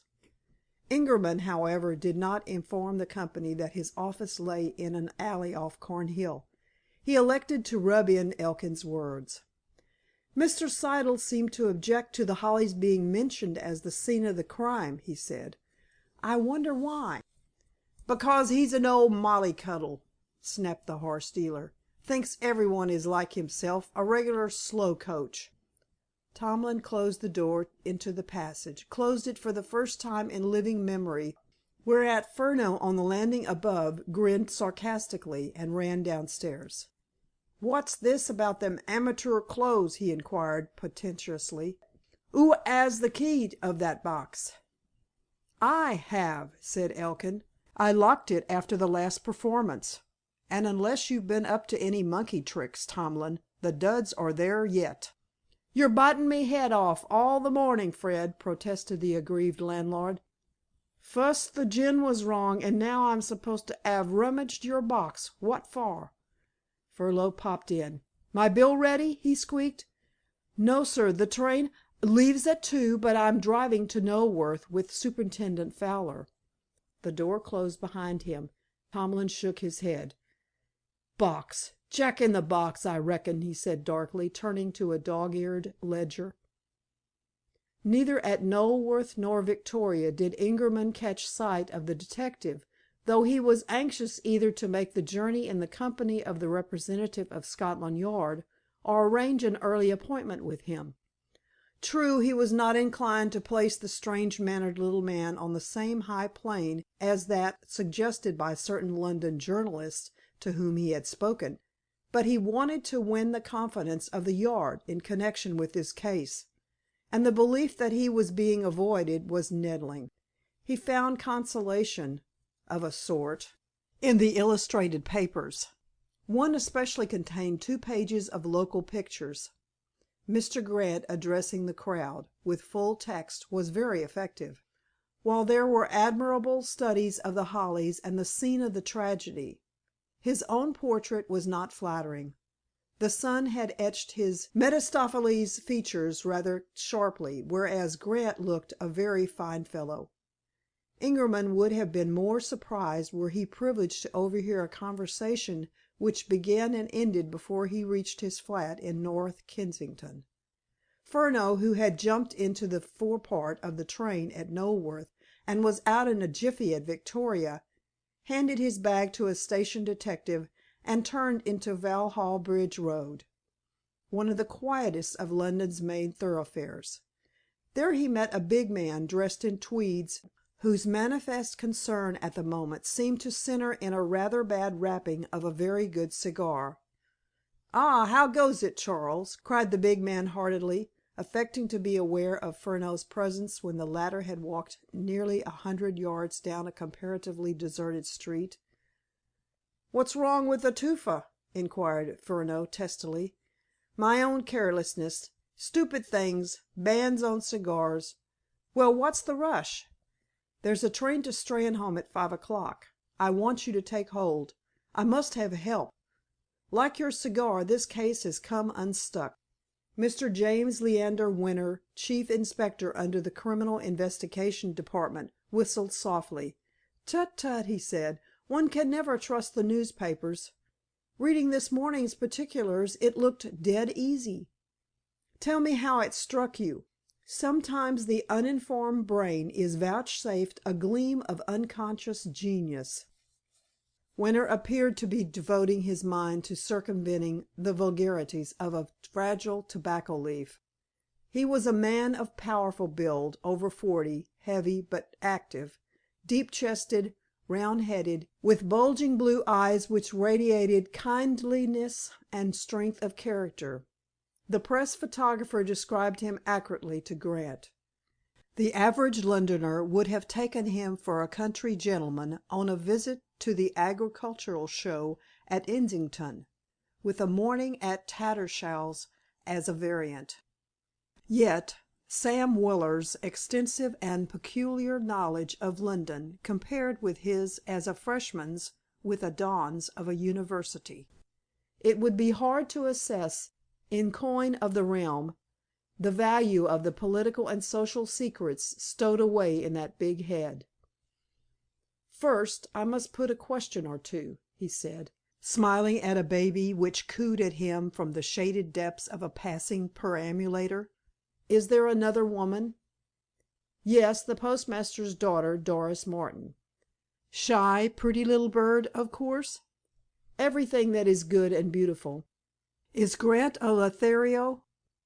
"Excellent chap. Quarter of an hour before the murder he was giving Doris a lesson in astronomy in the Garden of the Hollies." "Never heard it called that before." "This time the statement happens to be strictly accurate." "Honest Injun?"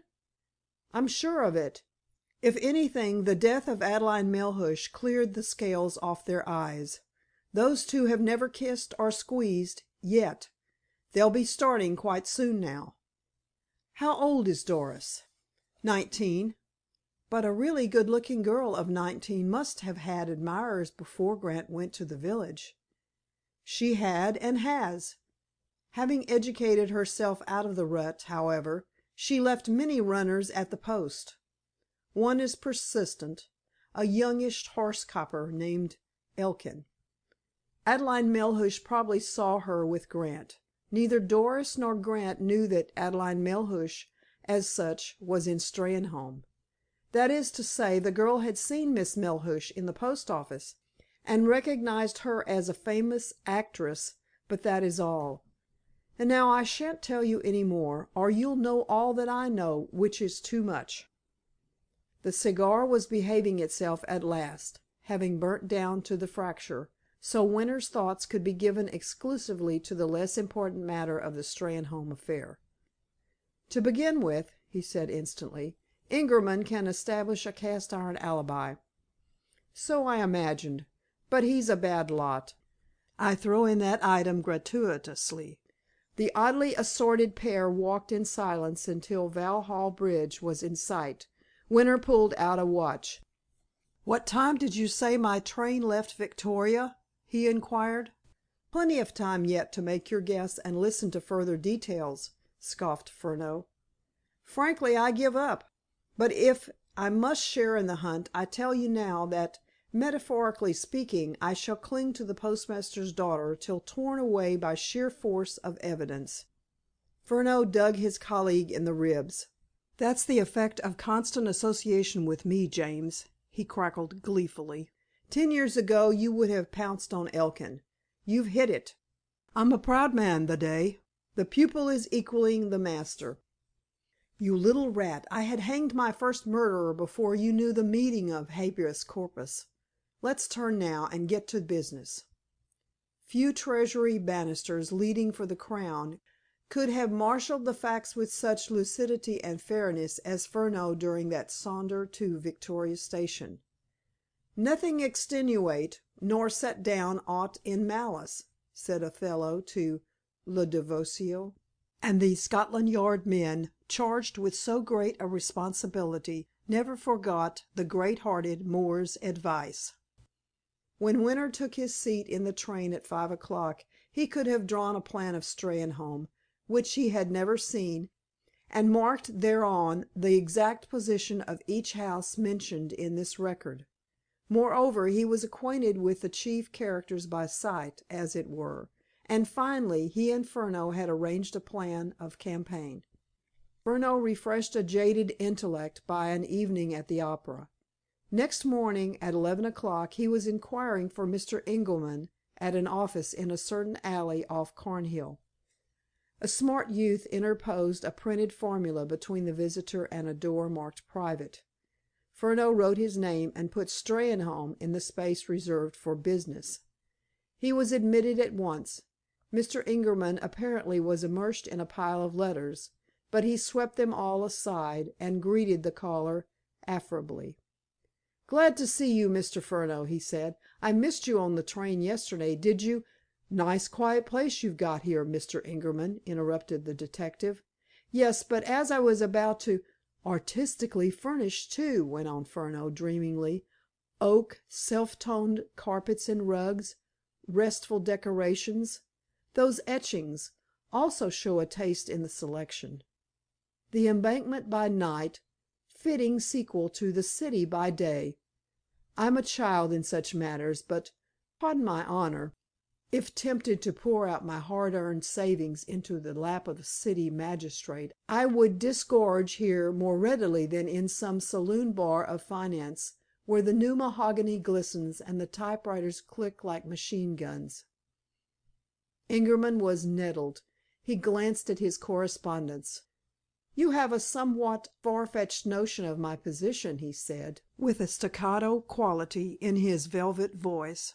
"I am not a magistrate, and I toil here to make, not to lose, money for my clients." "A noble idea. Forgive me if my rhapsody took the wrong line." "And I'm sure you will forgive me if I now put the question which leads to the probable cause of your visit. Did you travel by the 2:00 train yesterday?" "Yes. I avoided you purposely." "May I ask why?" "My mind was weary. I wanted my wits about me when I tackled you." Ingerman smiled and leaned back, resting both elbows on the arms of the chair, and bringing the tips of his fingers together. "Proceed," he said. "You prefer that I should drag out a statement piecemeal rather than receive it en bloc?" "Put it that way if you like. I shall even enjoy it. To clear the ground, are you the Isidor G. Ingerman who exploited the A1 mine in Abyssinia?" Ingerman's finger tips whitened under a sudden pressure, but his voice remained calm. "An unfortunate episode," he said. "And the Aegean Transport Company, Limited, into which I was inveigled by Greeks. But why this history of ruined enterprises?" "It's a sort of schooling. I have noticed that the smartest counsel invariably begin with a few fireworks in order to induce the proper frame of mind in a witness." "Does that mean that you want me to blurt out bitter and prejudiced accusations against Mr. Grant?" "I want to hear what you have to say about the death of your wife. You forced the cross‐examining role on me. I'm doing my best." Ingerman kept silent during many seconds. When he spoke his cultured voice was suave as ever. "Perhaps it was my fault, Mr. Furneaux," he said. "You gave me a strong hint. I should have taken it, and we might have started an interesting chat on pleasanter lines. So, with apologies for my insistence about the train, I make a fresh start. I believe firmly that Grant was directly concerned in the murder, and I shall justify my belief. Within the past fortnight a rapprochement between my wife and myself became possible. It was spoken of, even reduced to the written word. I have her letters. Mine should be found among her belongings. May I take that they have been found?" "Yes," said Furneaux. "Ah, so far so good. My poor wife reached the parting of the ways. She saw that her life was becoming an empty husk. I think the theater was palling on her, but I see now that she still cherished the dream of winning the man she loved, not me, her husband, but that handsome dilettante, Grant. I take it, therefore, that she went to Steynholme to determine whether or not the glamour of the past was really dead. Unfortunately, she witnessed certain idyllic passages between her one‐time lover and a charming village girl. Imagine the effect of this discovery on one of the artistic temperament. Hell hath no fury like a woman scorned, and my unhappy wife would lash herself into an emotional frenzy. She would tear a passion to rags. Her very training on the stage would come to her aid in scathing words, perhaps threats. If Grant remained cold to her appeal, the village beauty should be made to suffer. Then he would flame into storm, and so the upas tree of tragedy spread its poisonous shade until reason fled, and some demon whispered, 'Kill!' I find no flaw in my theory. It explains the inexplicable. Now, how does it strike you, Mr. Furneaux?" "As pilf." "Is that so? I have the advantage, of course, in knowing my wife's peculiarities, and I have made some study of Grant. He admits already that he is under suspicion. Why, if he is innocent?" Mind you, I pay little heed to the crude disposal of the body. Horace, I think, has a truism that art lies in concealing art. My wife's presence in Steynholme was no secret. She would have been missed from the inn. Search would be made. The murder must be revealed sooner or later, and the murderer himself was aware that by no twisting or turning could his name escape association with that of his victim. Why not face the music at once? He would argue. The very simplicity of the means adopted to fasten a kind of responsibility on him might prove his best safeguard. Even now I doubt whether any jury will find him guilty on the evidence as it stands, but my duty to my unhappy wife demands that I shall strengthen the arm of justice by every legitimate means in my power. Is that your case, Mr. Ingerman?" "At present, yes." "It assumes that the police adopt your view." "Not necessarily. The police must do their work without fear or favor. But Grant can be committed for trial on a coroner's warrant." "Grant is certainly in an awkward place." "Only a little while ago you dismissed my theory of the crime as airy persiflage." "That was before you quoted Horace. I have a great respect for Horace. His Ode to the New Year is a gem. Would you care to see my wife's recent letters?" "If you please." "They are at my flat. I'll send you copies. The originals are always at your disposal for comparison, of course. Now may I, without offense, ask a question?" "Yes." "Is it wise that the emissary of Scotland Yard should leave Steynholme?" "But didn't I tell you that I might obtain light in the neighborhood of Cornhill?" "True. I could have given you the facts in Steynholme." "I'm a greater believer in what the theater people call atmosphere. Some of your facts, Mr. Ingerman, remind me of an expert's report in a mining prospectus. When tested by cyanide of potassium, the gold in the ore often changes into iron pyrites. But don't hug the delusion that I shall neglect Steynholme. The murderer is there, not in London, and unless my intellect is failing he will be tried for his life at the next Lewes Assizes. Meanwhile, may I give you a bit of advice?" "By all means." "Employ a sound lawyer, one who will avoid needless mudslinging. Good day. Send those letters to the Yard by to-night's post, if practicable." "It shall be done." When the door closed on Furneaux, Ingerman smiled. "I've given that little Frenchman furiously to think," he muttered. But the little Frenchman was smiling, too. He had elaborated the scheme already discussed with Winter. It was much to his liking, though unorthodox, rather crack-brained, more than risky, and altogether opposed to the instructions of the police manual. Each of these drawbacks was a commendation to Furneaux. In fact, the Steynholme mystery had taken quite a favorable turn during that talk with Ingerman.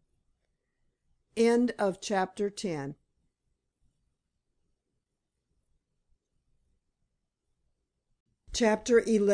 of The Postmaster's Daughter by Louis Tracy.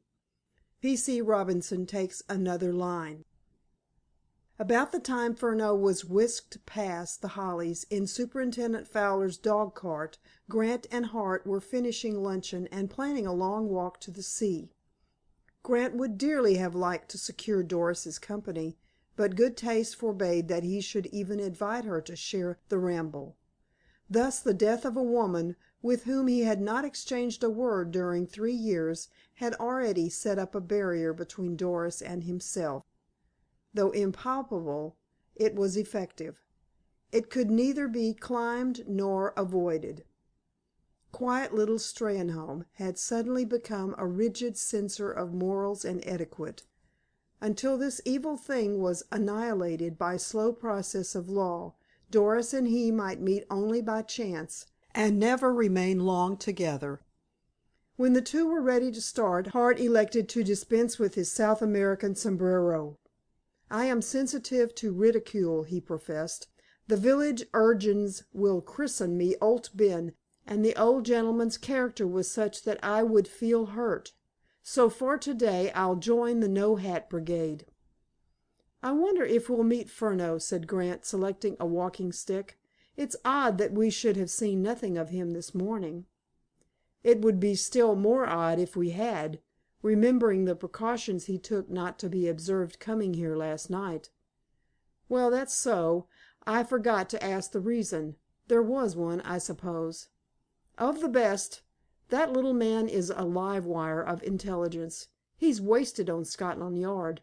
He ought to be a dramatist or an ambassador." "Quaint alternatives, those." "Not at all. Each profession demands brains, and is at its best in coining cute phrases. I've met scores of both tribes, and they're like as peas in a pod." A bell rang. "That's the front door," said Grant. "It's Furneaux himself, I hope." But the visitor was P. C. Robinson, who actually smiled and saluted. "Glad I've caught you before you went out, sir," he said. "Mr. Furneaux asked me to tell you he had to hurry back to London. I was also to mention that he had got the whiskers." "What whiskers? Whose whiskers?" "That's all he said, sir. He's got the whiskers." "Why, Owd Ben's whiskers, of course. How dense are you, Jack?" put in Hart. Now this was the first Robinson had heard of whiskers in connection with the crime. He remembered Elkin's make-up as Svengali, of course, and could have kicked himself for not associating earlier a set of sable whiskers with the black wig and the bullet-torn hat. But Owd Ben? What figure did that redoubtable ghost cut in the mystery?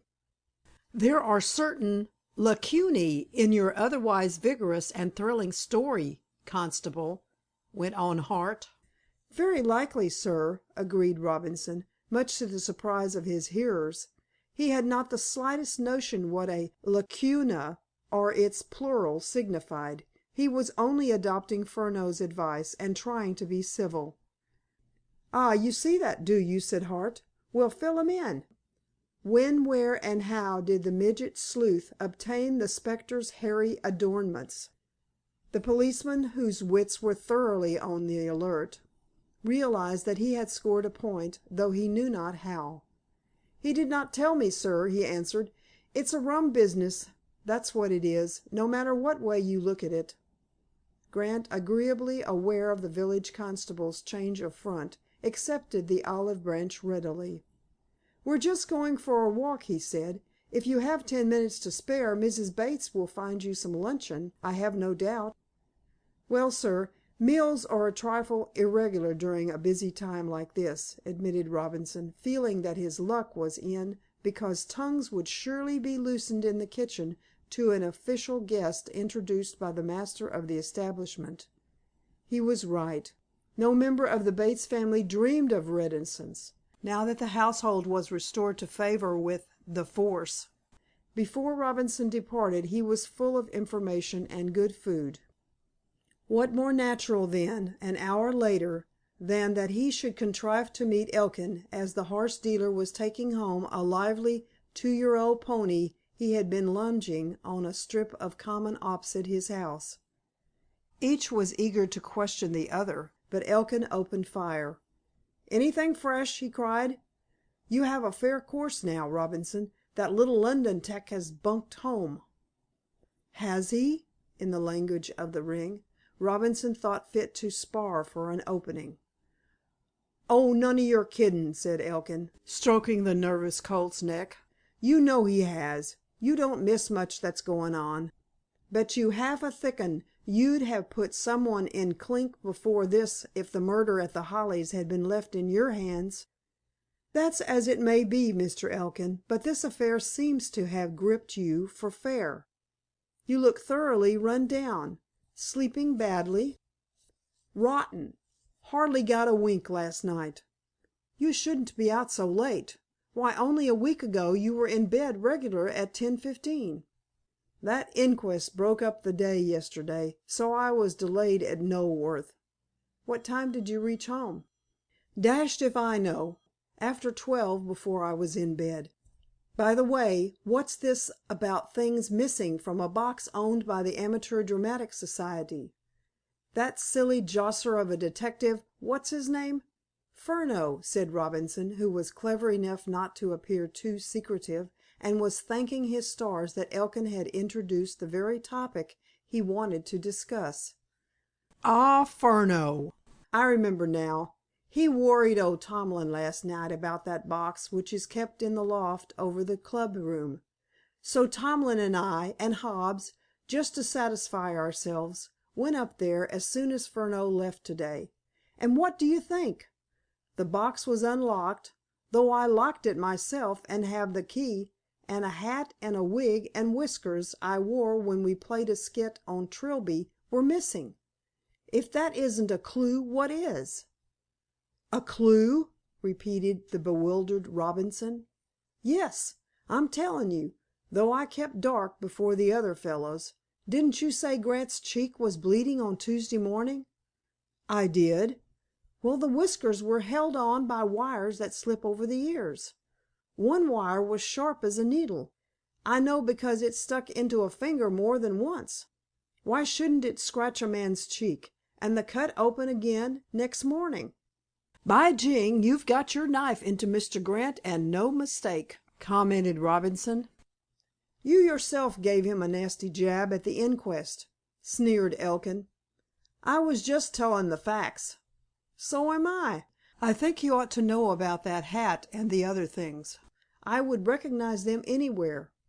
Furneaux had something up his sleeve, too, or he wouldn't have pumped Tomlin. Whoa, boy! So long, Robinson. I must put this youngster into his stall." "I'll wait, Mr. Elkin," said Robinson solemnly. "I want to have a word with you." The policeman was glad of the respite. He needed time to collect his thoughts. The story of the dinner party and its excitement disposed completely of Elkin's malicious theory with regard to Grant, but, since the horse dealer was minded to be communicative, it would be well to encourage him. "Come in and have a drink," said Elkin, when the colt had been stabled. "No, thanks. Not when I'm on duty." Elkin raised his eyebrows sarcastically. He could not possibly guess that Robinson was adopting Furneaux's pose of never accepting hospitality from a man whom he might have to arrest. "Well, blaze away. I'm ready." The younger man leaned against a gate. He looked ill and physically worn. "Your business has kept you out late of a night recently, you say, Mr. Elkin?" began the other, speaking as casually as he could contrive. "Now, it might help a lot if you can call to mind any one you met on the roads at 10 or 11 o'clock. For instance, last night." Elkin laughed in a queer, croaking way. "Last night my mare brought me home. I was decidedly sprung, Robinson. Glad you didn't spot me, or there might have been trouble. What between the inquest and no food and more than a few drinks at Knoleworth, I'd have passed old Ben himself without seeing him. Though I believe I did squint in at The Hollies as I went by." "What time would that be?" "Oh, soon after 11. "Sure?" "I can't be certain to 10 minutes or so. The pubs hadn't closed when I left Knoleworth. What the devil does it matter, anyway?" It mattered a great deal.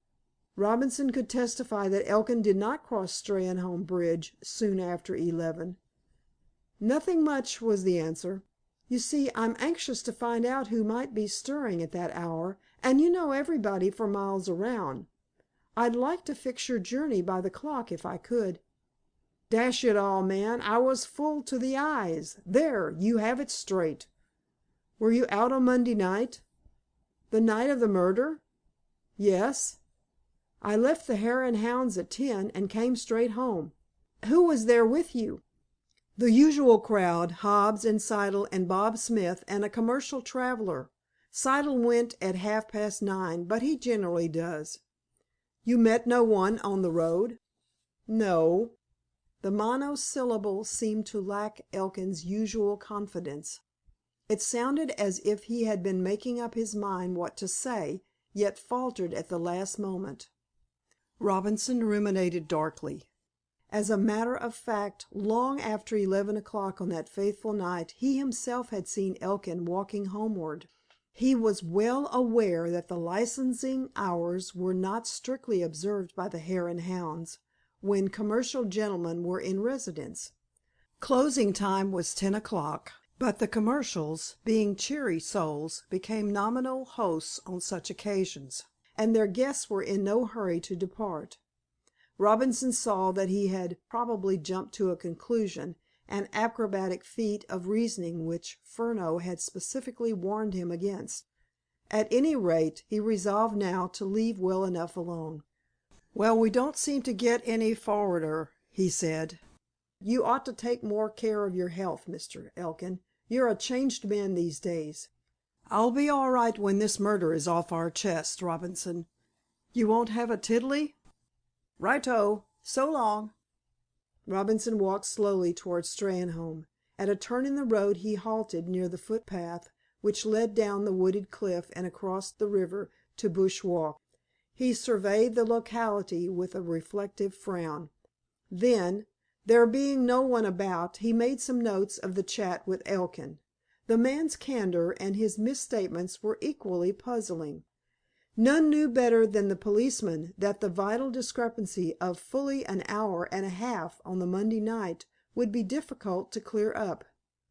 Tomlin, of course, would have no recollection of events after 10 o'clock, but the commercial traveler who could be traced might be induced to tell the truth if assured that the police needed the information solely for purposes in connection with their inquiry into the murder.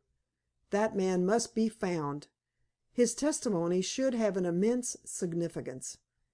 That evening, shortly before 7 o'clock, a stalwart, prosperous-looking gentleman in tweeds descended from the London express at Knoleworth. The local train for Steynholme stood in a bay on the opposite platform, and his passenger in particular was making for it when he nearly collided with another man, younger, thinner, bespectacled, who hailed him with delight. "You too? Good egg!" was the cry. The gentleman thus addressed did not seem to relish this geniality. "Where the deuce are you off to?" he demanded. "To Steynholme, same as you, of course. Look here, Peters, a word in your ear. If you know me during the next few days, you'll never know me again. I suppose you'll be staying at the local inn. There's only one of any repute in the place." "That's so. I've got you. May I take it that you will reciprocate when the time comes?" "Have I ever failed you?" "No. We meet as strangers." Peters bustled off. He had the reputation of being the smartest writer-up in London of mystery cases. The Steynholme affair had interested both him and a shrewd news editor. The pair arrived at the Hare and Hounds within a few minutes of each other. The big man registered as Mr. W. Franklin, Argentina. Peters ordered a chop and went off at once to interview the local policeman. Mr. Franklin took more pains over the prospective meal. "Have you a nice chicken?" he inquired. Yes, Mr. Tomlin had a veritable spring chicken in the larder at that moment. "And do you think your cook could provide a tourne d'eau?" "A what, sir?" wheezed Tomlin. The visitor explained. He liked variety, he said. Half the chicken might be deviled for breakfast. The two dishes, with plain boiled potatoes and French beans, would suit him admirably. He was sorry he dared not try Tomlin's excellent claret, but a dominating doctor had put him on the water cart. In effect, Mr. Franklin impressed the landlord as a man of taste and ample means. Peters had gobbled his chop before Franklin entered the dining room, but they met later in the snug, where Elkin was being chaffed by Hobbs anent his carryings-on in Knoleworth the previous night. Siddle came in, but the chatter was not so free as when the habitués had the place to themselves. Now Peters had marked the gathering as one that suited his purpose exactly, so he gave the conversation the right twist. "I suppose you local gentlemen have been greatly disturbed by this sensational murder," he said. Hobbs took refuge in a glass of beer. Siddle gazed contemplatively at his neat boots. Tomlin meant to say something. Elkin, eyeing the stranger and summing him up as a detective, answered briskly. The murder is bad enough, but the fat-headed police are worse. 3 days gone and nothing done." "What murder are you discussing, may I ask?" put in Franklin. Peters turned on him with astonishment in every line of a peculiarly mobile face. "Do you mean to say, sir, that you haven't heard of the Steynholme murder?" he gasped. "I seldom, if ever, read such things in the newspapers, and as I landed in England only a week ago from France, my ignorance, though abysmal, is pardonable. Moreover, I can say truly that I am far more interested in pedigree horses than in vulgar criminals." Peters explained fluently. This was no ordinary crime. A beautiful and popular actress had been done to death in a brutal way, and the country was already deeply stirred by the story. Elkin waited impatiently till the journalist drew breath. Then he broke in. "Pedigree horses you mentioned, sir," he said, his rancor against Grant being momentarily conquered by the pertinent allusion to his own business. "What sort? Racing, coaching, roadsters, or hacks?" "All sorts. The Argentine, where I have connections, offers an ever open door to good horseflesh." "Are you having a look around?" "Yes, there are several decent studs within driving distance of Steynholme. Isn't that so, landlord?" "Lots, sir," said Tomlin. "And the very man you're talking to has some stuff not to be sneezed at." "Is that so?" Mr. Franklin gazed at Elkin in a very friendly manner. "May I ask your name, sir?" Elkin produced a card. Every hoof in his stables appreciated in value forthwith, but he was far too knowing that he should appear to rush matters. "Call any day you like, sir," he said. "Glad to see you. But give me notice. I generally have an appetizer here of a morning about 11." "And you want it, too, Fred," said Hobbs. "Dash me, you're as thin as a herrin'. Stop whiskey and drinking beer like me." "And you might also follow that gentleman's example," interposed Siddle quietly, nodding toward Mr. Franklin. "What's that?" snapped Elkin. "Don't worry about murders." "That's a nice thing to say. Why should I worry about the damned mix-up?" The chemist made no reply, but Hobbs stepped into the breach valiantly. "Keep your 'air on, Fred," he vociferated. "Siddle means no 'arm, but what else air you doin' mornin', noon, and night?" Elkin laughed with his queer croak. "If you stay here a day or two you'll soon get to know what they're driving at, sir," he said to Franklin. "The fact is that this chap Grant, who found the body, and in whose garden the murder was committed, has been making eyes at the girl I'm as good as engaged to. That would make anybody wild. Now, wouldn't it?" "Possibly," smiled Franklin. "Of course there is always the lady's point of view. The sex is proverbially fickle, you know. 'Woman, thy vows are traced in sand.' Lord Byron has it." "Ah, and some men's, too," guffawed Hobbs. "What about Peggy Smith, Fred?" Elkin blew a mouthful of cigarette smoke at the butcher. "What about the tough old bull you bought at Knoleworth on Monday?" he retorted. Hobbs' face grew purple.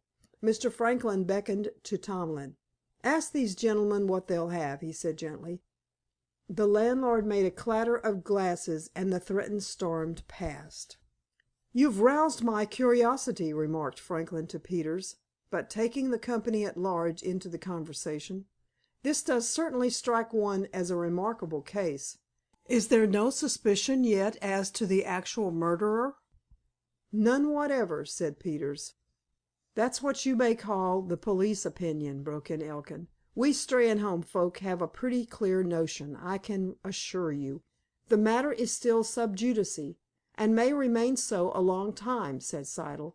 "It is simply stupid to attach a kind of responsibility to the man who happens to occupy the house associated with the crime.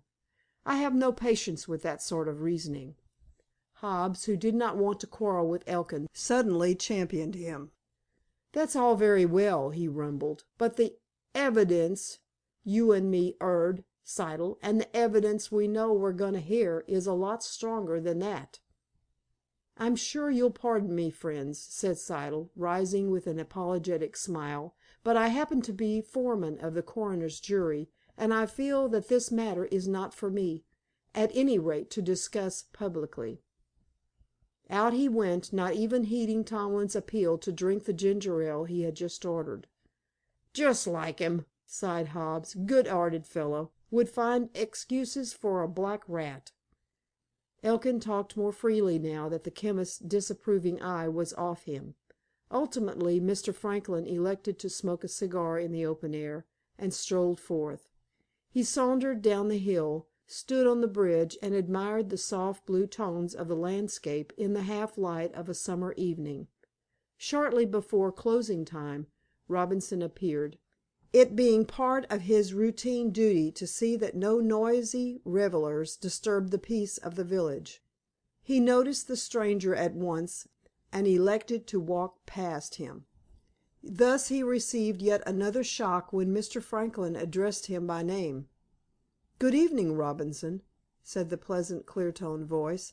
"I've been expecting you to turn up. Kindly go back home and leave the door open. I want to slip in quietly. I am Chief Inspector Winter of Scotland Yard." "You don't say, sir," stammered Robinson. "But I do say it, and I will prove it to you, of course.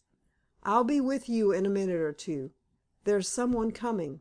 You and I must not be seen together." Robinson made off, and Winter lounged along the Knoleworth Road. He met Bates going to the post with letters. Naturally, Bates looked him over. Returning from the post office, he kept a sharp eye for the unknown loiterer, but saw him not. He even walked quickly to the bend of the road, but the other man had vanished. Grant and Hart were talking of anything but the murder when Bates thrust his head in. He was grasping his goatee beard, sure sign of some weight on his mind. "Beg pardon," he said, "but I thought you'd like to know. The place is just swarming with 'em." "Bees?" inquired Hart. Bates stared fixedly at the speaker for a second or two. "No, sir. 'Tecs," he said. "There's a big 'un now, just the opposite to the little 'un, Hawkshaw. I hope I haven't to tackle this customer, though.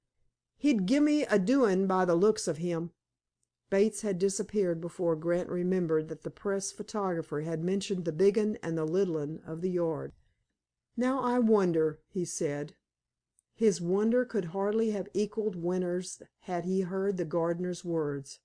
The guess was a distinct score for blunt Sussex, though it was founded solely on the assumption that all comers now, unless Bates was personally acquainted with them, were limbs of the law. Chapter XII.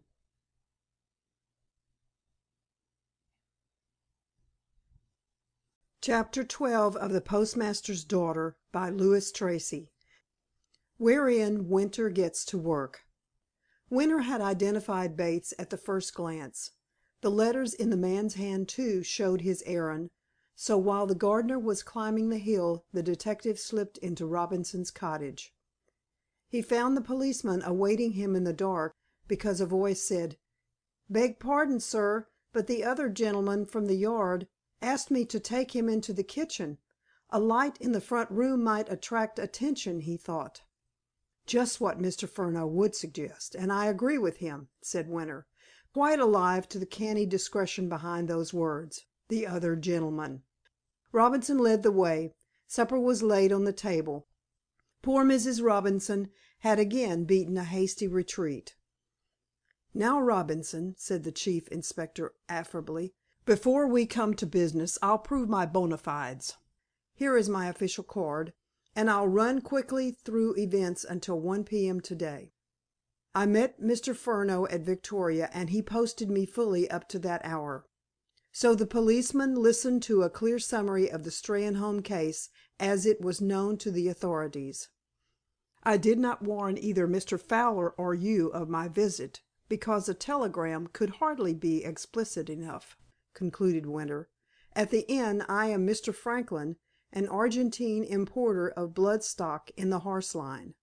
At this moment the only other man besides yourself in Steynholme who is aware of my official position is Mr. Peters, and he is pledged to secrecy. Tomorrow, or any other day until further notice, you and I meet as strangers in public. By the way, Mr. Furneaux asked me to tell you that he found the wig and the false beard in the river early this morning. The wearer had apparently flung them off while crossing the footbridge leading from Bush Walk, having forgotten that they would not sink readily. Perhaps he didn't care. At any rate, Mr. Hart's bullet seems to have laid Owd Ben's ghost. Now, what of this fellow Elkin? He worries me." "Can I offer you a glass of beer, sir?" "With pleasure. May I smoke while you eat? You see, I differ from Mr. Furneaux in both size and habits." Robinson poured out the beer. He was preternaturally grave. The somewhat incriminating statements he had wormed out of the horse dealer that afternoon lay heavy upon him. But he told his story succinctly enough. Winter nodded to emphasize each point, and congratulated him at the end. "You arranged that very well," he said. "I gather, though, that Elkin spoke rather openly." "Just as I've put it, sir. He tripped a bit over the time on Monday night, but it's only fair to say that he might have had Tomlin's license in mind. That issue will be settled to-morrow. I'll find out the commercial traveler's name and send a telegram from Knoleworth before noon. Who is Peggy Smith?" Robinson set down an empty glass with a stare of surprise. "Bob Smith's daughter, sir," he answered. "No doubt, but proceed." "Well, sir, she's just a village girl. Her father is a blacksmith. His forge is along to the right, not far. She'll be 20 or thereabouts." "Frivolous?" "Not more than the rest of 'em, sir." "Have you seen her flirting with Elkin?" Robinson took thought. "Now that I come to think of it, she might be given a bit that way. Her father shoes Elkin's nags, so there's a lot of comin' and goin' between the two places. But folks would always look on it as natural enough. Yes, I've seen 'em together more than once." "In that case, he can hardly grumble if the postmaster's daughter has an eye for another young man." "Miss Martin!" snorted Robinson. "She wouldn't look the side of the road he was on. Fred Elkin isn't her sort." "But he said to-night in the Hare and Hounds that he and Miss Martin were practically engaged." "Stuff and nonsense! Sorry, sir, but I admire Doris Martin. I like to see a girl like her liftin' herself out of the common gang. She's the smartest young lady in the village, and not an atom of a snob. No, no, she isn't for Fred Elkin.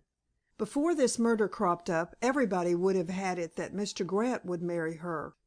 How does the murder intervene?" Robinson shifted uneasily in his chair.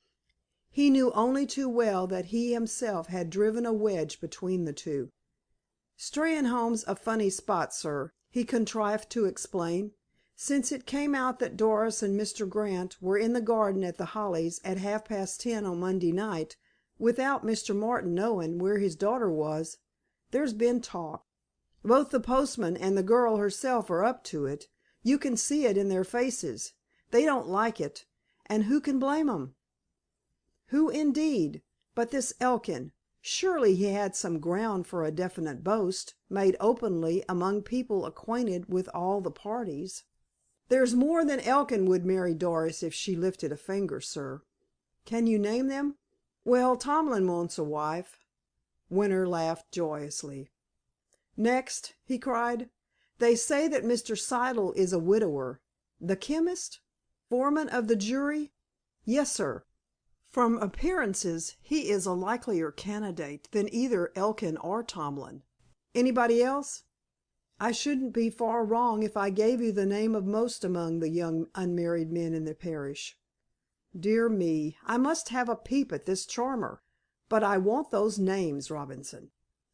Winter produced a notebook, so he was evidently taking the matter seriously. The policeman, however, was flustered. His thoughts ran on Elkin, whereas this masterful person from London insisted on discussing Doris Martin. "My difficulty is, sir, that she has never kept company with any of 'em," he said. "Never mind. Give me the name of every man who, no matter what his position or prospects, might be irritated, if no more, if he knew that Miss Martin and Mr. Grant were presumably spooning in a garden at a rather late hour. It was a totally new line of inquiry for Robinson, but he bent his wits to it and evolved a list which, if published, would be certainly regarded with incredulous envy by every other girl in the village than the postmaster's daughter. As for Doris herself, she would be mightily surprised when she saw it. But whether annoyed or secretly gratified, none but a pretty girl of 19 can tell. Winter departed soon afterwards. Before going to the inn he had a look at the forge. A young woman standing at the open door of the adjoining cottage favored him with a frank stare. There was no light in the dwelling. When he returned after walking a little way down the road, the door was closed. Next morning Bates heard of Peters as the detective and of Mr. Franklin as a millionaire from South America. Moreover, he scrutinized both in the flesh, and saw Robinson salute Peters, but pass the financial potentate with indifference. Alas, that a reputation once built should be destroyed. "I was mistook, sir," he reported to Grant later. "There's another 'tec about, but 'e ain't the chap I met last night. They say this other bloke is rollin' in money and buyin' 'osses right and left." "Then he'll soon be rolling in the mud and have no money," put in Hart. "Who is he?" inquired Grant carelessly. "A Mr. Franklin from South America, sir." Grant and Hart exchanged glances. Curiously enough, Hart remained silent till Bates had gone. "I must look this joker up, Jack," he said then. "To me the mere mention of South America is like Mother Gary's chickens to a sailor, a harbiner of storm." But Hart consumed Tomlin's best brew to no purpose, in so far as seeing Mr. Franklin was concerned, since the latter was in Knoleworth buying a famous racing stud. Being in the village, however, this fisher in troubled waters was not inclined to return without a bag of some sort. He walked straight into the post office. Doris and her father were there, the telegraphist being out. "Good day, every one," he cried cheerfully. "Grant wants to know, Mr. Martin, if you and Miss Doris will come and dine with us this evening at 7:30. The postmaster gazed hopelessly at this free and easy stranger. Doris laughed and blushed a little. "This is Mr. Hart, a friend of Mr. Grant's, Dad," she explained. "I'm afraid we cannot accept the invitation. We are too busy." "The worst of excuses," said Hart. "But there is a London correspondent here who hands in a long telegram at that hour." "What's his name?" "Mr. Peters." "Great Scott! Jimmie Peters here? I'll soon put a stopper on him. He'll come too, jumping. See if he doesn't. Is it a bargain? Short telegram at 6. Dinner for 5 at 7:30. Come now, Mr. Martin, it's up to you. I can see yes in Doris's eye. Over the port most delectable, I assure you. I'll give full details of the peculiar case of a man in Worcester, whose crop of gooseberries increased fourfold after starting an apiary. And what does it matter if you do lose a queen or two in June? The drones will attend to that trifle. It's a fixture, eh? Where's Peters? In the Pull and Push? I'll rout him out." The whirlwind subsided, but quickly materialized again. "Peters nearly fell on his knees and wept with joy," announced Hart. "He believes he was given a bull's steak for luncheon. He pledges himself to have only 500 words on the wire at 5 o'clock." Meanwhile, father and daughter had decided that there was no valid reason why they should not dine with Mr. Grant. Martin already regretted his aloofness on the day of the inquest, though, truth to tell, Hart's expert knowledge of bee culture was the determining factor. On her part, Doris was delighted. Her world had gone awry that week, and this small festivity might right it. Not one word of the improvised dinner party did Hart confide to Grant. He informed the only indispensable person, Mrs. Bates, and left it at that. Grant, a restless being these days, took himself for another long walk. It chanced that their road home led down the High Street. The hour was 7:15, and Peters hailed them. Hart introduced the journalist, saying casually, "Jimmy is coming to dinner, Jack." "Delighted," said Grant, of course. Peters looked slightly surprised, but passed no comment. Then Doris and her father appeared. They joined the others, shook hands, and to Grant's secret perplexity, the whole party moved off down the hill in company. When the Martins turned with the rest to cross the bridge, Grant began to suspect his friend. "Wally," he managed to whisper, "what game have you been playing?" "Aren't you satisfied?" murmured Hart. "'Sdeath, as they used to say in surly Theodore. You're as bad as Furshaw." There were others far more perplexed by that odd conjunction of diners than the puzzled host, who merely expected Mrs. Bates to belabor him with a rolling pin. Mr. Siddle, for instance, had just closed his shop when the five met. That is to say, the dark blue blind was drawn, but the door was ajar. He came to the threshold and watched the party until the bridge was neared, when one of them, looking back, might have seen him, so he stepped discreetly inside. Being a non-interfering, self-contained man, he seemed to be rather irresolute. But that condition passed quickly. Leaning over the counter, he secured a hat and a pair of field glasses, and went out. He, too, knew of Mrs. Jefferson's weakness for shopping in Knoleworth, and that good lady had gone there again. Her train was due in 10 minutes. A wicket gate led to a narrow passage communicating with the back door of her residence. He entered boldly, reached the garden, and hurried to the angle on the edge of the cliff next to the Martins' strip of ground. Yes, a spacious dinner table was laid at The Hollies. Doris, Mr. Martin, and Peters soon strolled out onto the lawn. The pedestrians had obviously gone upstairs to wash after their tramp. Mr. Siddle rather forgot himself. He stared so long and earnestly through the field glasses that he ran full tilt into Mrs. Jefferson and maid before regaining the high street. But the chemist was a ready man. He lifted his hat with an inquiring smile. "Didn't you say you wanted some anti-arthritic salts early in the week?" he asked. "Yes," said Mrs. Jefferson, "but I got some to‐day in Knoleworth, thank you." "Well, I was just making up an indent, and might as well include your specific if you really needed it." Which was kind and thoughtful of Mr. Siddle, but not quite true, though it fully explained his presence at Mrs. Jefferson's gate. Mr. Franklin, escorting a fragrant Havana up the hill (he had traveled by the same train), saw the meeting, and being aware of Mrs. Jefferson's frugal habits, since Furneaux had omitted no item of his movements in Steynholme, remembered it later during the nightly gathering in the inn. Elkin greeted Mr. Franklin respectfully when the great man joined the circle. "Did you see anything worth while at Knoleworth, sir?" he said. "No, I was unlucky. All the principals were at a race meeting." "By gum, that's right. It's Gatwick to‐day. Dash, I might have saved you a journey." "Oh, it doesn't matter.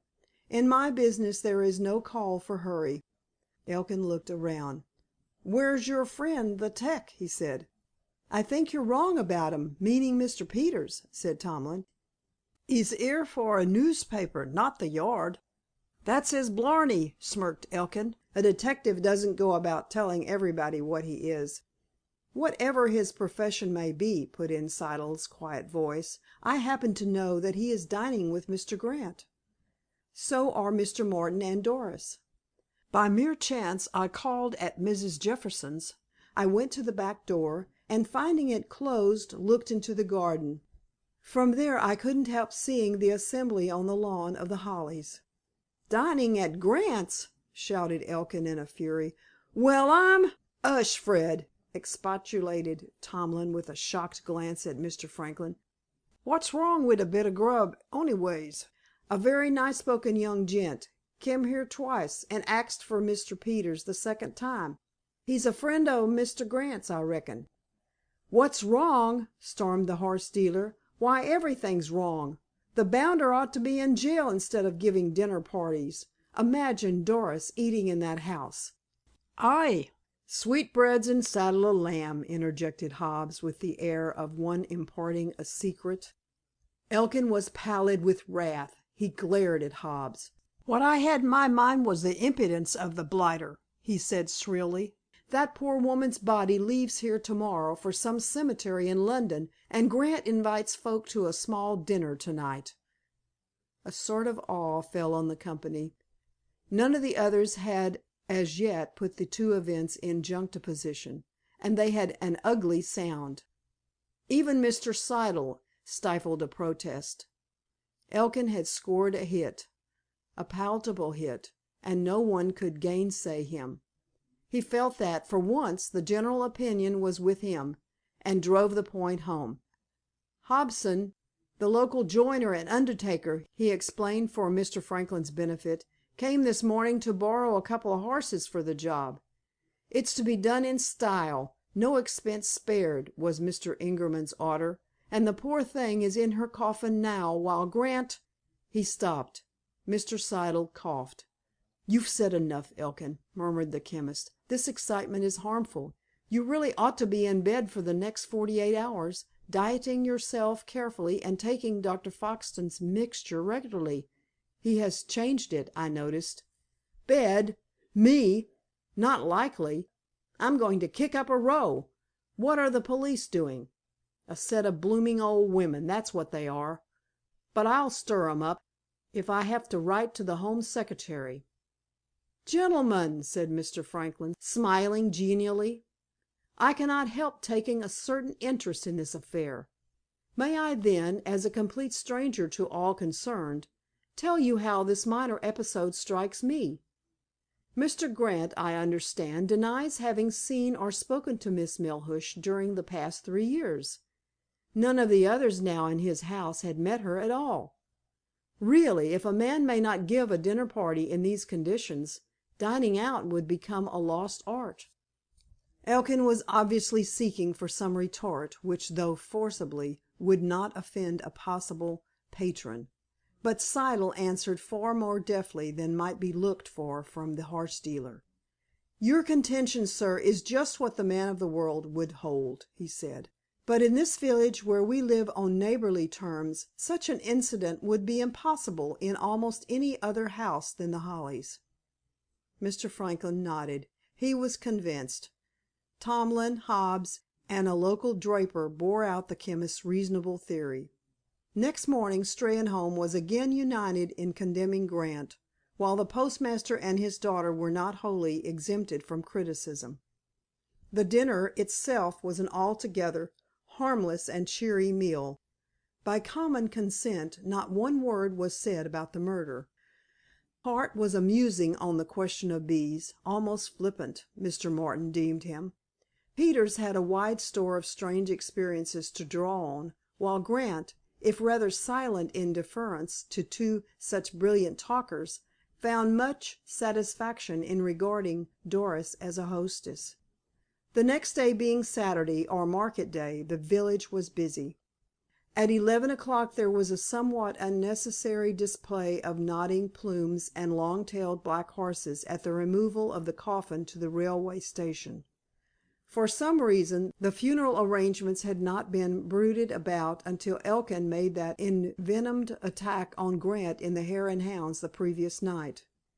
Ingerman had sent a gorgeous wreath, the only one forthcoming locally. This fact, of course, invited comment, though no whisperer in the crowd troubled to add that the interment was only announced in that day's newspapers. Peters, meeting Mr. Franklin on the stairs of the inn, put a note into his hand. It read: "Why don't you have a chat with Grant? The public mind is being inflamed against him. It's hardly fair." Mr. Franklin, meeting Peters in the passage, winked at him, and the journalist tortured his brains to turn out some readable stuff which should grip the million on Sunday, yet not to be damaging to the man whose hospitality he enjoyed overnight. In a word, the passing of Adelaide Melhuish was exploited thoroughly as an indictment of her one-time lover, and the only two in Steynholme not aware of the fact were Grant himself and Wally Hart. By a singular coincidence, not ridiculously beyond the ken of a verger, when Doris went to church on Sunday morning, she found herself beside Mr. Franklin. At the close of the service the same big man whom she had noticed as a neighbor in the pew overtook her at the post office door. He lifted his hat. A passer-by heard him say distinctly, "Pardon me for troubling you, but can you tell me at what time the mail closes for London?" "At 4:30," said Doris. No other person overheard Mr. Franklin's next words. "I am going to drop a letter in the box. It's for you. Get it at once. It is of the utmost importance." Doris was startled, as well she might be. But she went straight for the letter. It was marked "Private and Urgent," and ran, "Dear Miss Martin, I am here, vice Mr. Furneaux, who is engaged on other phases of the same inquiry. My business is absolutely unknown. I figure at the end as Mr. W. Franklin, Argentina. Indeed, Mr. Furneaux left the village because he realized the difficulties facing him in that respect. Now, I trust you, and I hope that you will justify my faith. You know Superintendent Fowler. I want you to meet me and him this afternoon at 2:00 at the crossroads beyond the mill. A closed car will be in waiting, and we can have half an hour's talk without anyone in Steynholme being the wiser. Remember that this village, like the night, has 1,000 eyes. Naturally, I would not trouble you in this way if the cause was not vital to the ends of justice. Whether or not you decide to keep this appointment, I have every confidence that you will respect my wish that no one other than yourself shall be informed of my identity. But I believe you will be wise and come. I am, yours faithfully, J. L. Winter, Chief Inspector, C.I.D., Scotland Yard, S.W. A card was enclosed as a sort of credential, but somehow it was not needed. Doris had seen Mr. Franklin more than once, and she had heard him singing the hymns in church. He looked worthy of credence. His written words had the same honest ring. She resolved to go. Her father, sad to relate, had found 3 dead queens in the hives. He was busy, but spared a moment to tell her that Mr. Siddle was coming to tea at 4:00. Doris was rather in a whirl, and seemed to be unnecessarily astonished. "Mr. Siddle! Why?" she gasped. "Why not?" said her father. "It's not the first time. You can entertain him. I'll look after the letters." "I must get some cakes. We have none." "Well, that's simple. I wonder if that fellow Hart really understands apiculture. You might invite him, too." With that letter in her pocket Doris had suddenly grown wary. Hart and Siddle would not mix, and her woman's intuition warned her that Siddle had chosen the tea hour purposely in order to have an uninterrupted conversation with her. She disliked Mr. Siddle in a negative way, but the very nearness of the detective was stimulating. Let Mr. Siddle come, then, and come alone. "No, Dad," she laughed. "Mr. Hart's knowledge will be available to-morrow. In his presence poor Mr. Siddle would be dumb." Chapter XIII.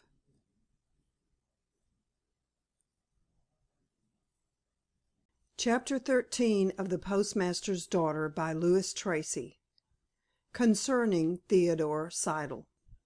Winter, being a cheerful cynic, had not erred when he appealed to that love of mystery which, especially if it is spiced with a hint of harmless intrigue, is innate in every feminine heart. Indeed, he was so assured of the success of his somewhat dramatic move that as he walked to a rendezvous arranged with Superintendent Fowler on the Knoleworth road he reviewed carefully certain arguments meant to secure Doris's assistance.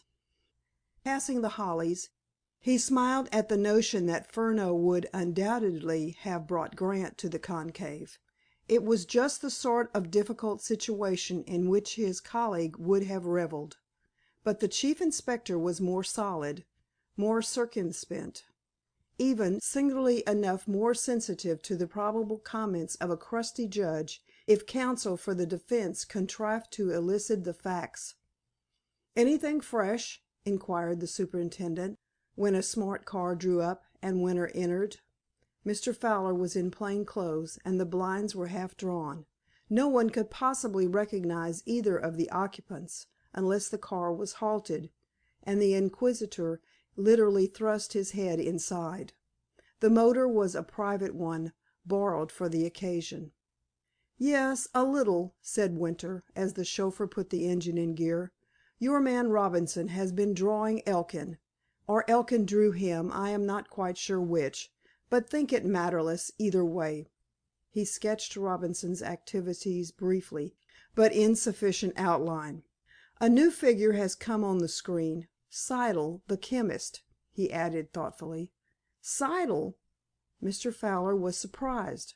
"Why, he is supposed to be a model of the law abiding citizen." "I don't say he has lost his character in that respect," said Winter. "Still, he puzzles me. Elkin is a loud mouthed fool.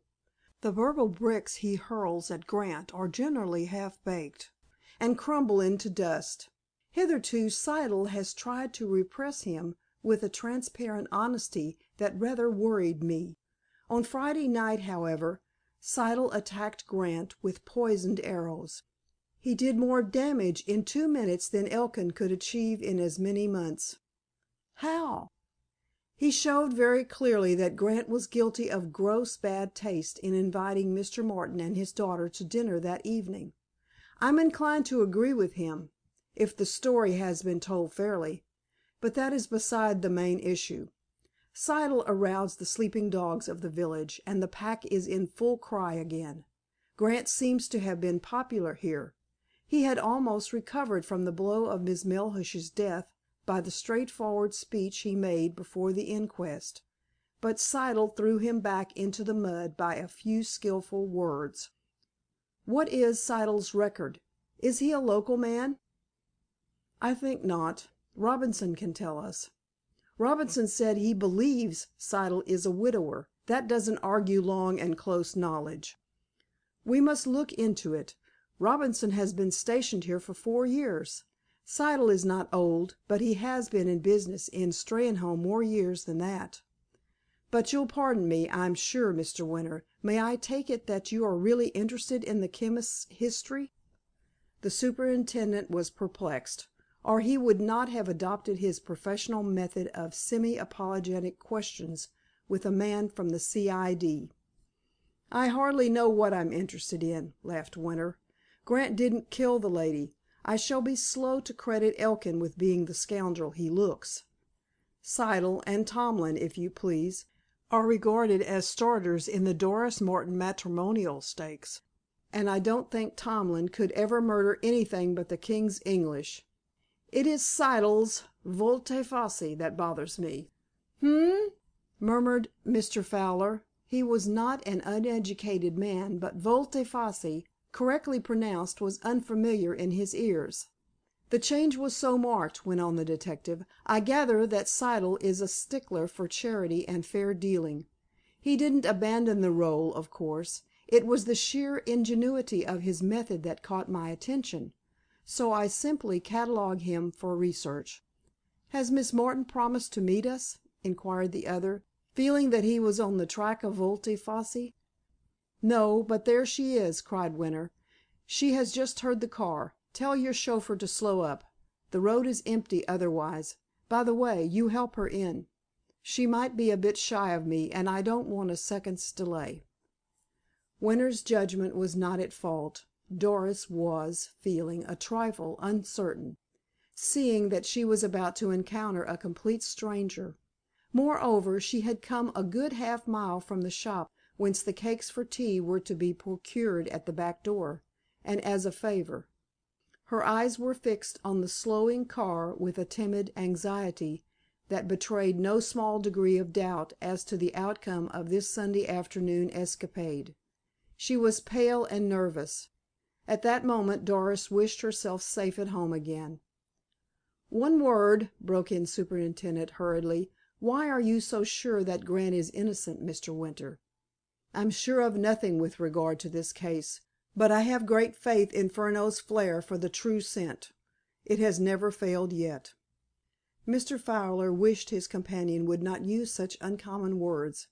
However, he got out and took off his hat with a courteous sweep. Doris had to look twice at him. Hitherto she had always seen him in uniform. Winter smiled at the unmistakable expression of relief in her face. She was almost self-possessed as she took the seat by his side. "Good day, Mr. Winter," she said. "Mr. Franklin, please. Better become used to my pseudonym. Plenty of room for your feet, Mr. Fowler? That's it. Now we're comfy. The chauffeur will bring us back here in half an hour, Miss Martin. Will that suit your convenience?" "Oh, yes. I am free till nearly 4 o'clock. We have a guest to tea then." "I have a well developed bump of curiosity these days. Who is it, may I ask?" "Mr. Siddle, the local chemist." "Indeed! An old friend, I suppose?" "We have known him 7 years, ever since he came to Steynholme." "Ah, he is not a native of the place?" "No, he bought Mr. Benson's business. He's a Londoner, I believe." "Is there a Mrs. Siddle?" "No, that is to say, gossip has it that he was married, but his wife died." "He doesn't speak of her, is that it? One would have thought that in a house where he is well known—" "We don't really know him well. No one does, I think." "You've invited him to tea, at any rate," laughed Winter. "No," said Doris, "he invited himself. At least, so I gathered from Dad." "Ah, well, he feels lonely, no doubt, and wishes to chat about recent strange events in Steynholme. And that brings me to the reason why I sought this chat under such peculiar conditions. You realize my handicap, Miss Martin. If I were seen talking to you, or even entering your house as apart from the post office, people would begin to wonder. You follow that, don't you?" Yes, Doris did follow it. What she did not follow was the veiled admiration in Superintendent Fowler's glance at the detective. Those few inconsequential questions had shed a flood of light on Siddle's past and present, yet the informant was blissfully unaware of their real purpose.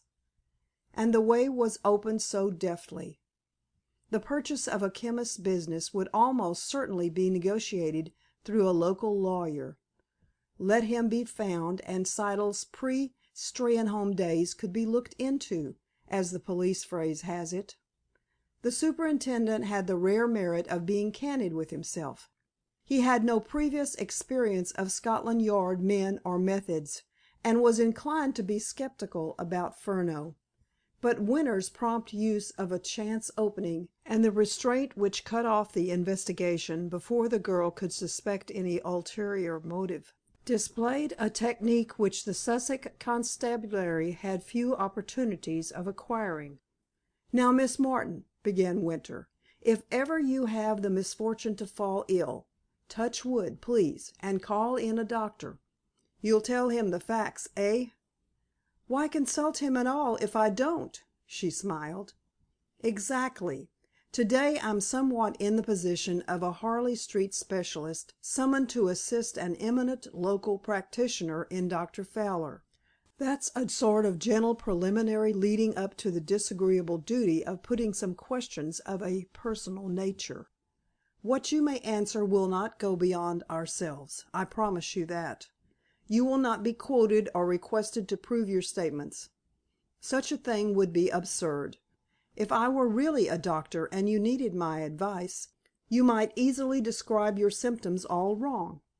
It would be my business to listen and deduce the truth, and I would never dream of rating you for having misled me. You see my point?" "Yes, but Mr. Franklin, I know nothing whatever about the murder." "I'm sure you don't. It was a wicked trick of fate that took you to Mr. Grant's garden last Monday night." "It was really an astronomical almanac," retorted Doris, who now felt a growing confidence in this nice spoken official. Sirius is a star remarkable for its beautiful changing lights, and on Monday evening was at its best. I think I ought to explain," she blushed delightfully, "that the village gossip about Mr. Grant and me is entirely mistaken. We are not well, I had better use plain English. We are not lovers. My father and I are just on close, friendly terms with Mr. Grant. My position hardly warrants even that relationship with an author of some distinction. But please set aside any notion of us as likely to become engaged. For one thing, it is preposterous. For another, I shall not leave my father." Poor Doris! She little guessed how accurately this skilled student of human nature read the hidden thought behind the vehement protest. Even the note of vague rebellion against social disabilities was pathetic yet illuminating. Of course he took her quite seriously. "Let us keep to the hard road of fact," he said. "What you really mean is that Mr. Grant has never made love to you. But I must be candid, young lady. There is no earthly reason why he shouldn't, though I could name offhand half a dozen why he should. Well, I must not pay compliments. My friend Mr. Furneaux can manage that with much greater facility, being half a Frenchman. And now I'm going to say an unpleasant thing. I ask your forgiveness in advance. Both Mr. Furneaux and I agree in the opinion that your imaginary love affair is indissolubly bound up with the mystery of Miss Melhuish's death. In a word, I have brought you here to‐day to discuss your prospective marriage, and nothing else. That astonishes you, eh? Well, it's the truth, as I shall proceed to make clear. There's a Mr. Fred Elkin, for instance." Doris uttered a little laugh of dismay. Winter's emphatic words had astounded her, but the horse dealer's name acted as comic relief. "I can't bear the man," she protested. "I have no doubt, but you ought to know that he is loudly proclaiming his determination to marry you before the year is out." The girl's face reddened again, and her eyes sparkled. "I wouldn't marry him if he were a peer of the realm," she said indignantly. "Quite so, but he is an avowed suitor. Now don't be vexed. Has he never declared his intentions to you?" "He would never dare. I sing and act a little, at village concerts and dramatic performances, and he has annoyed me at times by an officious pretense that he was deputed by my father to see me home. I came here quite a little girl, so people learnt to use my Christian name.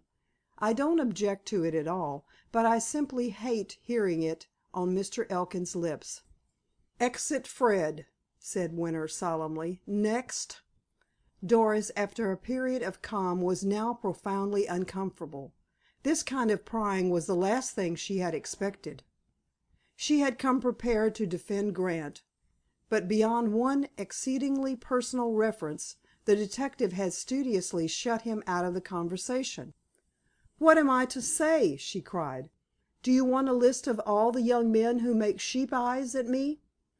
"No, I can get that from the Census Bureau." "Come now, Miss Martin, you know. Has any man in the village led you to suspect, shall we put it, that some time or other he might ask you to become his wife?" Lo and behold! Doris's pretty eyes filled with tears. Superintendent Fowler was so pleased at hearing Scotland Yard introducing a parenthetical query into the sentences that he, sitting opposite, was taken aback when Winter said in a fatherly way, "I've been rather clumsy, I'm afraid. But it cannot be helped. I must go blundering on. I'm groping in the dark, you know. But it's a thousand pities I shall have to tread on your toes." "It isn't that," sobbed Doris. "I hate to put my thoughts into words, that's all. There is a man whom I'm afraid of." "Siddle?" She turned on Winter a face of sudden awe. "How can you possibly guess?" she said wonderingly, and sheer bewilderment dried her tears. "My business is 9/10 guesswork. At any rate, we are on firm ground now. If you could please yourself, I suppose Mr. Siddle would not come to tea to day." "He certainly would not," declared the girl emphatically. "You believe he is coming for a purpose?" "Yes." "Elkin, I must drag him in again for an instant, pretends that the commotion aroused in the village by this murder would incline you favorably to a proposal of marriage. Mr. Siddle may have discovered some virtue in the theory. Did Mr. Elkin really hint that I needed him as a shield?" Doris was genuinely angry now. She little imagined that Winter was playing on her emotions with a master hand. "Don't waste any wrath on Elkin," he soothed her. "The fellow isn't worth it. But his crude idea might be developed more subtly by an abler man." "I think it odd that Mr. Siddle should choose to day of all days for a visit," she admitted. Winter relapsed into silence for a while. The car was running through a charming countryside, and a glimpse of the sea was obtainable from the crest of each hill.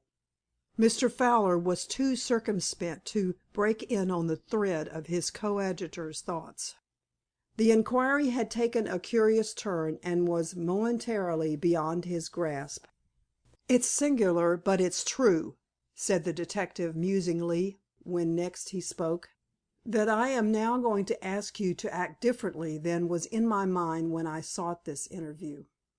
I should vastly like to be present when Siddle bares his heart to you this afternoon." "I can invite you to tea." "Alas! That won't serve our ends. But if you feel you have a purpose, you will be nerved to deal with him. Bring him out into that secluded garden of yours." "The first thing he will suggest," and Doris's voice waxed unconsciously bitter. "He knows that Dad will be busy with the mails for an hour after tea." "Good. I think it bad, most disagreeable. You won't find the position so awkward if you are playing a part. And that is what I want. A bit of clever acting. Lean on those railings, and make Siddle believe that your heart is on Mr. Grant's lawn. You know the kind of thing I mean. Dreamy eyes, listless manner, inattention, with smiling apologies. You will annoy Siddle, and a cautious man in a temper becomes less cautious. Force him to avow his real thoughts. You will learn something, trust me." "About what?" There were no tears in Doris's eyes. They were wide open in wonderment. "About his attitude to this tragedy. Do this, and you will be giving Mr. Grant the greatest possible help. He needs it. Next Wednesday, at the adjourned inquest, he will be put on the rack. Ingerman will fee counsel to be vindictive, merciless. Such men are to be hired. Their reputation is built up on the slaughter of reputations. I want to understand Siddle before Wednesday. By the way, what's his other name?" "Theodore." "Theodore Siddle. Unusual. Well, your half hour is nearly up. Will you do what I ask?" "I'll try. May I put one question?" "Yes." "You said you had something altogether different in view before we met. What was it?" "I'll tell you. Let me see. I'll tell you on Thursday." "Why not now?" "Because it is the hardest thing in the world for a woman to be single minded, in the limited sense of concentration, I mean. Focus your wits on Siddle today. I don't suggest any plan. I leave that to your own intelligence. Vex him, and let him talk." "Vex him?" "Yes. What man won't get mad if he notices that his best girl is thinking about a rival?" This time Doris did not blush. She was troubled and serious, very serious. "I'll do what I can," she promised. "When shall I see you again?" "Soon. There's no hurry. All this is preparatory for Wednesday. Am I to tell my father nothing?" "Please yourself. Not at present, I recommend you." The car had stopped. It sped on when Doris alighted. She would be home with her cakes at 3:00, and Mr. Martin would never have noticed her absence. "A fine bit of work, if I may say so," exclaimed Fowler appreciatively. "But I am jiggered if I can imagine what you're driving at." Winter was cutting the end off a big cigar. He finished the operation to his liking before answering earnestly. We stand or fall by the result of that girl's efforts. Furneaux thinks so, and I agree with him absolutely. After 5 days, where are we, Mr. Fowler? In the dark, plus a brigand's hat and hair. But there's a queer belief in some parts of England that a phosphorescent gleam shows at night over a deep pool in which a dead body lies. That's just how I feel about Siddle. The man's an enigma.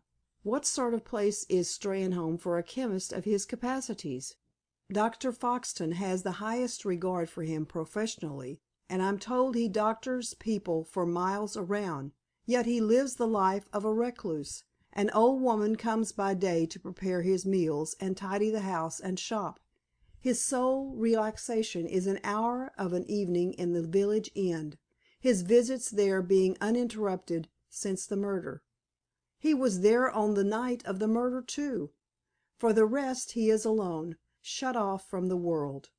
Without knowing it, he's going to fall into deep waters to-day, and he'll emit sparks, or I'm a Chinaman. I'll leave you here. Good-bye. See you on Tuesday after lunch." The superintendent drove on alone. He pondered the Steynholme affair in all its bearings, but mostly did he weigh up Winter and Furneaux. At last he sighed.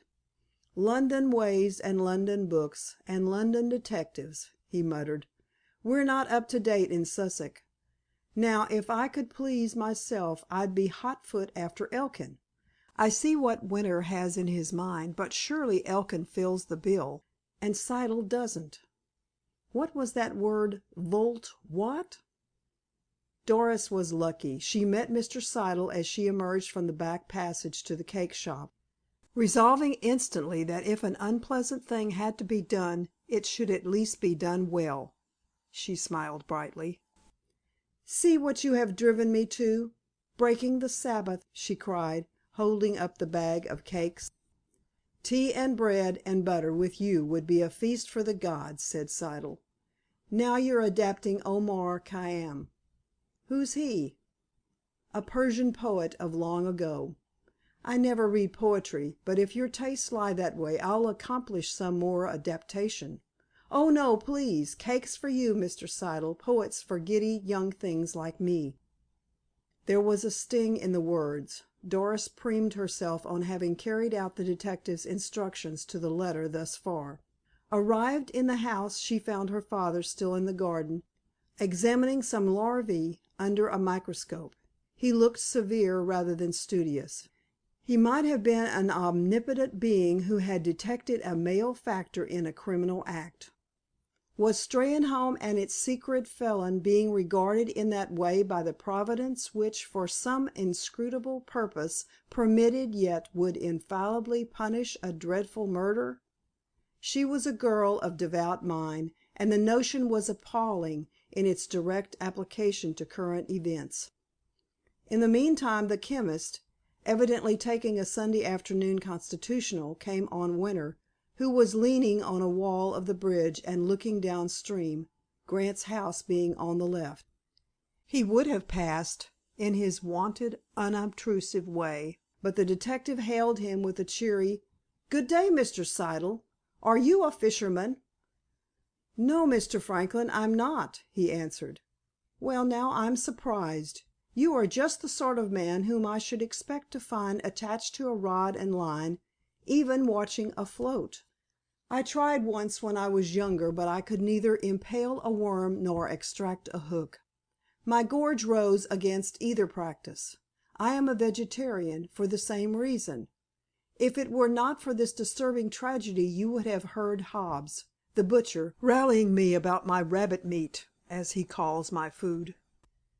"Well, well," laughed Winter, "your ideas and mine clash in some respects. I look on a well grilled steak as a gift from heaven, and after it, or before it, I don't care which, let me have 3 hours whipping a good trout stream. With the right cast of flies I could show a fine bag from this very stretch of water. Why not ask Mr. Grant's permission? It would be interesting to learn whether he will allow others to try their luck." Mr. Siddle strolled on. Winter bent over, keen to discern the gray backed fish which must be lurking in those clear depths and rippling shallows. Chapter XIV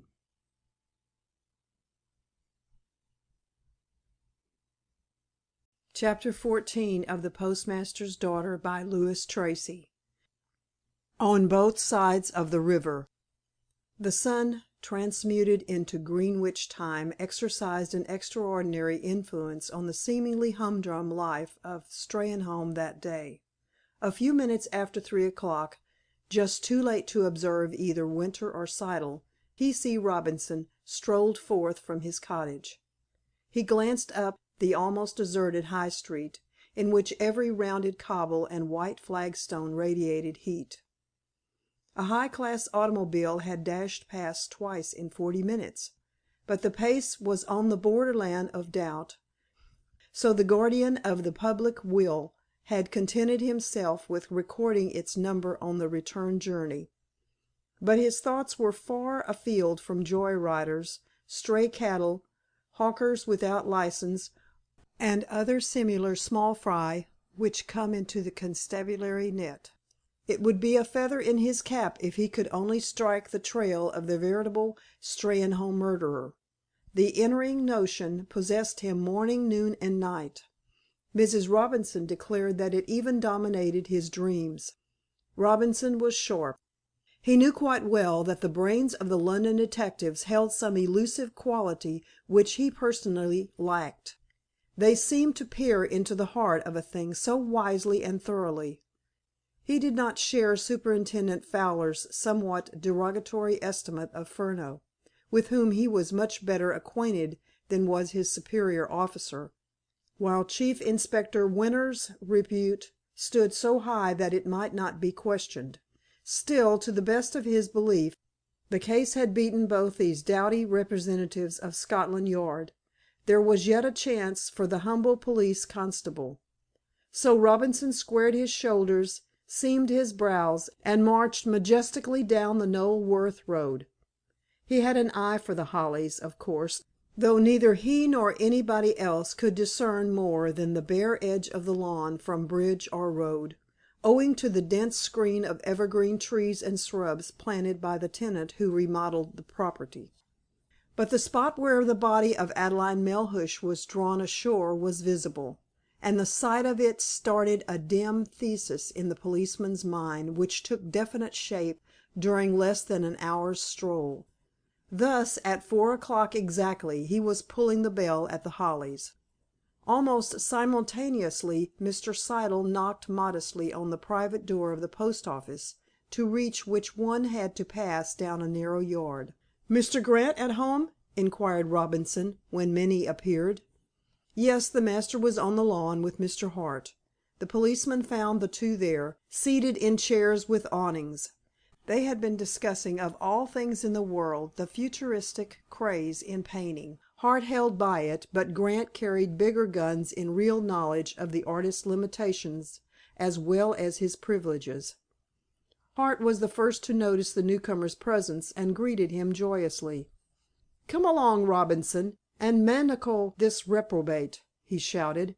"He's nothing but a narrow-minded pre-Raphaelite. A period in prison will dust the cobwebs out of his attic." "Hello, Robinson," said Grant. "Anything stirring?" "Not much, sir. I just popped in to ask if you remembered exactly how the body was roped." "Indeed, I do not. Some incidents of that horrible half hour have gone into a sad jumble. I recollect you calling attention to the matter, but what your point was I really cannot say now."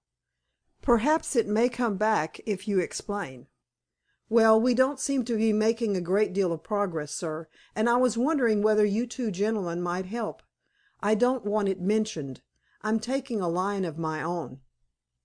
Grant repressed a smile. He recalled well enough the first "line" the policeman took, and the mischief it had caused. Being an even-minded person, however, he admitted that his own behavior had not been above suspicion on the day the crime was discovered. In allotting blame, as between Robinson and himself, the proportion was 6 of one and half a dozen of the other.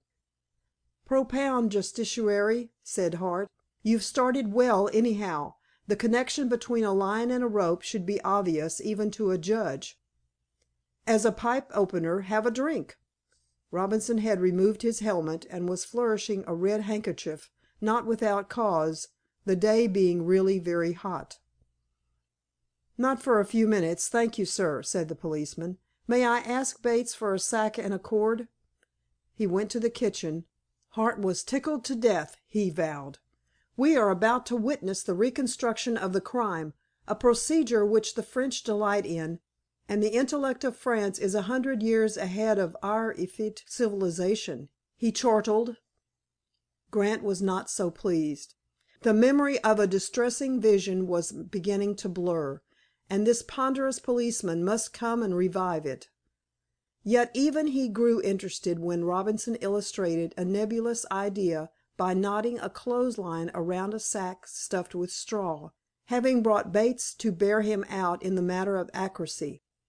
"There you are, gentlemen," he said, puffing after the slight exertion. "That's the way of it. How does it strike you?" "It's what a sailor calls 2 half hitches," commented Hart instantly.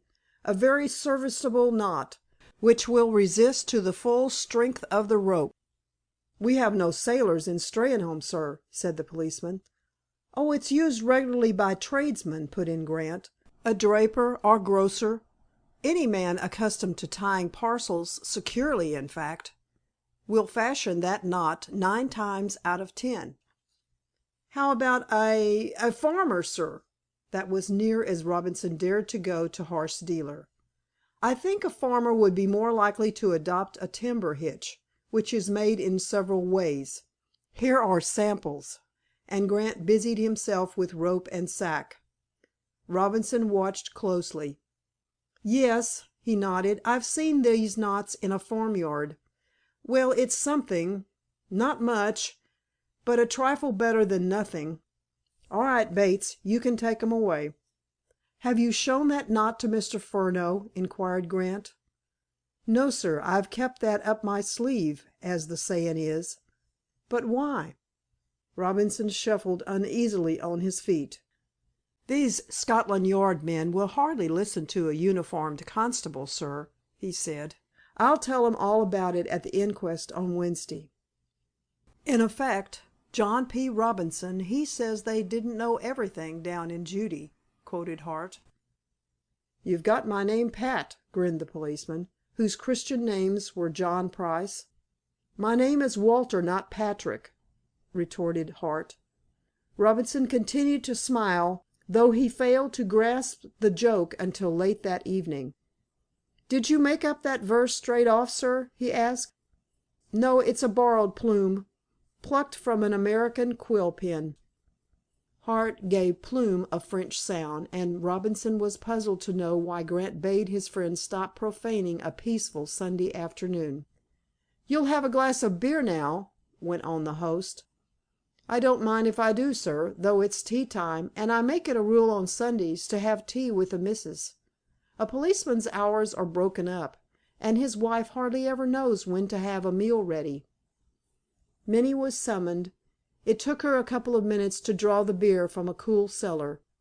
So it chanced that when Doris led Mr. Siddle to the edge of the cliff about 25 minutes past 4, the first thing they saw was the local police constable on the lawn of The Hollies, putting down a gill of best Sussex at a draught.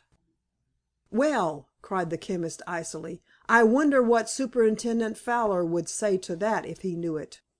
"What is there particularly wrong about Robinson drinking a glass of beer?" demanded Doris, more alive to the insinuation in Siddle's words than was quite permissible under the role imposed on her by Winter. She waved her hand to the party on the lawn. Grant, whose eyes ever roved in that direction, had seen her white muslin dress the moment she appeared. "Who the deuce is that with Miss Martin?" he said, returning her signal. "Siddle, the chemist," announced Robinson, not too well pleased himself at being spotted so openly. "Well, gentlemen, I'll be off," and he vanished by the side path through the laurels. "Siddle," repeated Grant vexedly. So it is, and she dislikes the man, for some reason." "Let's go and rescue the fair maiden," prompted Hart. "No, no. If Doris wanted me, she would let me know." "How? At the top of her voice?" "You're far too curious, Wally." "Semaphore, of course," drawled Hart. "When are you going to marry the girl, Jack?" "As soon as this infernal business has blown over." "You haven't asked her, I gather." "No." "Tell me when you do, and I'll hie me to London town, though in torrid June. You're unbearable in love." "The lash of your wit cuts deeply sometimes," said Grant quietly. "Dash it all, old chap, I was talking at random. Very well, I'll do penance in sackcloth and ashes by remaining here and applauding your poetic efforts.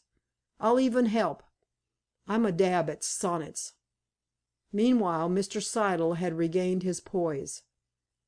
"I meant nothing offensive to the donor of the beer," he said, tuning his voice to an apologetic note. "But I take it Robinson is conducting certain inquiries, and I imagine that his superiors demand a degree of circumspection in such conditions. That is all." "Surely you do not rank with the stupid crowd in its suspicions of Mr. Grant," said the girl. "I'm pleased to think you refuse to class me with the gossip mongers of Steynholme, Doris," was the guarded answer. There had been no reference to the murder during tea, which was served as soon as the chemist came in. The visitor had tabled a copy of a current medical journal containing an article on the therapeutic qualities of honey, so the talk was lifted at once into an atmosphere far removed from crime. Doris was grateful for his tact. When her father went to the office she brought Mr. Siddle into the garden solely in pursuance of her promise to the detective, though convinced that there would be no outcome save a few labored compliments to herself. And now, by accident, as it were, the death of Adelaide Melhuish thrust itself into their conversation. Perhaps it was her fault. "No," she said candidly. "No one who has known you for 7 years, Mr. Siddle, could possibly accuse you of spreading scandal." "7 years! Is it so long since I came to Steynholme? Sometimes it appears an age, but more often I fancy the calendar must be in error. Why, it seems only the other day that I saw you in a short frock bowling a hoop." "A tomboy occupation," laughed Doris. "But dad encouraged that, and skipping, as the best possible means of exercise." "He was right. Look how straight and svelte you are. Few, if any, among our community can have watched your progress to womanhood as closely as I. You see, living opposite as I do, I kept track of you more intimately than your other neighbors." Siddle was trimming his sails cleverly. The concluding sentence robbed his earlier comments of their sentimental import.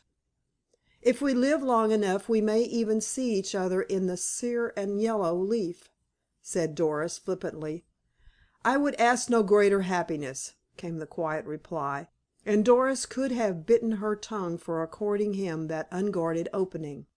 Suddenly availing herself of the advice which the detective, like Hamlet, had given to the players, she gazed musingly at the fair panorama of The Hollies and its gardens, with the two young men seated on the lawn.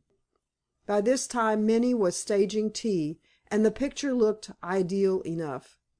Doris saw, out of the tail of her eye, that her companion was watching her furtively, though apparently absorbed in the scene.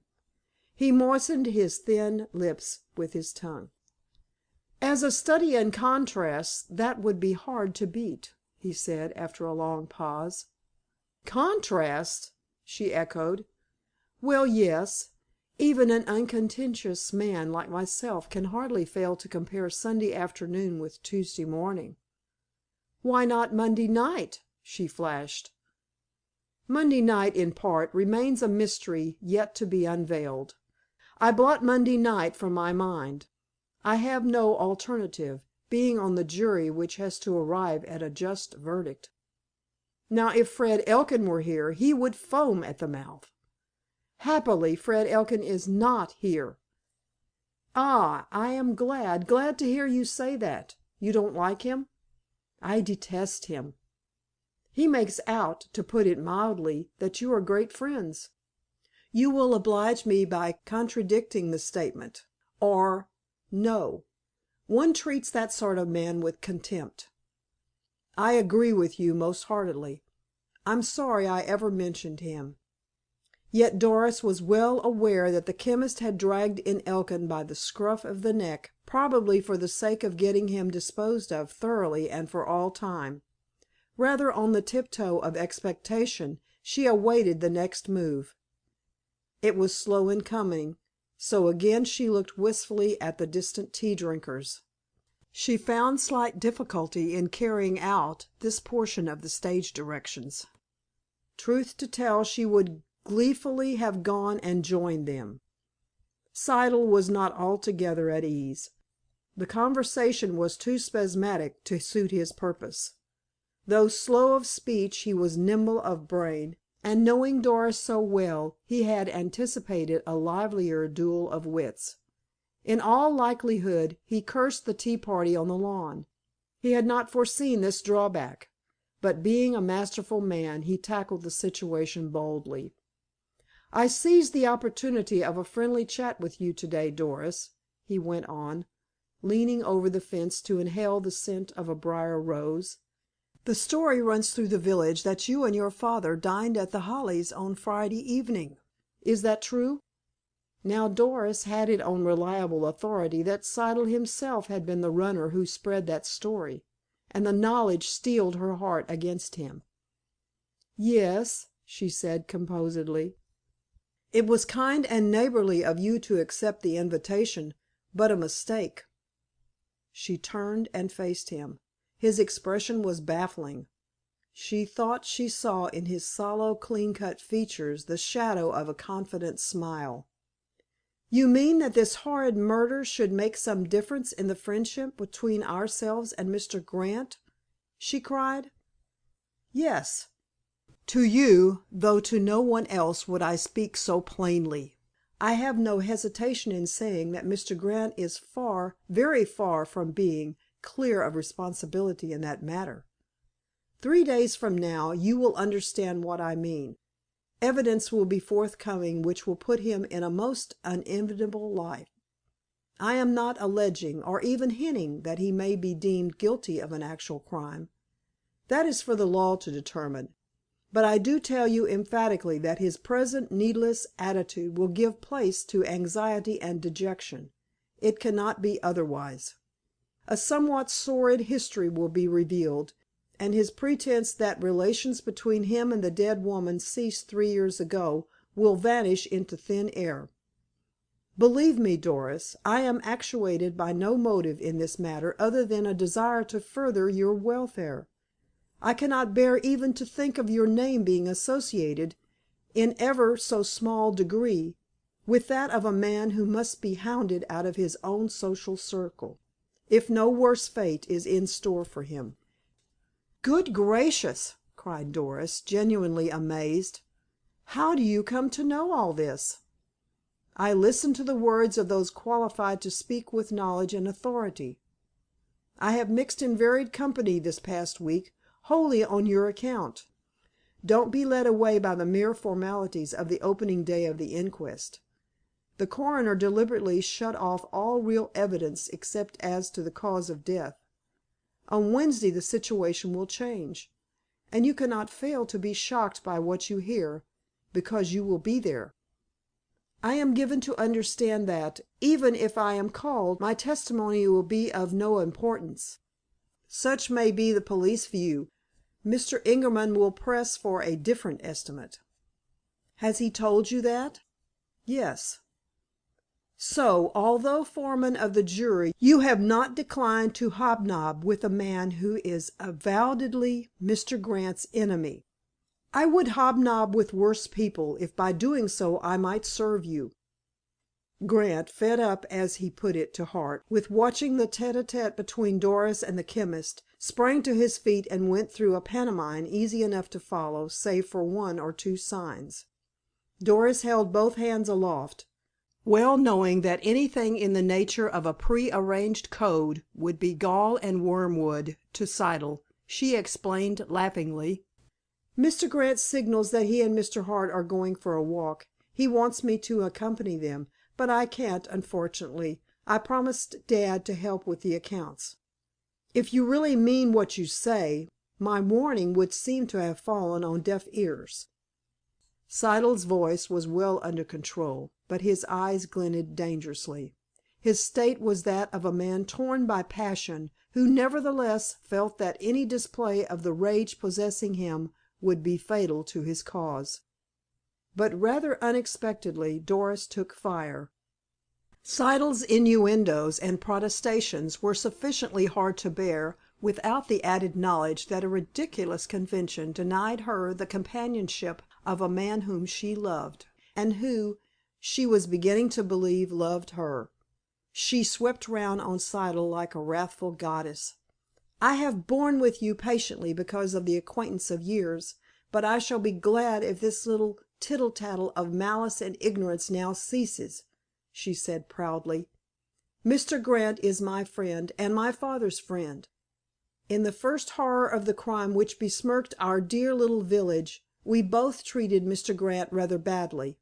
We know better to‐day.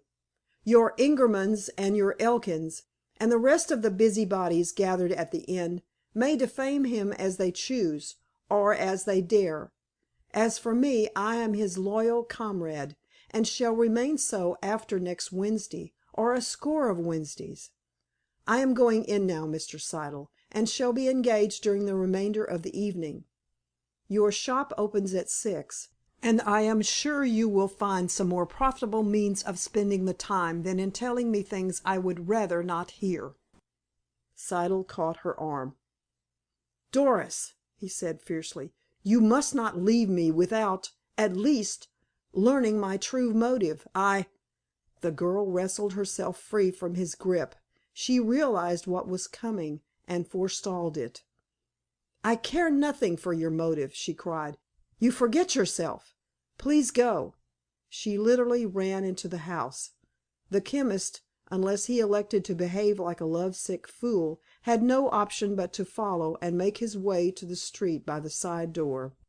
The only other happening of significance that Sunday was an unheralded visit by Winter to the policeman's residence. He popped in after dusk, opening the door without knocking. "You in, Robinson?" he inquired. "Yes, sir. Will you—" "Shan't detain you more than a minute. At the inquest you said that you personally untied the rope which bound Miss Melhuish's body. Here are a piece of string and a newspaper. Would you mind showing me what sort of knot was used?" Robinson was nearly struck dumb, and his fingers fumbled badly, but he managed to exhibit 2 hitches. "Ah, thanks," said Winter, and was off in a jiffy. From the window of a darkened room Robinson watched the erect, burly figure of the detective until it was merged in the mists of night. "Well, I'm—" he exclaimed bitterly. "John, what are you swearing about?" demanded his wife from the kitchen. "Something I heard to day," answered her husband. "There was a chap of my name, John P. Robinson, and he said that down in Judee they didn't know everything.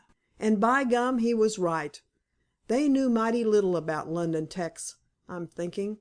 But hold on, surely—" He bustled into his coat and hastened to The Hollies. No, neither Mr. Grant nor Mr. Hart had spoken to a soul about the knot, nor had Bates. Of course, Robinson did not venture to describe Winter. Finally he put the incident aside as a clear case of thought reading. Chapter XV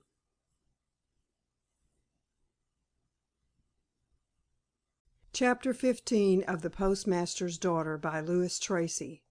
A Matter of Heredity.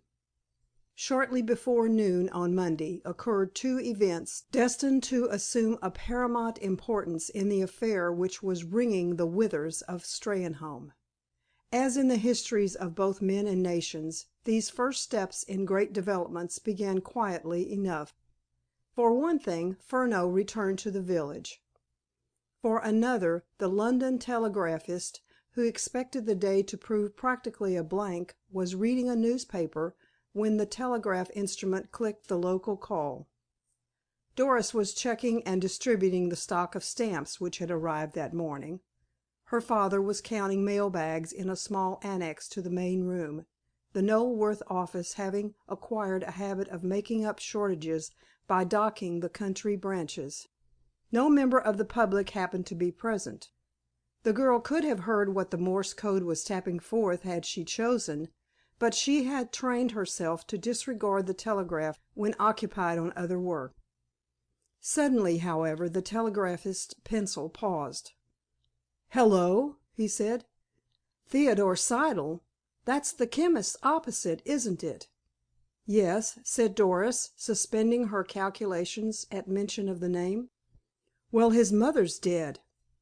"Dead?" she echoed vacantly. Somehow it had never hitherto dawned on her that the chemist might possess relatives in some part of the country. "That's what it says," went on the other. "Regret inform you your mother died this morning. Superintendent Horton Asylum." "In an asylum, too," said the girl, speaking at random. "Yes. Horton is the place for epileptic lunatics, near Epsom, you know." "I didn't know. Does it mean that she was an epileptic lunatic?" "So I should imagine from the wording. If a nurse or a matron, they'd surely describe her as such." "I suppose we ought not to discuss Mr. Siddle's telegram," said Doris, after a pause. "Well, no. But where's the harm? I wouldn't have yelled out the news if we three weren't alone. Where's that boy?" "Gone to his dinner. Father will take it. By the way, say nothing to him as to the contents. Would you mind calling him?" Doris hurried swiftly to the sitting room and thence upstairs. The telegraphist explained the absence of a messenger, so Mr. Martin delivered the telegram in person. Crossing the street, he detected a dead bee. He picked it up, horrified at the thought that the Isle of Wight disease might have reached Sussex. So it was an absent-minded postmaster who handed the telegram over Siddle's counter, inquiring laconically, "Is there any answer?" Siddle opened the buff envelope and read. He glanced sharply at Martin. "No," he said. "What's wrong with that bee?" "I don't know. I have my doubts. When I have a moment to spare I'll put it under the microscope." Siddle examined the telegram again. The handwriting was that beloved of civil service commissioners. Unquestionably it was not Doris's. No sooner had his friend gone off, still intent on the dead insect, than Siddle followed. He knew that the bee would undergo scientific scrutiny at once, so gave Martin just enough time to dive into the sitting room before entering the post office. "Did you receive this telegram a few minutes ago?" he inquired. The young man became severely official. "Which telegram?" he said stiffly. "This one," and Siddle gave him the written message. "Yes," was the answer. "Excuse me, but are the contents known to you only?" "What do you mean, sir? It would cost me my berth if I divulged a word of it to anyone." "I'm sorry. Pray don't take offense. I'm anxious that my friends, Mr. and Miss Martin, should not hear of it. That is what I really have in mind." The telegraphist cooled down. "You may be quite sure that neither they nor any other person in Steynholme will ever see the duplicate," he said confidentially. "I make up a package containing duplicates each evening, and it is sent to headquarters. If it will please you, I'll lock the copy now in my desk." "That is exceedingly good of you," said Siddle gratefully. "You, as a Londoner, will understand that such a telegram from Horton is not the sort of thing one would like to become known even in the most limited circle. You can depend on me, sir." Siddle hastened back to his shop. The telegraphist looked after him. "Queer," he mused. "Miss Martin guessed him at once. Whew! I must be careful. This village contains surprises." Doris, watching from an upper room, saw the visitor and timed him. She imagined he had dispatched an answer. Being a woman, she sought enlightenment a few minutes later. "Mr. Siddle came in?" she said tentatively. "Yes," said the specialist, smiling. "And I agree with you, Miss Martin. We mustn't talk about telegrams, even among ourselves, unless it is necessary departmentally." Doris was silenced, but she read the riddle correctly. The chemist was particularly anxious that no Steynholme resident should be made aware of his mother's death. She wondered why. She was enlightened when Furneaux paid a call about tea time. She took him into the garden. The lawn at The Hollies was empty. "Well, you entertained an acquaintance yesterday," he began. "Yes. Am I to tell you what happened?" "Not a great deal, I imagine," he said, with a puzzling laugh. "No, but I annoyed him as Mr." "No names," broke in the detective hastily. "Names, especially modern ones, destroy romance. Even the Georgian method of using initials, or leaving out vowels, lend an air of intrigue to the veriest balderdash." "But no one can overhear us," was the somewhat surprised comment. "How true," said Furneaux. "Pardon me, Miss Martin. Tell the story in your own way." Doris had a good memory. She was invariably letter perfect in a play after a couple of rehearsals, and could prompt others if they faltered. The detective listened in silence while she repeated the conversation between Siddle and herself. He took no notes. In fact, he hardly ever did make any record in a case unless it was essential to prove the exact words of a suspected person. "Good," he said, when she had finished. "That sounds like the complete text. I don't think I have left out anything of importance. That is, if a single word of it is important." "Oh, heaps," he assured her. "It's even better than I dared hope. Can you tell me if Siddle's mother is dead yet?" The question found Doris so thoroughly unprepared that she blurted out: "Have you had a telegram, too, then?" "No, but Siddle has had one, eh? Don't be vexed. I'm not tricking you into revealing post office secrets. I knew she was dying, and when I saw your father take a message to the chemist's shop I simply made an accurate guess. Now I'm going to scare you, purposely and of malice aforethought, because I want you to be a good little girl and obey orders. Mrs. Siddle, Sr., now happily deceased, was an epileptic lunatic of a particularly dangerous type. She suffered from what is classed by the doctors as furor epilepticus, a form of spasmodic insanity not inconsistent with a high degree of bodily vigor and long periods of apparently complete mental saneness. Now, if I were not speaking to one who has shared her father's studies in bee life, I would not introduce the subject of heredity. But you know, Miss Martin, that such racial characteristics are transmitted, or transmittable, I should say, by sex opposites. Thus, an epileptic mother is more likely to give her taint to a son than to a daughter. Yes, I mean all that, and more," he went on, seeing the look of horror, not unmixed with fear, in Doris's eyes. "There must be no more irritating of Siddle, or playing on his feelings, by you at any rate. Treat him gently. If he insists on making love to you, be as firm as you like in a non-committal way.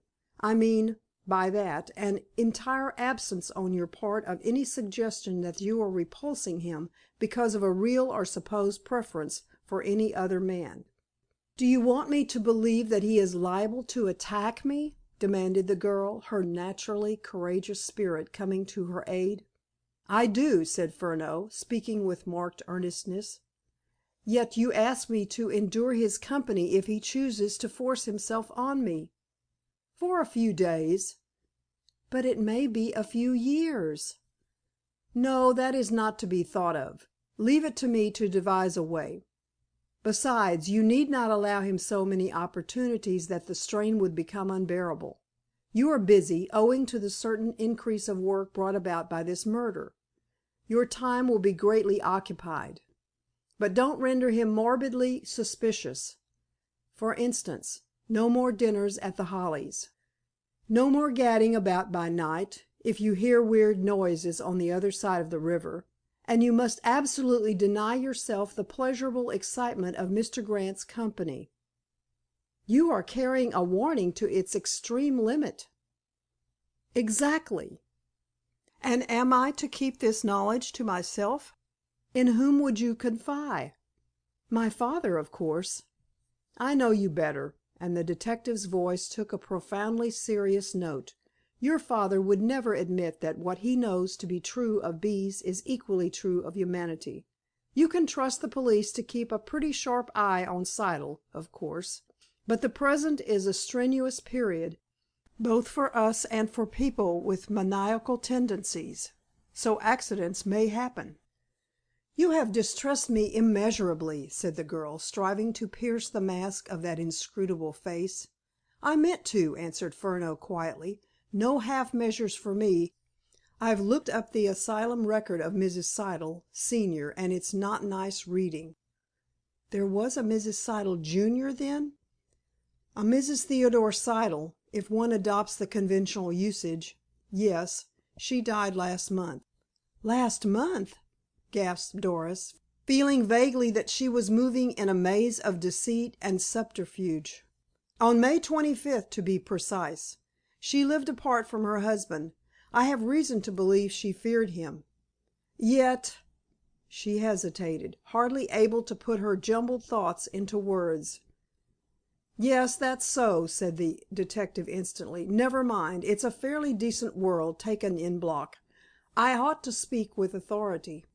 I see enough of the seamy side of it, goodness knows. Now, forewarned is forearmed. Don't be nervous. Don't take risks. Everything will come right in time. Remember, I'm not far away in an emergency. Should I chance to be absent if you need advice, send for Mr. Franklin. You can easily devise some official excuse, a mislaid letter or an error in a telegram. I think I shall feel confident if both of you are near," and the ghost of a smile lit Doris's wan features. "We're a marvelous combination," grinned Furneaux, reverting at once to his normal impishness. "I am all brain, he is all muscle. Such an alliance prevails against the ungodly." "Is Mr. Grant in any danger?" inquired Doris suddenly. "No." The two looked into each other's eyes. Doris was eager to ask a question which Furneaux dared her to put. The detective won. She sighed. "Very well," she said. "I'm to behave. Am I to regard myself as a decoy duck?" "A duck, anyhow." She laughed lightly. Furneaux would vouchsafe no further information, it would appear. For a girl of 19, Doris was uncommonly gifted with clear, analytical reasoning powers. The detective returned to the Hare and Hounds and went upstairs. He met Peters on the landing. "The devil!" he cried. "My dear pal!" retorted the journalist. "Are you living here? Why not? Why not, indeed? Where the eagles are there is the carcass. Your misquotation is offensive." "It was so intended. Come and have a drink." "No." "I said yes. You'll thank me on your bended knees afterwards. The South American gent is having the time of his life. I've just been to my room for Whitaker's Almanac, wherewith a certain Don Walter Hart purposes flooring him." Wally Hart had indeed succeeded in running to earth the Argentine magnate, and was giving Winter a most uncomfortable quarter of an hour. "Ha!" shouted Hart, when Furneaux came in with Peters. "Here's the pocket marvel who'll answer any question straight off. What is the staple export of the Argentine?" "How often have you been there?" demanded the detective dryly. "6 times." "And you've lived there?" This to Winter. "Yes," glowered the big man, fearing the worst. "Then the answer is fools!" cackled Furneaux. Wally laughed. He had remembered just in time that he had no right to claim acquaintance with the representative of Scotland Yard, and there were some farmers present, each of whom had a likely animal to offer the buyer of blood stock.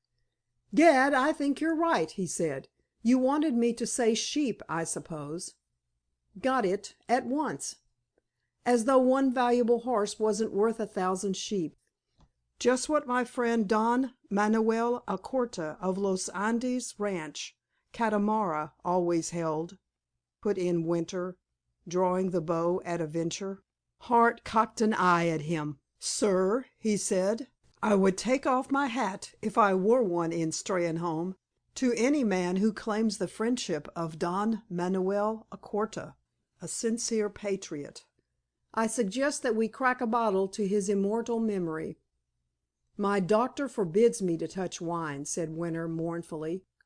"But these bucolic breeders of browns and bays employ wiser medicos. I'll go bail." "Landlord, a quart of the best, and six out, as they say in London." 6 glasses were duly filled with champagne. When it was consumed, Hart buttonholed Peters. "A word with you, scribe," he said. "Good day, gentlemen. I leave you to your nags. Treat Mr. Franklin fairly. The friend of Don Manuel Alcorta must be a true man."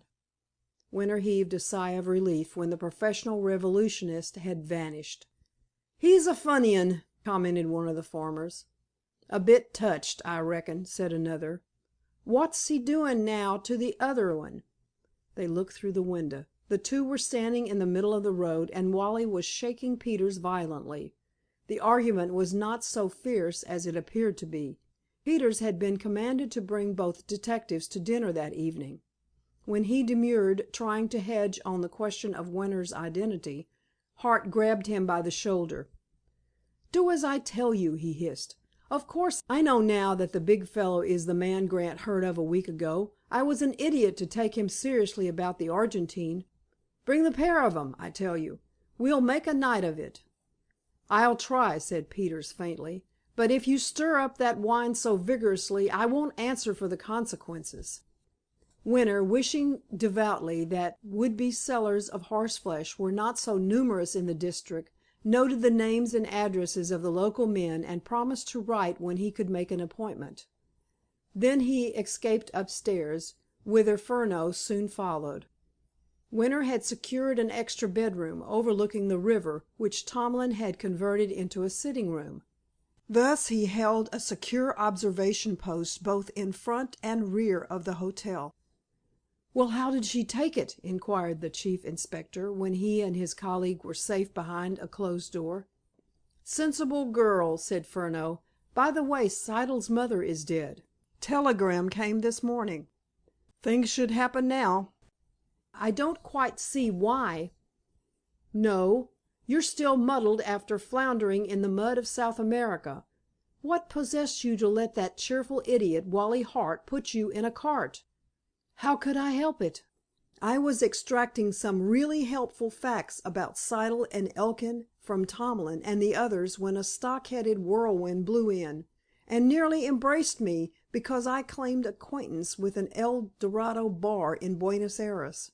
From that instant I was lost. Like St. Augustine on the gridiron, no sooner was I nicely toasted on one side than I was turned on to the other. That grinning penny-a-liner Peters, too, helped an assistant torturer. Wait till he asks me for a pointer in this or any other case. He sold me a pup to-day, but I'll land him with a full-size mastiff." "No, you won't. He's done you a lot of good. You were simply reeking with conceit when I met you this morning. It was Siddle this and Siddle that until you fairly sickened me. One would have thought I hadn't cleared the ground for you, left you with all lines open and yourself unknown to the enemy. Sometimes you make me tired." "Sorry, Charles," said Winter patronizingly. "I had a bit of luck on Sunday, I admit. The chance turn taken by the conversation with Doris, with the result that I am able to occupy a strategic position on the cliff, and hear every word Siddle uttered was really fortunate. But isn't that just what men mean when they prate of success? Opportunity knocks once at every man's door, says the old saw. The clever man grabs hold instantly. The indolent one, often a mere gabbler, opens his eyes and his mouth weeks afterwards, and cries, 'Dear me, was that the much looked for opportunity?' Of course, Robinson's byplay with the sack and rope was merely thrown in by the prodigal hand of fate. "Stop!" yelped Furneaux. "Another platitude, and I'll assault you with the tongs." It was the invariable habit of the Big 'Un and the Little 'Un to quarrel like cat and dog when the toils were closing in around a suspect. Woe then to the malefactor. His was a parlous state. "Let's cool down, Charles," said Winter, opening a leather case, and selecting with great care one out of half a dozen precisely similar cigars.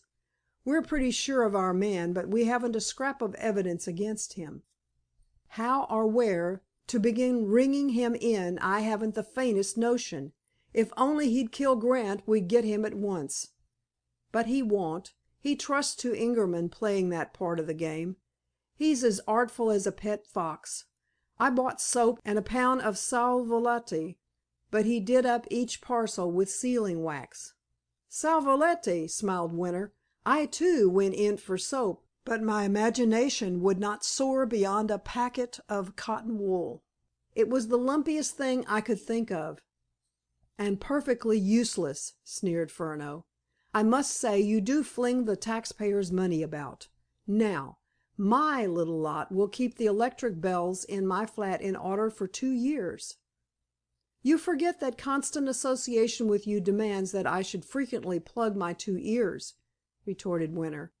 Furneaux would surely have thrown back the jest had not a knock on the door interrupted him. "Who's there? I'm busy," cried Winter. "Me ow!" whined Peters's voice. "Oh, it's you, Tom. Come in." The journalist crept in on tiptoe. "Hush! We are not observed," he said. "Wally Hart threatens to choke me if you two don't dine with him and Grant tonight." There was silence for a little while. The detectives looked at each other. "At what time?" said Winter at last. Peters was astonished, and showed it.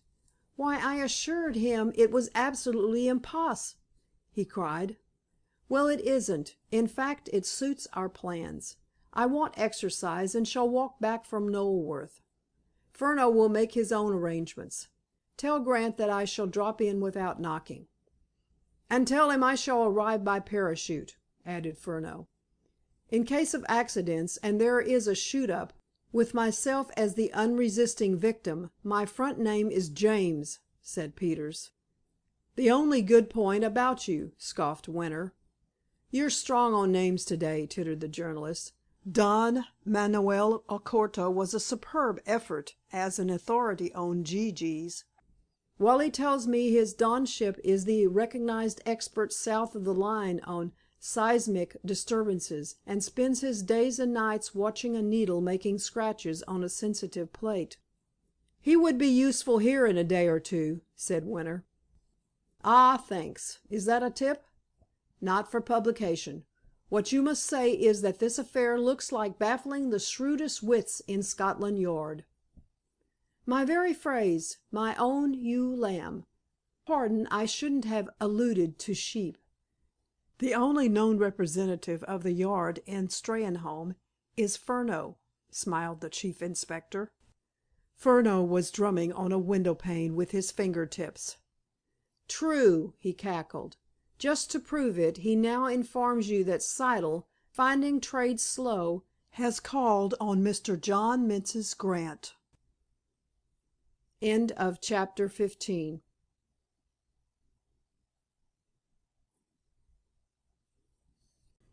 XVI of The Postmaster's Daughter by Louis Tracy. Furneaux Makes a Successful Bid. The lawn front of The Hollies was not visible from the upper story of the Hare and Hounds owing to a clump of pines which had found foothold on the cliff, but through the gap formed by the end of the post office garden, the entrance to the house from Knoleworth Road was discernible. Furneaux's dramatic announcement brought the other two to the window. By this time Peters, gifted with a nose for news like a well-trained setter's for partridges, had begun to associate the quiet-mannered, gentle-spoken chemist with the inner circle of the crime, so waited and watched with the detectives for Siddle's reappearance. At any rate the visitor must have been admitted, because a long quarter of an hour lapsed before he came in sight again. He walked out slowly into the roadway, thrust his hands into his trousers pockets, and glanced to right and left. Then, turning abruptly, he stared at the dwelling he had just quitted. What this slight but peculiar action signified was not hard to guess. Furneaux, indeed, put it into words. Having warned Grant off Miss Doris Martin, and been cursed for his pains, the foreman of the jury does not trouble to await further evidence, but arrives at a true and lawful verdict straight off, announced the little man. "We ought to hear things to-night," said Peters. "We?" inquired Winter. "Yes, didn't I make it clear that I shared in the dinner invitation?" "No, and I'm—" "Don't say it," pleaded the journalist. "If I fell from grace to‐day, remember my unswerving loyalty since the hour we met on the platform at Knoleworth. Haven't I kept close as an oyster? And would any consideration on earth move me to publish an accurate and entertaining account of the roasting of Chief Inspector Winter by Wally Hart? Think what I'm sacrificing. A column of the best." Winter bent a weighing look on the speaker. There was treason in the thought, as King James remarked to the barber who tried to prove his loyalty by pointing out how easily he might cut his Majesty's throat any morning. But Peters maintained the expression of a sphinx, and the big man relaxed. "The conditions are that not a word about this business appears in print either now or in the future until we have a criminal in the dock," he said. "Accepted," said Peters. Furneaux laughed shrilly, even derisively, but him his colleague treated with majestic disdain. Then, the chemist having re-entered the village, the group broke up, Peters to search his brains for copy which should be readable yet contain no hint of the new trail, Winter to take a train to Knoleworth, and Furneaux to tackle Fred Elkin, who he had ascertained earlier would drive home from a neighboring hamlet about 5 o'clock. Elkin had returned when the detective reached the house, a somewhat pretentious place, half farm, half villa, and altogether horsey. The entrance hall bristled with fox masks and brushes. A useful collection of burnished bits and snaffles hung on a side wall. A couple of stuffed badgers held 2 wicker stands for sticks and umbrellas, and whips and hunting crops were ranged on hooks beneath a 12-bore and a rook rifle. A pert maidservant took Furneaux's card, blanched when she read it, and forgot to close the door of the dining room. Hence, the detective heard Elkin's gruff comments. "What? That chap? Wants to see me? Not more than I want to see him. Show him in." Furneaux, looking very meek and mild, entered an apartment of the carpet-bag upholstery period. A set of 6 exceedingly good and rare sporting prints caught his eye. "Good day," he said, finding Elkin drinking tea and eating a boiled egg. "You're feeling better, I'm glad to see." Now, no matter how ungracious a man may be, a courteous solicitude as to his health demands a certain note of civility in return. "Yes," he said. "Sit down. Will you join me?" "I'll have a cup of tea, with pleasure," said Furneaux. "Right-o. Just touch that bell, will you?" The other obeyed, and took a closer look at one of the prints. Yes, the date was right, 1841, and the stripling admirable.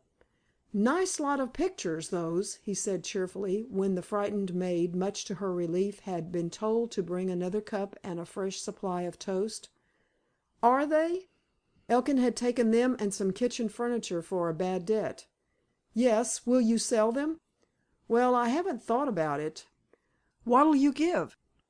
Furneaux hesitated. "I can't resist anything in the art line that takes my fancy," he said, after a pause of indecision. "What do you say to 10 bob each?" Elkin valued the lot at that figure, but Furneaux was a fool and should be treated as such. "Oh, come now," he cried roguishly. "They're worth more than that." Furneaux reflected again.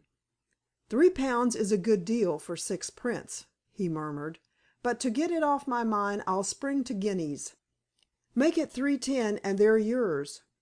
"3 guineas is my absolute limit," said Furneaux. "Done!" cried Elkin. The original debt was under £2, so he had cleared more than 50% on the transaction, and was plus a number of chairs and a table. Furneaux counted out the money, wrote a receipt on a leaf torn from his pocket-book, and stamped it. "Sign that," he said. "Pocket the cash, send the set to the Hare and Hounds for me in a dog cart now, and the deal is through." Leaving the table, he went and lifted down each picture carefully. Somewhat wonderingly, Elkin rang the bell once more, gave the necessary instructions, and the room was cleared of its art. He was quite sure now that Furneaux was, as he put it, dotty. The latter, however, sat and enjoyed his tea as though well pleased with his bargain. "And how are things going in the murder at The Hollies?" inquired the horse dealer, by way of a polite leading up to the visitor's unexplained business. "Fairly well," said the detective. "My chief difficulty was to convince certain important people that you didn't kill Miss Melhuish. Once I—" "Me!" roared Elkin, his pale blue eyes assuming a fiery tint. "Me!" "Once I established that fact," went on the other severely, "a real stumbling block was removed. You see, Elkin, you have behaved throughout like a perfect fool, and thus lent a sort of credibility to an otherwise absurd notion. Your furious hatred of Mr. Grant, for instance, born of an equally fatuous, or shall I say fat‐headed, belief that Miss Martin would marry you for the mere asking, led you into deep waters. It was a mistake, too, when you lied to P.C. Robinson as to the time you came home on that Monday night. You told him you walked straight here from the Hare and Hounds at 10 o'clock. You know you didn't. That it was nearer 11:30 when you reached this house. Consider what that discrepancy alone might have meant if Scotland Yard failed to take your measure correctly. Then add the fact that the murderer wore the hat, wig, and whiskers in which you made a guy of yourself while filling the rôle of Svengali last winter. Now, I ask you, Elkin, where would you have stood with the average British jury when the prosecution established those 3 things? Motive, your jealousy of Grant; time, your unaccounted for disappearance during the hour when the crime was committed; and disguise, a clumsy suggestion of Owd Ben's ghost. Really, I have known men brought to the scaffold on circumstantial evidence little stronger than that. Instead of glaring at me like a cornered rat, you ought to drop on your knees and thank Providence, as manifested through the intelligence of the Yard, that you are not now in a cell at Knoleworth, ruminating on your own stupidity, and in no small jeopardy of your life." Many emotions chased each other across Fred Elkin's somewhat mean and cruel face, while Furneaux rated him in his extraordinary manner. Surprise, wrath, even fear, had their phases. But dominating all other sensations was the overpowering indignation at the implied hopelessness of his pursuit of Doris Martin. He literally howled an oath at his torturer. Furneaux was shocked. "No, no," he protested in a horrified tone. "Don't swear at your best friend." "Friend, by—! I'll make you pay for what you've said. There's a law to stop that sort of thing." "But the law requires witnesses." "A slander isn't a slander unless it's uttered to your detriment before a third party. How different would be Mr. Grant's action against you. Your well-wishers simply couldn't muzzle you. Whether before your pothouse cronies or mere strangers, you charged him openly with being a murderer. I'm sorry for you, Elkin, if ever you come before a judge. He'll rattle more than 3 guineas out of you. Even now, you don't grasp the extent of your folly. Instead of telling me how you spent that hour and a half on the night of the crime, you have the incredible audacity to threaten me. Me, the man who has saved you from jail. One more word, you miserable swab, and I'll let Robinson arrest you. You'll be set free, of course, when I stage the actual villain, but a few remands of a week each in custody will thin your hot blood. You were with Peggy Smith after leaving the Hare and Hounds, making a fool of an honest girl who thinks you mean to wed her. Yet you blather about being practically engaged to Doris Martin, a girl who wouldn't let you tie her shoelace. You're an impudent pup, Fred, and you know it. But you stock decent tea, so I'll take another cup. If you're wise, you'll take a second one yourself. It's better for you than whiskey." Elkin, despite all his faults, was endowed with the shrewdness inseparable from his business, because no man devoid of brains ever yet throve as a horse dealer. He smothered his rage, thinking he might learn more from this strange mannered detective by seeming complaisance. "You're a bit tough on a fellow," he growled sulkily, pouring out the tea. "For your good, my boy, solely for your good. Now own up about Peggy. Yes, that's right, she'll prove an alibi, so your torn fool case breaks down when the flag falls." "Does it? A girl may say anything to save her supposed lover. How will the 12 good men and true view Doris Martin's evidence on Wednesday? What did you mean, for instance, by your question to the coroner at the first hearing?" "I thought Grant was guilty, and I think so still," came the savage retort. "A nice juryman you are, I must say. May I trouble you to pass the sugar?" "Look here, what are you getting at? Damme if I can see through your game. What is it?" "I didn't want to worry poor Peggy, and her father might set about you if he knew the facts, so I'm probably saving you a hiding as well as a period in jail.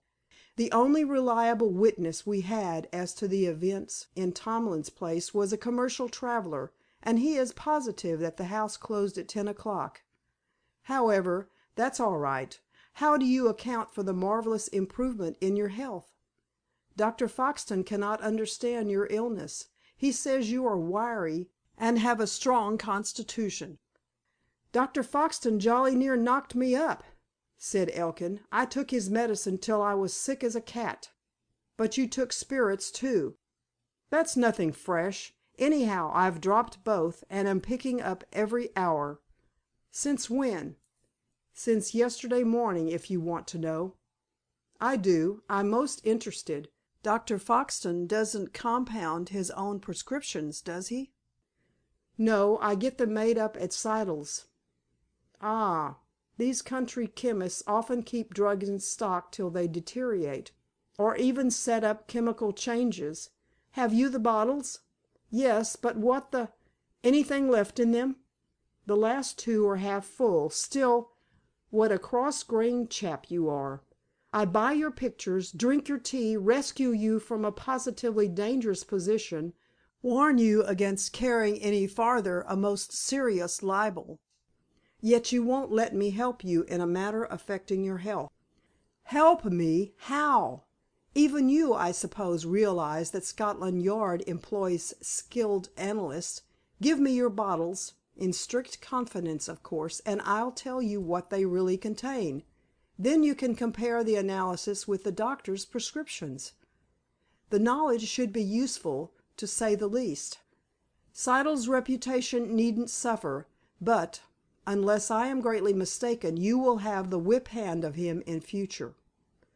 The prospect was alluring. Elkin would enjoy showing up the chemist, who had treated him rather as a precocious infant of late. "By jing!" he cried. "I'm on that. Bet you a quid. But no, you'd hardly lay against your own opinion. Just wait a tick. I'll bring 'em." Furneaux stared fixedly at the table while his host was absent. His conscience was not pricking him with regard to an unmerited slur on the country chemists of Great Britain. All is fair in love and the detection of crime, and he simply had to get hold of those bottles by some daring, yet plausible ruse. "Now, I wonder," he muttered, as Elkin's step sounded on the stairs. "There you are," grinned the horse dealer. "Take a dose of the last one. It'll stir your liver to some tune." Furneaux drew the corks out of both bottles and sniffed the contents. Then he tasted with much tongue smacking. He said. "Stale laudanum, for a start." "I expected as much. bought by the gallon and sold by the drop. Is that the dog cart for my pictures?" "Yes." "Hail your man. He can give me a lift." "But there's lots of things I want to ask you." "Probably I'm here to put questions, not to give information. I've gone a long way beyond the official tether already. If you've a grain of sense, and I think you're not altogether lacking in that respect, you'll keep a close tongue, and act on the tips thrown out. You'll find pearls of price among the rubbish heap of my remarks generally. Good bye. See you on Wednesday." And Furneaux climbed into the cart, holding the pictures so that they would not rattle, and perhaps loosen the old gilded frames. "Drive me to the chemist's," he said to the groom. Within 5 minutes he was explaining his purchase to Siddle and requesting, as a favor, that the latter should wrap the set of prints in brown paper, making 2 parcels and tying each securely, so that they might be dispatched by train. Siddle examined one, the first of the series, which depicted the Aylesbury steeplechase. "Rather good," he said. "Where did you pick them up?" "At Elkin's." "Indeed. What an unexpected place." "That's the only way a poor man can get hold of a decent thing nowadays. The dealers grab everything, and sell them as collections. Art is not in my line, though anyone can see that these are excellent." "Yes, but you're looking at the start. Have a peep at this one, the finish. The artist would have his joke. You see that the dark horse wins." "How did you persuade Elkin to part with them?" "By paying him a tempting price, of course. I'm a weak‐minded ass in such matters." The chemist busied himself to oblige the detective, wrapping and tying the packages neatly. Furneaux insisted on paying 6d. for the paper, string, and labor. There was quite a friendly argument, but he carried his point. The dog cart then brought him to the station, where he tipped and dismissed the man. A little later he caught a London-bound train. At 7:30 precisely, Winter turned in through the Knoleworth side gate of The Hollies. There were 2, the approach to the house being semicircular, and pushed the door open as if it were standing ajar. Grant was waiting in the hall, and greeted him pleasantly. "Here's a telegram which is meant for you, I fancy," he said. Winter read: "Sorry to spoil your party. Compelled to travel to London. Returning early tomorrow. F." "That's pretty Fanny's way," smiled the Chief Inspector. "But there's something in the wind, or he would never have hurried off in this fashion. He tells me that the only pleasant evening he spent in Steynholme was under your roof, Mr. Grant." "Come along in, Don Jaime," drawled Hart's voice from the den, which had been cleared of its litter, the lawn being deemed somewhat unsuitable for the purposes of a drawing-room on that occasion. It was overlooked from too many quarters. "Ah, we meet now, under less uneven conditions, Mr. Hart," said Winter. "Do you know that Enrico Suarez is in London?" Hart, startled for once in his life, gazed at the detective fixedly. "Since when?" he cried. "He crossed from Lisbon last week." Hart took a revolver from his hip pocket and opened it, apparently making sure that it was properly loaded. "What's the law in England?" he inquired. "Can I shoot first, or must I wait till the other fellow has had a pop?" Winter laughed. "It's all right," he said. "Suarez is in Holloway, awaiting extradition. But I owed you one for the rise you took out of me to day." A bell sounded, and Peters came in. He glanced around. "Where's Furneaux?" he demanded. "Gone to London. Why this keen interest?" said Winter. "There's something up. Elkin dropped in at the Hare and Hounds. He was simply bursting with curiosity, and had to talk to somebody. So he chose me." "He would," was the dry comment. "Fact. 'Pon me honor, I didn't lead him on an inch. It seems that Furneaux bought some prints which caught his eye in Elkin's house, and Tomlin says that that explains it." "Explains what?" "Furneaux's visit to Siddle, and certain bulky parcels brought in and brought out again." "Queer little duck, Furneaux," said Hart. Now that my mind is at ease about the immediate future of the biggest rascal in Venezuela, I can take an active part in Steynholme affairs once more. When it's all through I'll make a novel of it. Dashed if I don't. With the postmaster's daughter in the three-color process as a frontispiece." "But who will be the villain?" said Peters. Hart waved the negro head pipe at the other three. "Draw lots. I'm indifferent," he said. Chapter XVII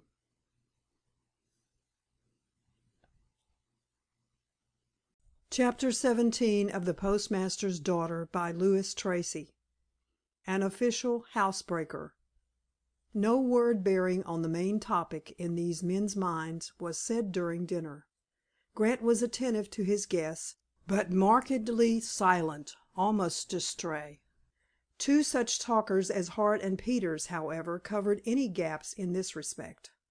Cigars and pipes were in evidence, and horrible though it may sound in the ears of a gourmet, the port was circulating, when Winter turned and gazed at the small window. "Is that where the ghost appears?" he inquired. "Yes," said Grant. "You know the whole story, of course?" "Furneaux misses nothing, I assure you. He missed a daylight apparition this afternoon, at any rate. I have no secrets from my friends, so I may as well tell you." "That Siddle called and implored you to consider Doris Martin's future by avoiding her at present," put in the Chief Inspector.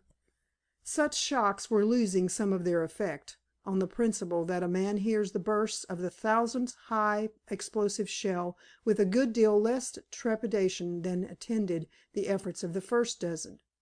Still, Grant gazed at the speaker in profound astonishment. "You Scotland Yard men seem to know everything," he said. "A mere pretense. Try him on sheep raising in the Argentine, Jack," murmured Hart. "Wally, this business is developing a very serious side," protested Grant. Hart stretched a long arm for the port decanter. "Come, friend," he addressed it gravely, "let us commune. You and I together shall mingle joyous memories of a draught of the warm South.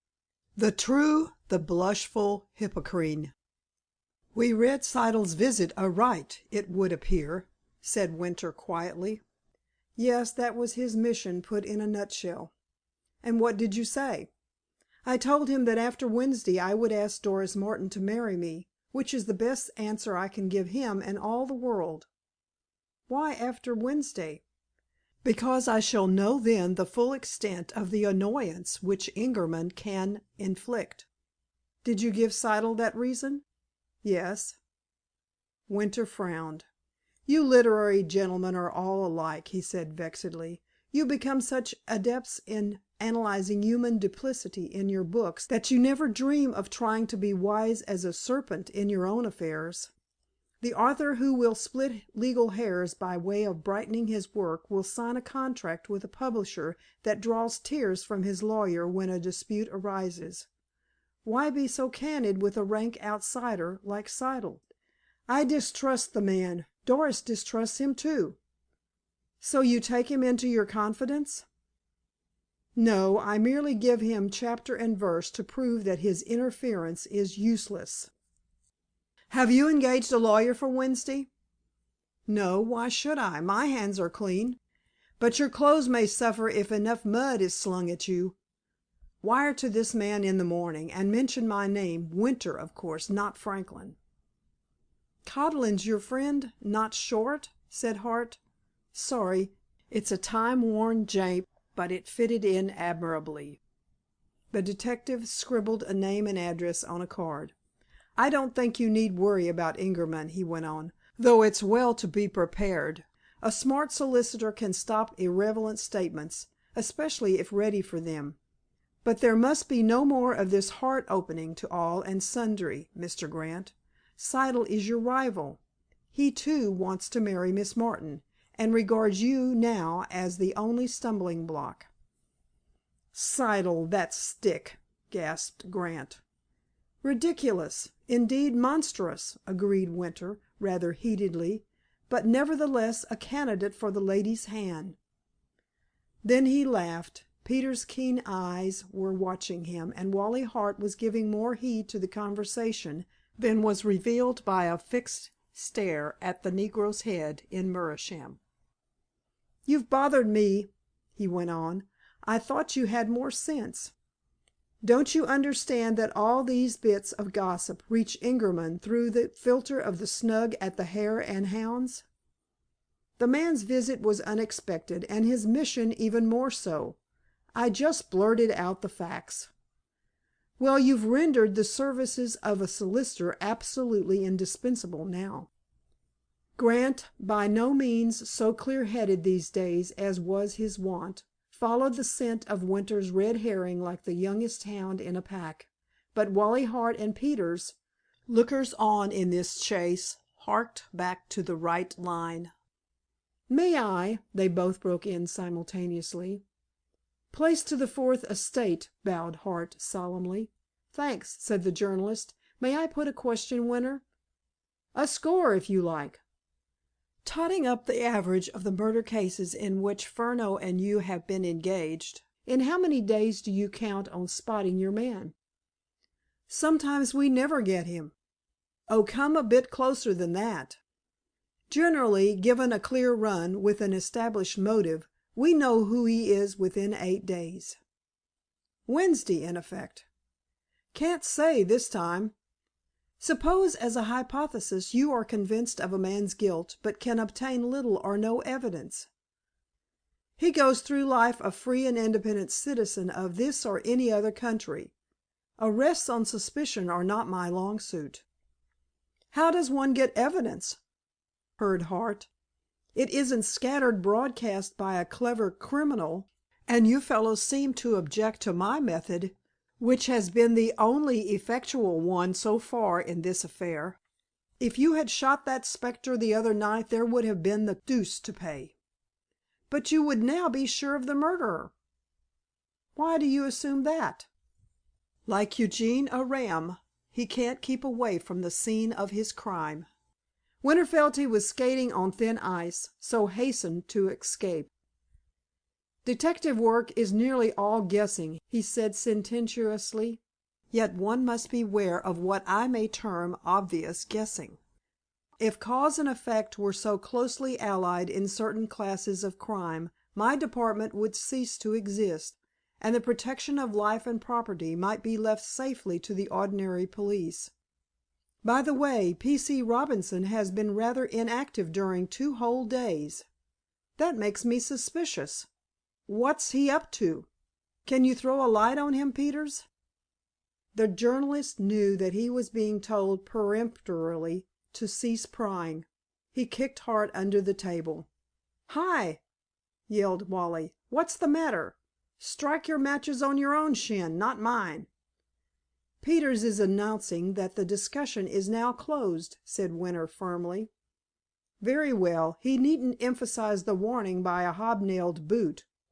When my injured feelings have recovered I'll discourse to you of strange folk and stranger doings on the banks of the Rio de la Plata, and your stock as an Argentine plutocrat will rise 100% next time you're badgered by a man who knows the country.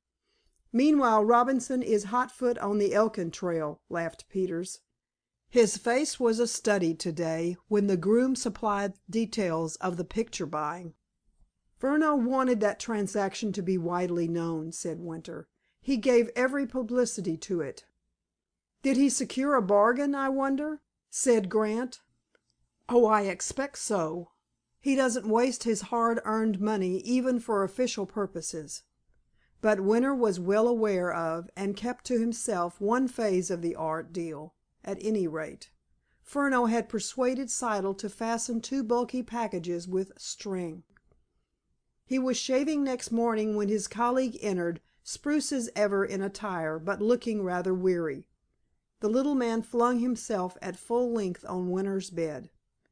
"Been up all night," he explained. "Chemical analysis is fascinating but slow work. Like watching a moth evolve from a grub. Had a fearful job, too, to get an analyst to chuck a theater and attend to business. The blighter talked of office hours. Cré nom! 10 till 4, and an hour and a half for lunch.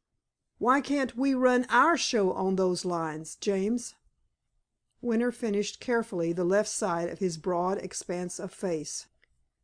"You came down by the mail, I suppose?" he said casually.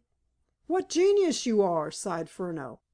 "If I were trembling with expectation I could no more put a banal question like that than swallow the razor after I was done with it. You might at least have the common decency to thank me for leaving you to gorge on rare meats and vintage wines while I dallied with the deadly railway sandwich." Winter scraped the other cheek, his chin and upper lip. "Shall I go to the bathroom first, or listen?" he inquired. "Ah, well, I'm tired, and hiking these frail bones to bed till 12, so I'll give you a condensed version," snapped Furneaux. Elkin's illness, began by whiskey and overexcitement, developed into steady poisoning by Siddle. The chemist used a rare agent, too, pure nicotine, easy, in a sense, to detect, but capable of a dozen reasonable explanations when revealed by the post mortem. But Elkin wasn't to be killed outright, I gather. The idea was to upset stomach and brain till he was half crazy. As you can read print when it's before your eyes, I needn't go into the matter of motive. Elkin's behavior supplies all details. "How about the knots? Hurry! I hate the feeling of soap drying on my skin." "One running noose and twice 2½ hitches on each package." "Good! Charles, we're going to pull off a real twister." "We? Well, that tikes it," as the girl said when her hat blew off with the fluffy transformation pinned to it. Winter rushed to the bathroom, and Furneaux crept languishingly to bed. Before going to Knoleworth, Mr. Franklin consulted with Tomlin as to the suitable dinner to which the other guests staying in the inn, namely Mr. Peters and the Scotland Yard gentleman, the little man with the French name, might be invited. This important point settled, Mr. Franklin caught an early train and was absent all day, being, in fact, closeted with Superintendent Fowler and a Treasury solicitor. Furneaux was sound asleep long after 12 o'clock, and swore at Tomlin in French when the landlord ventured to arouse him. Tomlin went downstairs scratching his head. "Least said, soonest mended," he communed. "But we may all be murdered in our beds if them's the sort of 'tecs we 'ad lookin' after us." However, he cheered up towards night. Ingerman, a lawyer, and some pressmen arriving for the inquest filled every available room, and the kitchen was redolent of good fare. All parties gathered in the dining room, of course, and Ingerman had an eye for Mr. Franklin's party. The scraps of talk he overheard were nothing more exciting than the prospects of a certain horse for the Stewards' Cup. Peters had the tip straight from the stables. A racing certainty, with a stone in hand. After dinner the financier was surprised when Furneaux approached and tapped him professionally on the shoulder. "A word with you outside," he said. Ingerman was irritated, perhaps slightly alarmed. "Can't we talk here?" he said, in that singularly melodious voice of his. "Better not, but I shan't detain you more than 5 minutes." "Anything my legal adviser might wish to hear?" "Not from me. Tell him yourself afterwards, if you like." In the quiet street the detective suddenly linked arms with his companion. Probably he smiled sarcastically when he felt a telltale quiver run through Ingerman's lanky frame. "You've brought down Norris, I see," he began. "Yes." "Meaning to make things hot for Grant to-morrow?" "Meaning to give justice the materials—" "Cut the cackle, Isidor. I know you, and it's high time you knew me. Grant has retained Belcher." "Ah, that gets you, does it? You haven't forgotten Belcher. Now be reasonable. Or rather, don't run your head into a noose. Grant has no more to do with the murder of your wife than you had. Call off Norris, and Grant withdraws Belcher. Twig? It's dead easy, because the Treasury solicitor will simply ask for another week's adjournment, as the police are not ready to go on. In the meantime you pay off Norris and save your face. Is it a deal?" "Am I to understand—" "Don't wiggle. The key of the situation is held by Belcher. Name of a pipe! What prompting does Belcher need from me or any one else after the Bokfontein lands case?" "But—" "Isidor, this is the last word. I was at the funeral on Saturday and met your wife's mother and sister. They do love you, don't they?" Ingerman died game. "If I have your assurance that Mr. Grant is really innocent of Adelaide's death, that is sufficient," he said slowly. "Well, if it pleases you to put it that way, I'm agreeable. Which is your road? Back to the hotel? I'm for a short stroll. Mind you, no wobbling. Go straight, and I'll attend to Belcher. But, good Lord! How his eyes will sparkle when they light on you to-morrow!"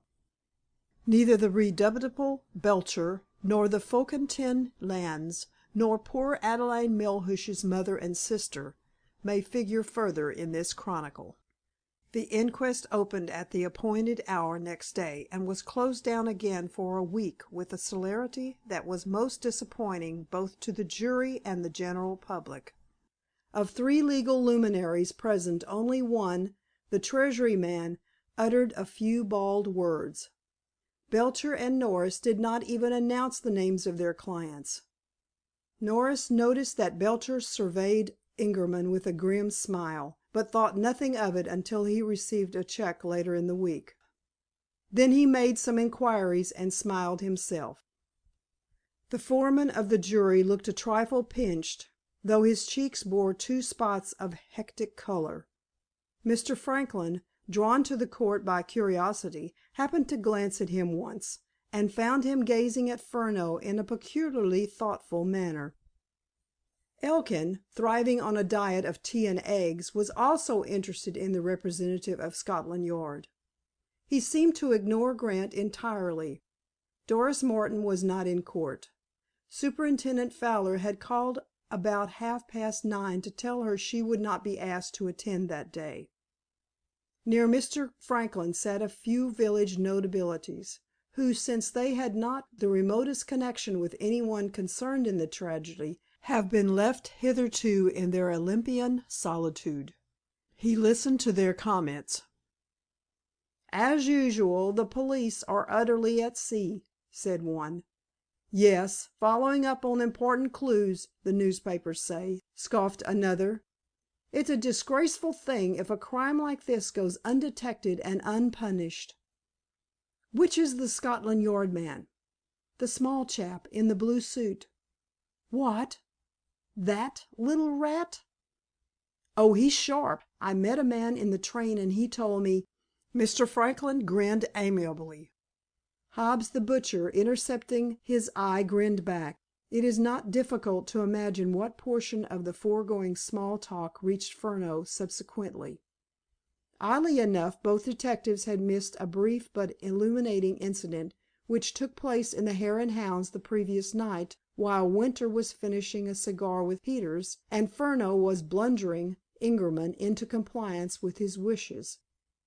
Elkin's remarkable improvement in health was commented on by Hobbs, and Siddle took the credit. "That last mixture has proved beneficial, then?" he said, eyeing the horse dealer closely.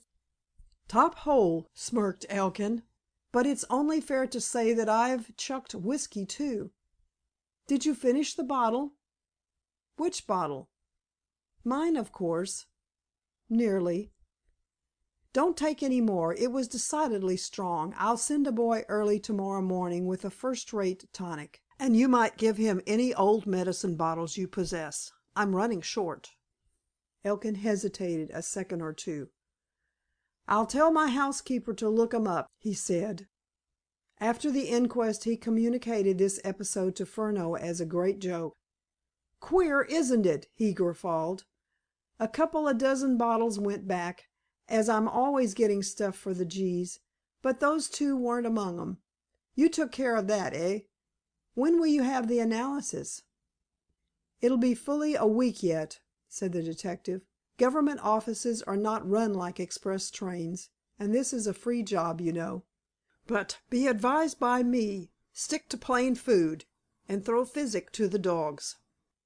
Another singular fact unobserved by the public at large was that a policeman, either Robinson or a stranger, patrolled the high street all day and all night, while no one outside official circles was aware that other members of the force watched The Hollies, or were secreted among the trees on the cliffside from dusk to dawn.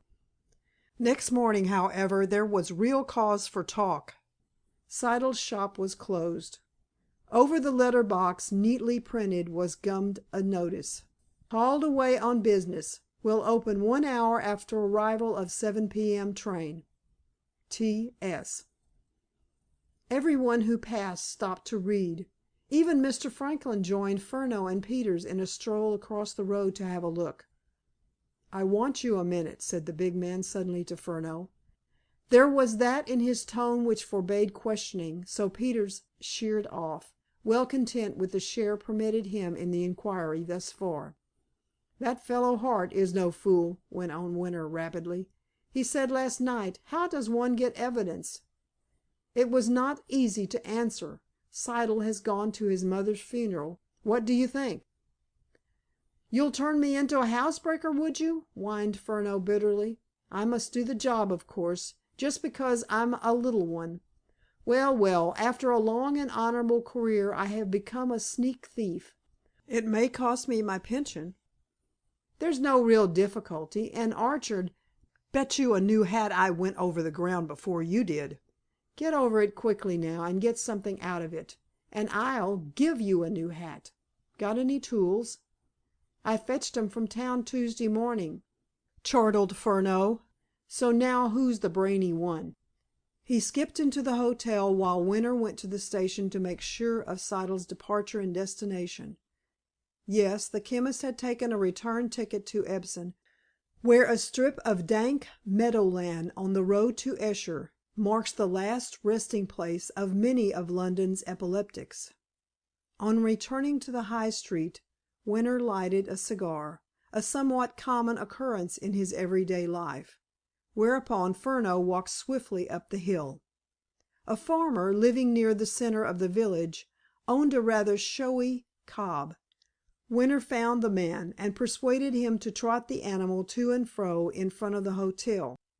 There was a good deal of noise and hoof chattering, and people came to their doors to see what was going on. Obviously, if they were watching the antics of a skittish 2-year-old in the High Street, their eyes were blind to proceedings in the back premises.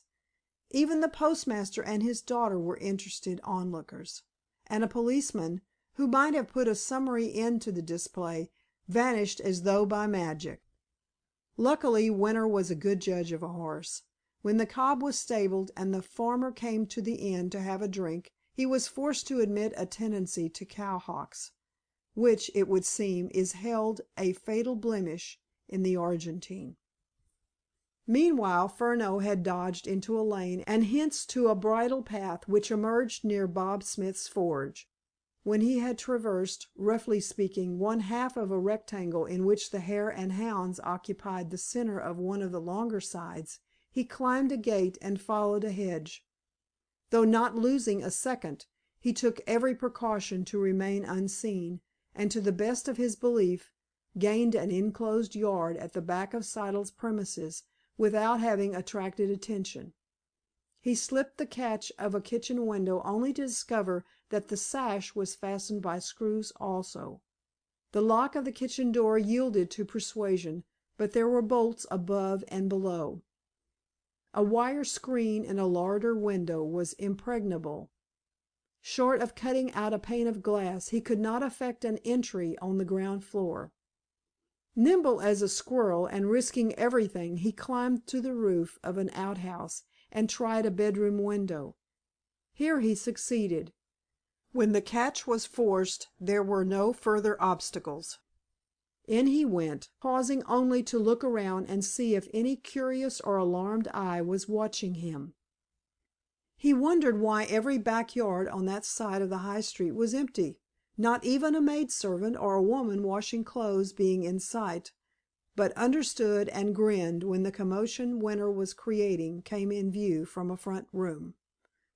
Then he undertook a methodical search, working with a rapid yet painstaking thoroughness which missed nothing. From a wardrobe he selected an overcoat and a pair of trousers which reeked with turpentine. They were old and soiled garments, very different from the well-cut black coat and waistcoat with striped cloth trousers worn daily by the chemist. He drew a blank in the remainder of the upstairs rooms, which included a sitting room, though he devoted fully quarter of an hour to reading the titles of Siddle's books. A safe in a little dispensing closet at the back of the shop promised sheer defiance until Furneaux saw a bunch of keys resting beside a methylated spirit lamp. "'Twas ever thus," he cackled, lighting the lamp. "Heaven help us poor detectives if it wasn't." In a word, since murder will out, Siddle had forgotten his keys.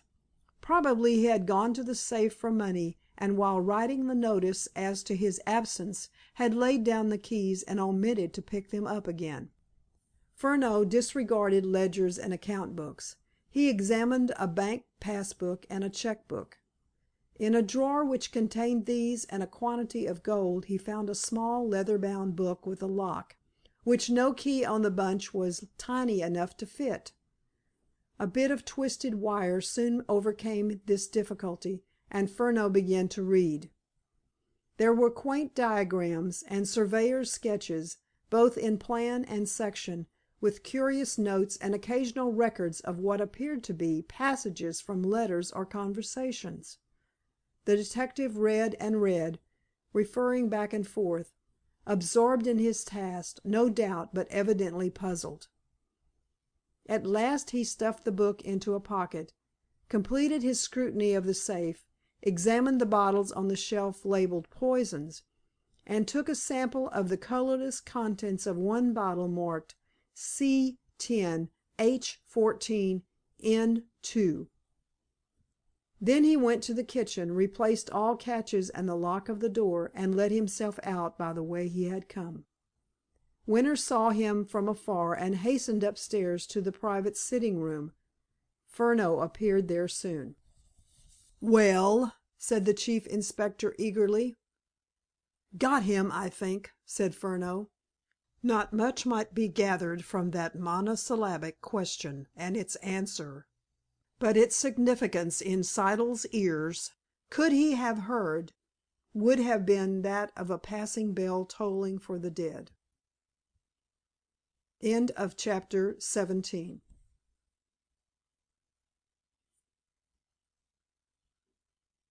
Chapter XVIII of The Postmaster's Daughter by Louis Tracy.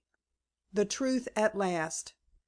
Not often did Furneaux qualify an opinion by that dubious phrase, "I think," which in its colloquial sense implies that the thought contains a reservation as to possible error.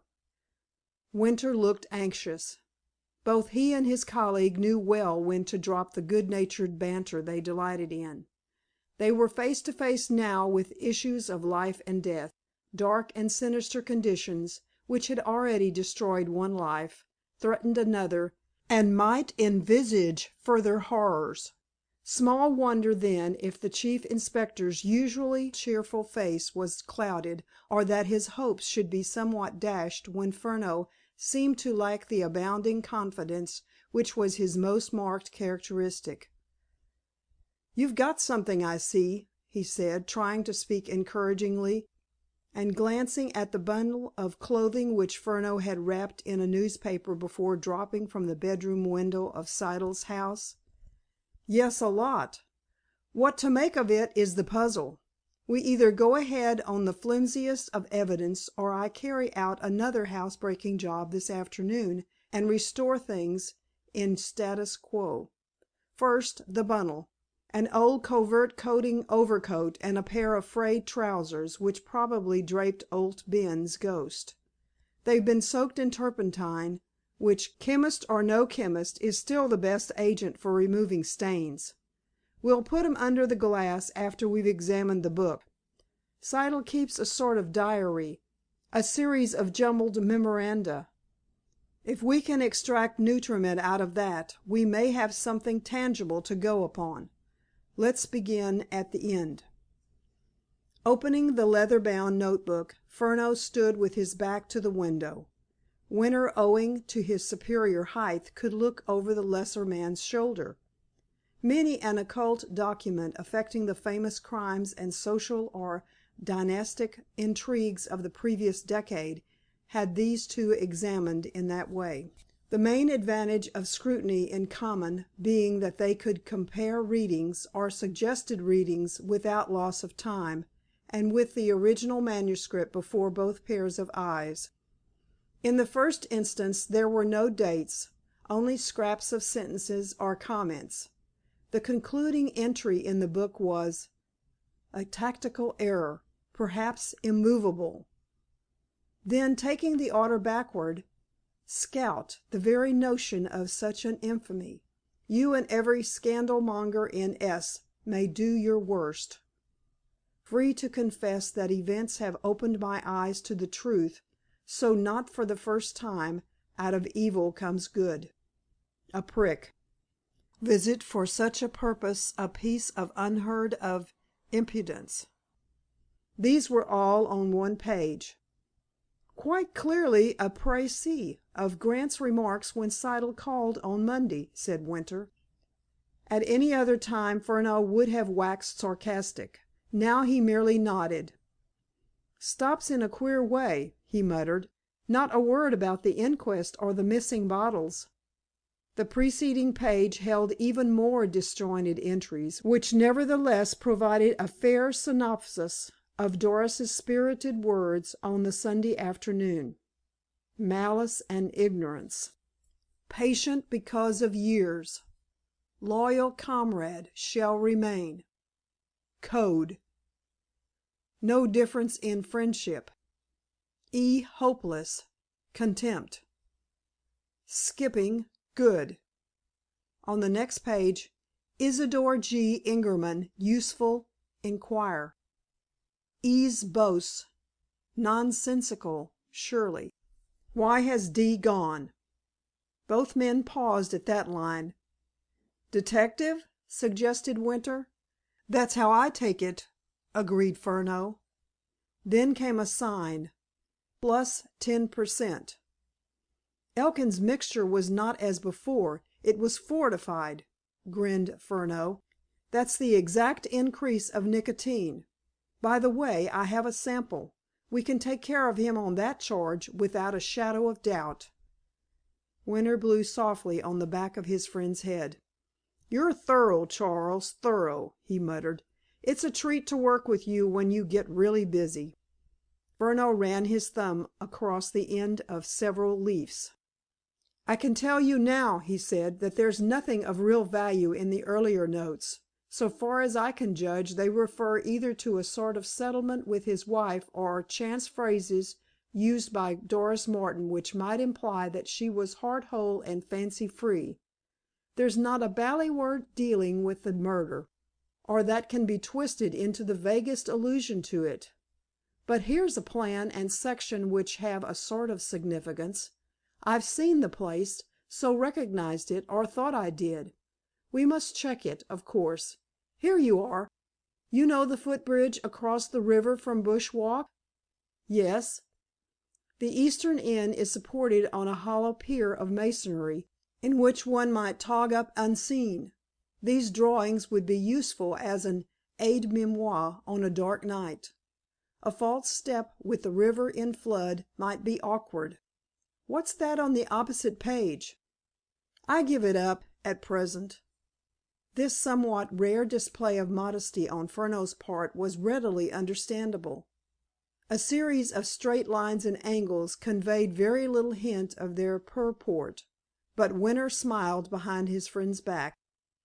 "I've been prowling around this wretched inn longer than you," he said.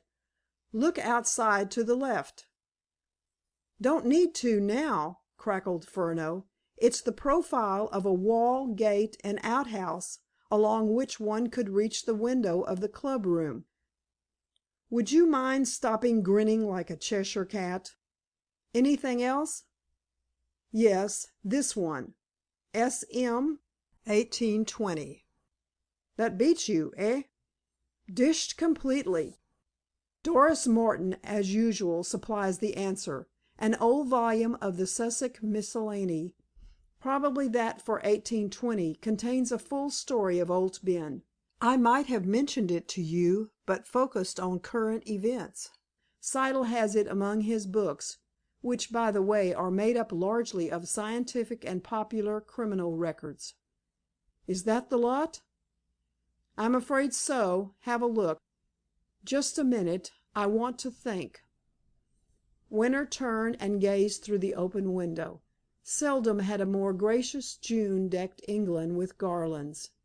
The hour was then high noon, and a pastoral landscape was drowned in sunshine. The Chief Inspector cut the end off a cigar dreamily, but with care. "Broadmoor, perhaps," he muttered. "But we can't hang him yet, Charles. A couple of knots and a theory won't do for the assizes. We haven't a solitary witness. Hardly a night but he goes home at 9:30. If only he had killed Grant. But Adelaide Melhuish—" In sheer despair he struck a match. "Well, let's overhaul these duds," said Furneaux savagely. "I'll chance the dinner hour for the return trip. Steynholme folk eat at 12:30 to the tick, and you can hardly get up another horse show." There was a knock at the door. "Let me in quick," came Peters's voice, and the handle was tried forcibly. "Go away, I'm busy," cried Winter. "This is urgent, devilish urgent," said Peters. Furneaux snatched up the notebook, and Winter tore off his coat, throwing it over the package which reposed in an armchair. Then the Chief Inspector unlocked the door, blocking the way aggressively. "Now I must say—" he began, but Peters clutched his shoulder with a nervous hand. "Siddle has just hurried up the street and entered his shop," he hissed. The journalist had not only kept his eyes open, but excelled in the art of putting two and two together, an arithmetical calculation which, as applied to the affairs of life, is not so readily arrived at as many people imagine. "Buncoed! He missed his keys!" shrilled Furneaux. "Confound the man! He might at least have attended his mother's funeral," stormed Winter, retrieving his coat. Thus it happened that Furneaux was the first down the stairs, though the three emerged from the door of the inn on each other's heels. A stout man, in all likelihood a farmer with horses for sale, was mounting the two steps which led to the entrance. His head was down and his weight forward, so he successfully resisted Furneaux's impact. But Peters and Winter were irresistible, and he tumbled over with a muffled yell. At that instant Siddle quitted his shop and headed straight for the post office. In his right hand he carried an automatic pistol. The street was wide.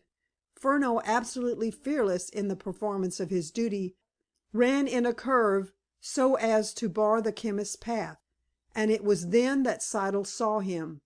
The man's face was terrible to behold. His eyes were rolling, his teeth gashing. He had bitten his tongue and cheeks, and his stertorous breathing ejected from his mouth foam tinged with blood. "Ha!" he screamed in a falsetto of fury. "Not yet, little man, not yet."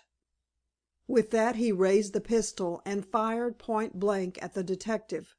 Furneaux ducked, and seized a small stone, being otherwise quite unarmed. He threw it with unerring aim, and, as was determined subsequently, struck the hand holding the weapon.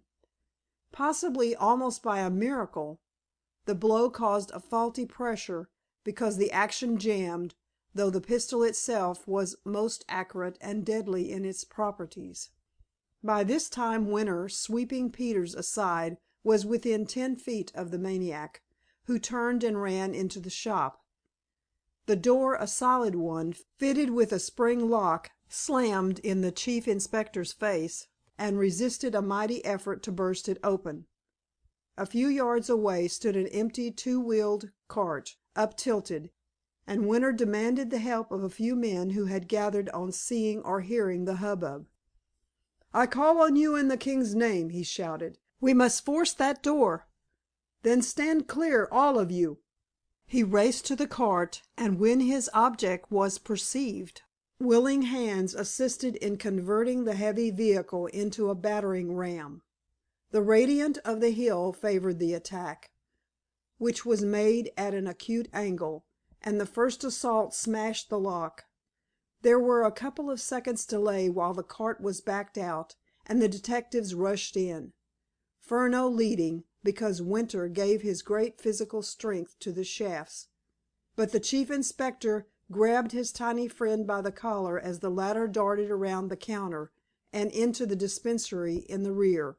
"Two of us can't go abreast, and you'll only get hurt," he said, speaking with a calmness that was majestic in the circumstances. "The nicotine is gone!" yelped Furneaux. Both saw that the safe stood open. Behind the dispensary was a small passage, whence the stairs mounted, and a door led to the kitchen. That door was closed now, though it was open when Furneaux ransacked the house. Therefore they made that way at once. No ordinary lock could resist Winter's shoulder, and he soon mastered this barrier. But the kitchen was empty, the outer door locked but unbolted. Since it is practically impossible for the strongest man to pull a door open, the two made for the window, and tore at the screws and catch with eager fingers. Furneaux, light and nimble-footed, scrambled through first, so it was he who found Siddle lying in the orchard beyond the wall of the yard. The unhappy wretch had swallowed nearly the whole remaining contents of the bottle of nicotine, or enough to poison a score of robust men. He presented a lamentable and distressing spectacle. Some of the more venturesome passers-by, who had crowded after the detectives and Peters, could not bear to look on, and slunk away in horror. Furneaux soon brought an emetic, which failed to act. Siddle breathed his last while the glass was at his lips. In that moment of crisis only three men did not lose their heads. Winter cleared away the gapers, while Furneaux remained with the body. P.C. Robinson came up the hill at a run, and was sent for a stretcher, bringing from Hobbs's shop the very one on which the ill-fated Adelaide Melhuish was carried from the river bank. But where was Peters? In the post office, writing the first of a series of thrilling dispatches to a London evening newspaper. What journalist ever had a more sensational murder case to supply copy? And when was special correspondent ever better primed for the task? He wrote on, till the telegraphist cried halt. Then he hied him to London by train, and began the more ambitious story for the next day. What he did not know he guessed correctly. A fagged but triumphant man was Jimmie Peters when he blew into the Savage Club at 1 a.m. to seek subsistence and a whiskey and soda before going home. Furneaux was white and shaken when Winter escorted the stretcher-bearers to the orchard. "Poor devil," he said, as the men lifted the body. "Foredoomed from birth. We can eradicate these diseases from cattle, why not from men?" The villagers could not understand him. Already in some mysterious way the word had gone around that Siddle had murdered the actress and taken his own life to avoid arrest, after shooting at the detective who was hot on his trail. Not until Peters' articles came back to Steynholme did the public at large realize that the chemist undoubtedly meant to kill Doris Martin. He was going straight to the post office when the way was barred by Furneaux. The bullet which missed the latter actually pierced the zinc plate of the letter box and scored a furrow, inches long, in an oak counter which it struck laterally. The village did not recover its poise for hours. Grant and Hart, to whom Bates brought the news about 1 o'clock, rose from an untasted luncheon and hurried to the High Street. Knots of people stared at Grant, some sheepishly, others with frank relief, because all who knew him liked him. One man, a retired ironmonger and an impulsive fellow, came forward and wrung his hand heartily. A few prominent residents followed suit. Grant was greatly embarrassed, but managed to endure these awkward if well meant congratulations. There could be no mistaking their intent. He had been tried for murder at the bar of public opinion, and was now formally acquitted. Even Fred Elkin, ignorant as yet of his own peril, yielded to the influences of the moment and bustled through the crowd. "Mr. Grant," he cried outspokenly, "I ask your pardon. I seem to have made a damn fool of myself." "Easier done than said," chimed in Hart. "But among all this bell ringing can any one tell what has actually happened? Where's Peters?" "In the post office." The two went in, and found the journalist scribbling against time. Hart coolly grabbed a few slips of manuscript and commenced reading. Grant looked about for Doris. She was not visible, but Mr. Martin, pallid and nervous, nodded toward the sitting room. The younger man, taking the gesture as a tacit invitation, entered the room. Doris was sitting there crying bitterly. Poor girl! She had seen that portion of the drama which was enacted in the street, and the shock of it was still poignant. She looked up and met her lover's eyes. Neither uttered a word, but Grant did a very wise thing. He caught her by the shoulders, raised her to her feet, and after kissing her squarely on the lips, gave her a comforting hug. "It will be all right now, Doris," he whispered tenderly. "Such thunderstorms clear the air." An eminent novelist might have found many more ornate ways of avowing his sentiments, but never a more satisfactory one. At any rate, it served, so what more need be said?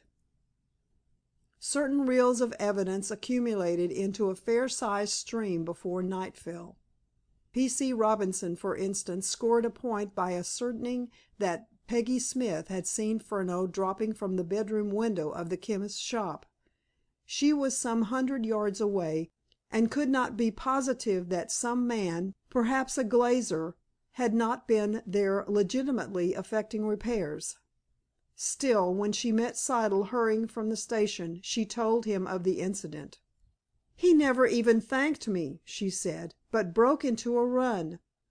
The look in his eyes was awful." The girl had, in fact, confirmed his worst fears, and her neighborly solicitude had merely hastened the end. Again, the railway officials showed that Siddle had returned from Victoria instead of taking the train to the asylum. Furneaux had guessed aright. The discovery that his keys had been left behind drove the man into a panic of fright. It took nearly 3 weeks before the unhappy business was finally disposed of. A Treasury solicitor was given the chance of his career by medico-legal disquisition, which cleared up an extraordinary record. The annals of the disease which predisposed Theodore Siddle to crime went back many years. He was a fairly wealthy man by inheritance, and adopted the profession of chemistry as a hobby. One fact stood out boldly. He was aware of his hereditary taint, and had settled down in Steynholme, believing that a quiet life, free from care or the distractions of a town, would enable him to overcome it. Probably, the lawyer held, the man owned 2 distinct individualities, and the baser instincts gradually overpowered the humane ones. Of course, the whole history of those trying days had come out in open court, and the postmaster's daughter was given a descriptive and pictorial boom which many an actress envied. Peters was restored to grace when he showed plainly that his articles had kept the fickle barometer of public opinion at set fair in so far as Grant and Doris were concerned. "But," as Hart drawled during a dinner of reconciliation, "you needn't have been so infernally personal about my hat." Grant and Doris were married before the year was out. Mr. Martin retired on a pension, and the young couple decided that they could never disassociate The Hollies from the tragic memories bound up with its ghost window and lawn. So the place was sold, and Steynholme knows the postmaster's daughter no more. Winter and Furneaux week-ended with them recently at a pretty little nook in Dorset. Hart, just home from the Balkans, traveled from town with the detectives, and Doris, a radiant young matron, was as flippant as the best of them. One evening when the men were sitting late in the smoking room, the talk turned on the now half forgotten drama in which the hapless Adelaide Melhuish played her last rôle. "I met Peters in the Savage Club the other night," said Hart, filling the negro head pipe with care while he talked. "And he was chortling about his psychological study, as he called it, of that unfortunate chemist. He still clings to the theory that your wife was the intended victim, Grant. Do you agree with him?" "Rubbish!" cried Furneaux, before his host could answer. "At best, Peters is only a clever ass. Siddle never had the remotest notion of killing Miss Doris Martin, as Mrs. Grant was then. We shall never know for certain just what happened, but there are elements in the affair which give ground for reasonable guesswork. The first thing that impressed Winter and me, at least, I suppose I really evolved the idea, though my bulky friend elaborated it, whereat Winter smiled forgivingly, and beheaded a fresh Havana, was the complete noiselessness of the crime. Here we had Mr. Grant, startled by the face at the window, and actually searching outside the house for the ghostly visitant, while Miss Doris was gazing at The Hollies from the other side of the river, and not a sound was heard, though it was a summer's night, without a breath of wind, and at an hour when the splash of a fish leaping in the stream would have created a commotion. Now Miss Melhuish was an active and well-built young woman, an actress, too, and therefore likely to meet an emergency without instant collapse. Yet she allows herself to be struck dead or insensible without cry or struggle. How do you account for it?" "Go on, Charles. Don't be theatrical," jeered Winter. "You've got the story pat. Even that simile of the jumping fish is mine." "True," agreed Furneaux. "I only brought it in as a sop. But to continue as the tub thumper says, isn't it permissible to assume that Siddle accompanied the lady either by prior arrangement or by contriving a meeting which looked like mere chance? We know that she went to his shop. We know, too, that he was clever and unscrupulous, and any allusion to Grant would stir his wits to the uttermost. He would see instantly how interested Miss Melhuish was in the owner of The Hollies, while she, a smart Londoner, would recognize in Siddle an informant worth all the rest of the babblers in Steynholme. At any rate, no matter how the thing was brought about, it is self-evident that Siddle brought his intended victim into the grounds and told her of the small uncovered window through which she could peer at Grant after Miss Doris had gone. He showed her which path to use, and undoubtedly waited for her and stayed her flight when Grant rose from his chair. She was close to him and wholly unafraid, finding in him an ally. They were purposely hidden in the gloom of dense foliage and remained there until Grant had closed the window again. Then, and not till then, did the murderer strike, probably stifling her with his free hand. He had the implement in his pocket. The rope was secreted among the bushes. He could carry through the whole wretched crime in little more than a minute. And his psychology went far deeper than Peters gave him credit for. He had weighed up the situation to a nicety. No matter who found the body, Mr. Grant was saddled with a responsibility which might well prove disastrous, and was almost sure to affect his relations with the Martin household. For instance, nothing short of a miracle could have stopped Robinson from arresting him on a charge of murder. "You, then, are a miracle?" put in Hart, pointing the pipe at the little man. "To the person of ordinary intelligence, yes." "After that," said Winter, "there is nothing more to be said. Let's see who secures the pocket marvel as a partner at auction." As a fitting end to the strange story of wayward love and maniacal frenzy which found an unusual habitat in a secluded hamlet like Steynholme, a small vignette of its normal life may be etched in. The troupe is germane to the scene. On a wet afternoon in October, Hobbs and Elkin had adjourned to the Hare and Hounds. Tomlin was reading a newspaper spread on the bar counter. He was alone. The day was Friday, and the last commercial of the week had departed by the midday train. "What's your tonic?" demanded the butcher. "A glass of beer," threw Elkin over his shoulder. He had walked to the window and was gazing moodily at the sign of the plumber and decorator who had taken Siddle's shop. The village could not really support an out chemist, so a local grocer had elected to stock patent medicines as a side line. Tomlin made play with a beer pump. "Where's your own?" inquired Hobbs hospitably. Elkin came and drank. After an interlude, Tomlin ran a finger down a column of the newspaper.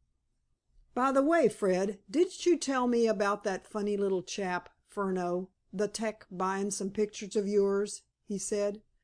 "I did. Had him there anyway," chuckled Elkin. "How much did you stick 'em for?" "3 guineas." "They can't 'a' been this lot, then, though I've a notion it wur the same name, Aylesbury steeplechase." "What are you talking about?" "This." Tomlin turned the paper, and Elkin read: "At their monthly art sale on Wednesday, Messrs. Brown, Jenkins and Brown disposed of an almost unique set of colored prints by F. Smythe, dated 1841. The series of 6 represented various phases of the long defunct Aylesbury steeplechase, the start, the brook, the in and out, and so on to the finish. It is understood that this notable series, produced during the best period of the art and at the very zenith of Smythe's fame, were acquired recently by a Sussex amateur at a low price. Bidding began at 50 guineas and rose quickly to 120, at which figure Messrs. Cornhioli and Boucher became the owners." Elkin read the paragraph twice, until the words burnt into his brain. "No," he said thickly. "They're not mine. No such luck." Chapter XVIII. Recording by Sharon Kilmer, Rio Medina, Texas. End of The Postmaster's Daughter by Louis Tracy.